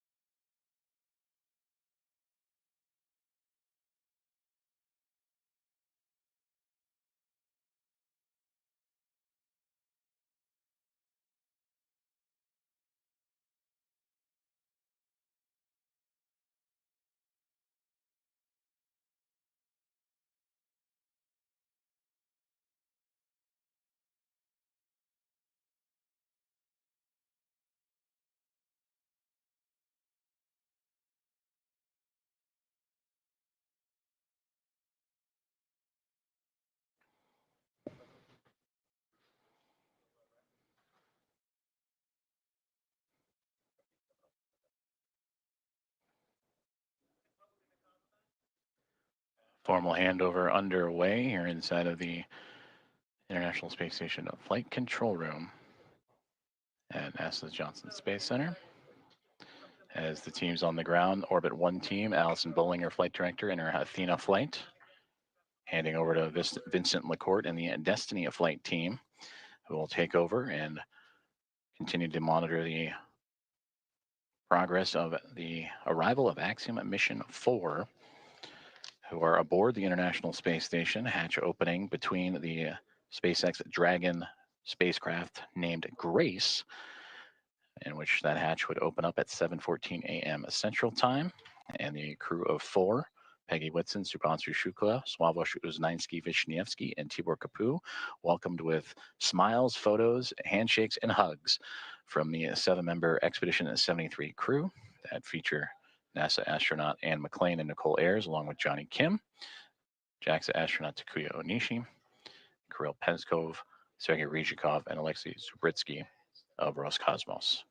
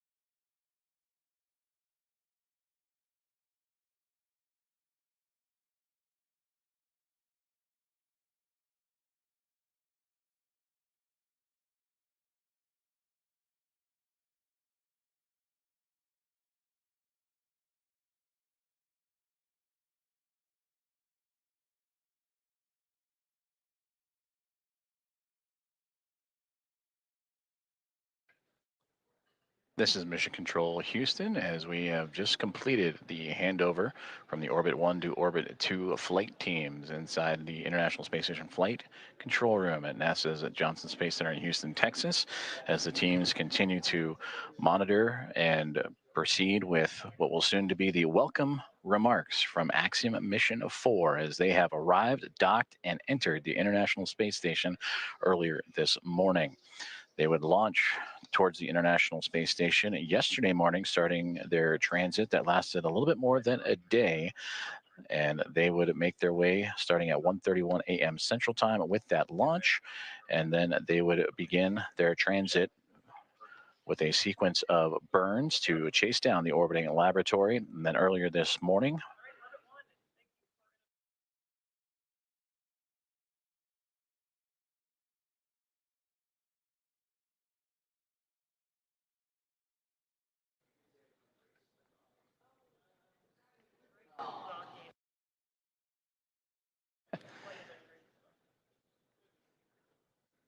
and pausing there for the final remarks from Flight Director Alison Bollinger, who oversaw today's docking of the Dragon spacecraft, aptly named Grace. And she said graceful docking for the craft to the International Space Station in the space-facing or zenith port of the Harmony module.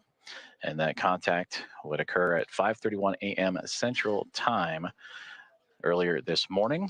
And then the hatchways would then take about the next 2 hours or so to make sure all leak checks and inspections were performed step by step for both the teams inside the Dragon spacecraft and Axiom Mission 4, as well as the Expedition 73 crew aboard the International Space Station.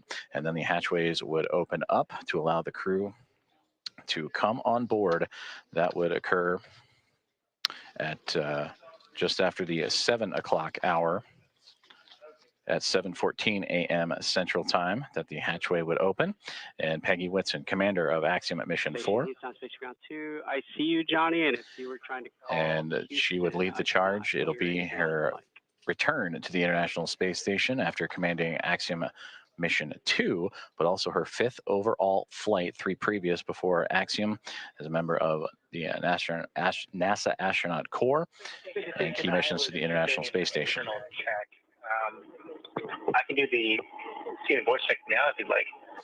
From there, Checking with PAO to see if they're ready.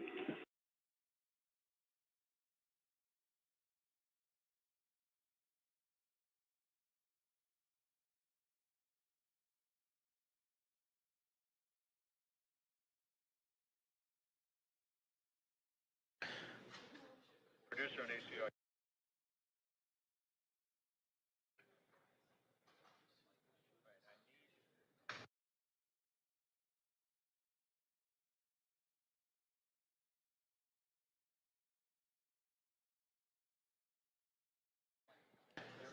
now the teams here on the ground preparing for the welcoming remarks. We will see the astronauts aboard the International Space Station prepare for the proper video and audio configurations before the formal remarks can be underway, and that should occur here shortly.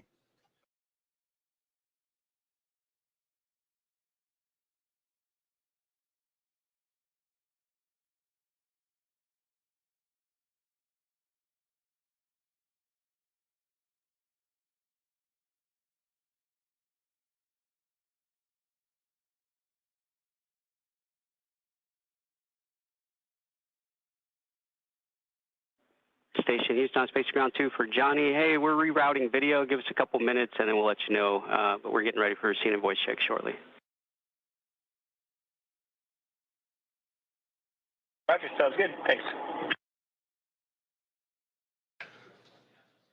This is Mission Control Houston as we continue to prepare for the welcome remarks from Axiom Mission 4, communications between the teams here in the International Space Station Flight Control Room, preparing to configure the appropriate cameras and audio to accomplish that welcome remark, as Axiom Mission 4 again has arrived to the International Space Station after a little more than a day's transit.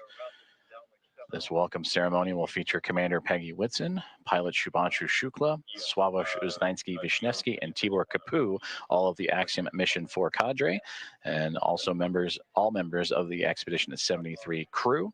The 7 of them added to the 4 of Axiom Mission 4 to bring the population of the International Space Station to 11.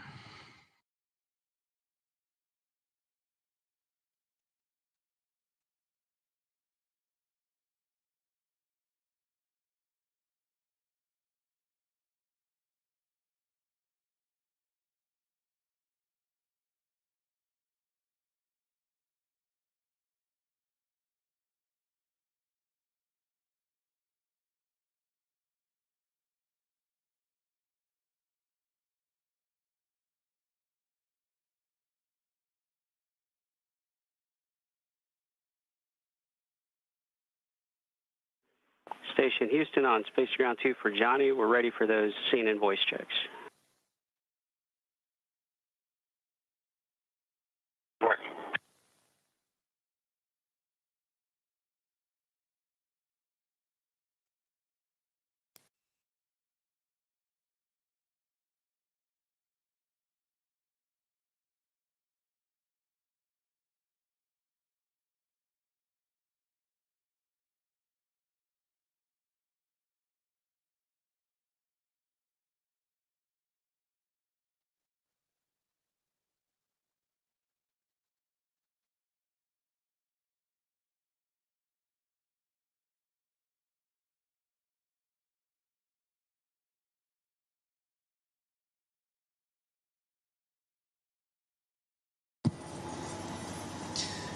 Houston 10 count, 10, 9, 8, 7, 6, 5, 4, 3, 2, 1.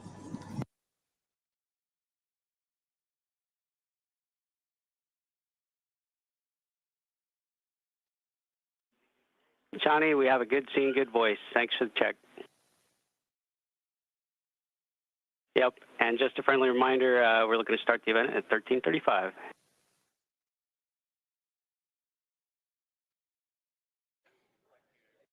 Okay, 35 after, thanks.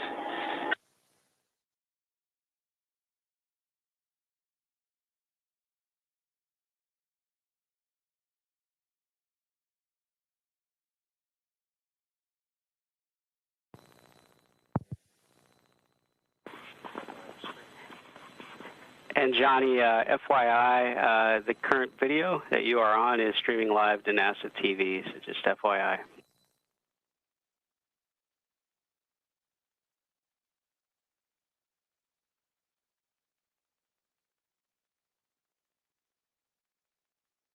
Roger, it's okay if I turn it off and then turn it on a few minutes at 4:35? Sounds good. You can do that.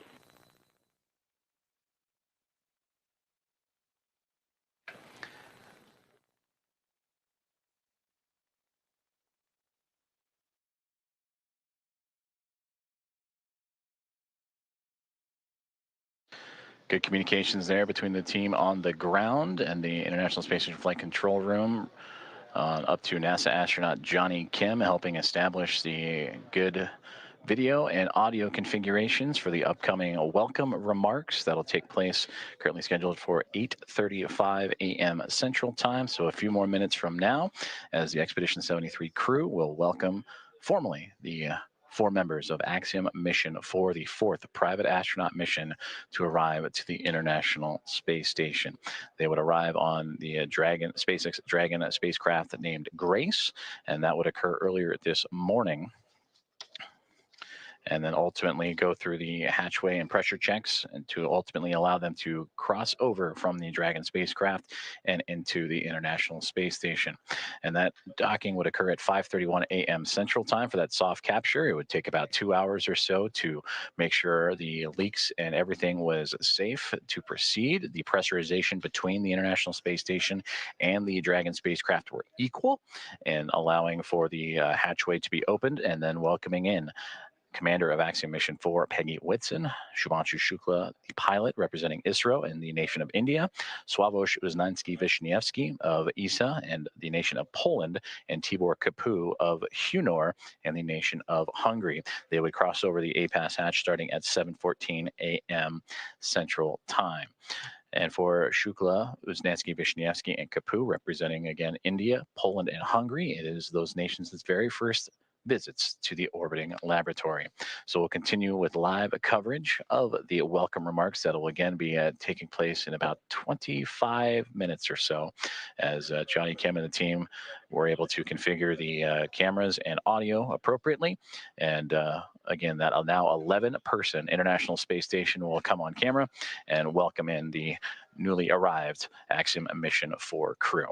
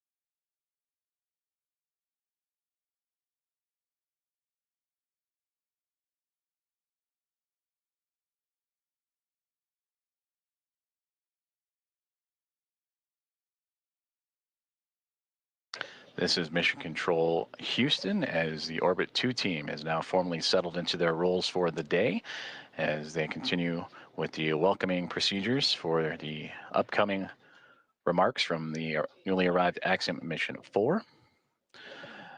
Flight Director Vincent McCourt and the Destiny flight team have now taken over, and will continue to work through as the Axiom Mission 4 crew begin their unpacking procedures and get to settle in aboard the International Space Station, the now orbiting lab with 11 members on board currently in their midday meals and midday processes of their workday before transitioning into the back half of their day and then settling in for what will be a good night's sleep after a very eventful morning for us here in Houston, Texas, as well as those that followed along in the Joint Operations teams in both Axiom Space, also here in Houston, and SpaceX in Hawthorne, California.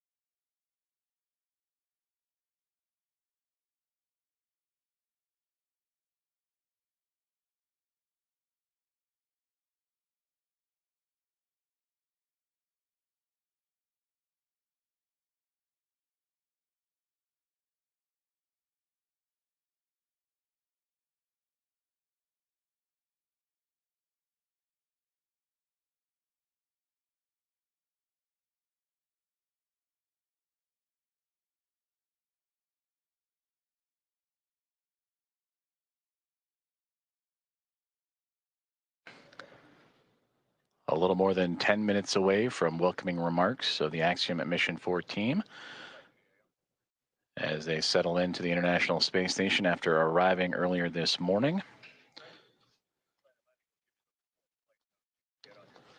Docking to the International Space Station occurred at 5:31 a.m. Central Time, and then roughly 2 hours later, the hatches would open to welcome in the 4-person crew to join the Expedition 73 team.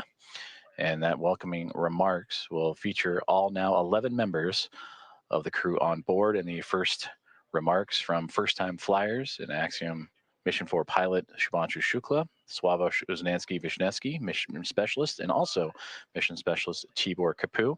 And for Commander of Axiom Mission 4 Peggy Whitson, a hearty welcome home to the International Space Station, and now her 5th flight of her career.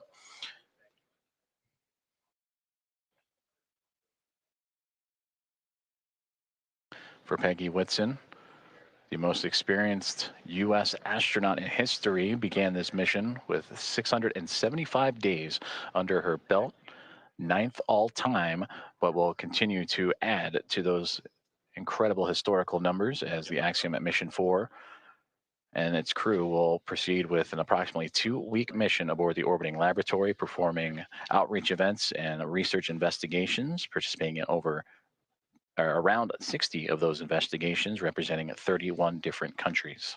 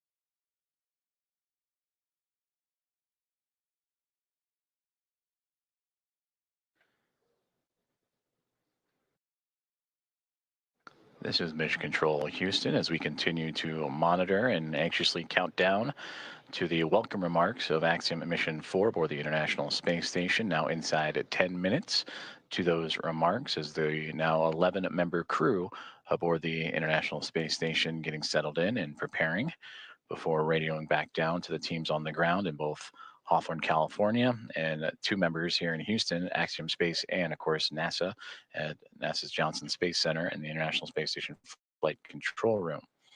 Currently, the SpaceX Dragon Grace that brought the Axiom Mission 4 crew to the International Space Station together, connected, currently orbiting over the northern portion of the Pacific Ocean. They are in an orbital nighttime period, and we will bring you those exterior views once the station and spacecraft emerge into the orbital sunrise and orbital daytime. But until then, we will continue to track as the crew preparing for those welcome remarks now inside 10 minutes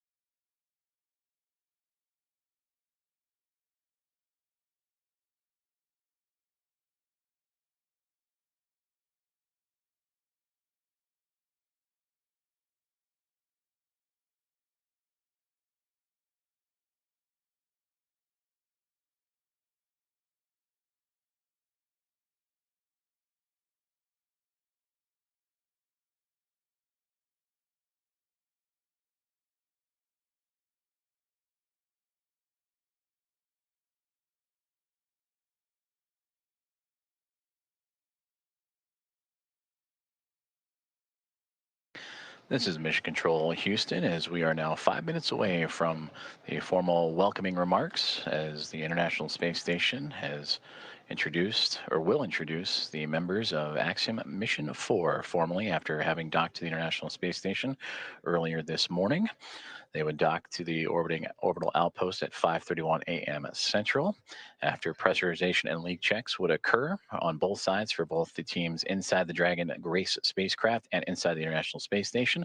The hatches would be open to welcome in the 4-person crew at 7:14 a.m., and we are now tracking for an 8:35 a.m. Central Time welcome remark, so a little bit more than a few more minutes away, as the teams aboard the International Space Station currently settling in. It is the midway point of their day today, after they were pressed into action early, as the arrival of Dragon would have them press right into their daily activations. For NASA astronaut Nicole Ayers and Ann McLean, they would oversee and monitor the progress of the Dragon spacecraft to the orbiting laboratory and execute those hatch opening ceremonies or procedures, pardon me. And then, of course, all 11 members of Expedition 73 were there on the other side to welcome in Peggy Whitson, Shubhanshu Shukla, Sławosz Uznanski-Wisniewski, and Tibor Kapu to the orbiting laboratory. And there you see the spacecraft, newly named Grace, docked to the International Space Station. And that is where they will reside for approximately the next 2 weeks, as they will participate in around 60 research investigations, numerous outreach activities, and more, representing 31 different countries, as the International Space Station has now welcomed its 4th private astronaut mission. It is their first since Axiom Mission 3 would arrive to the International Space Station, and that would be back in January of 2024.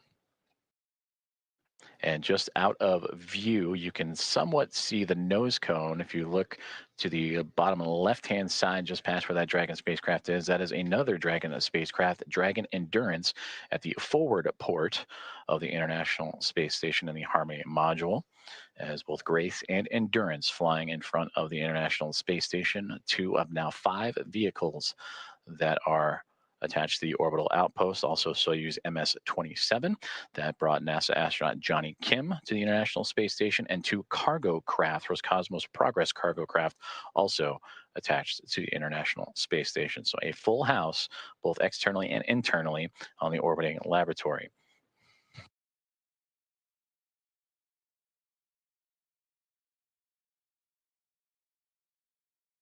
We're approaching about 10 minutes until the welcome remarks for Peggy Whitson, Shubhanshu Shukla, Sławosz Uznanski-Wisniewski, and Tibor Kapu.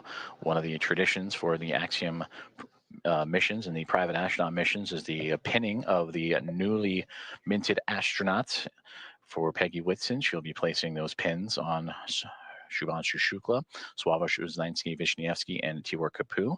For them, this is their very first space flight and very first mission to low Earth orbit.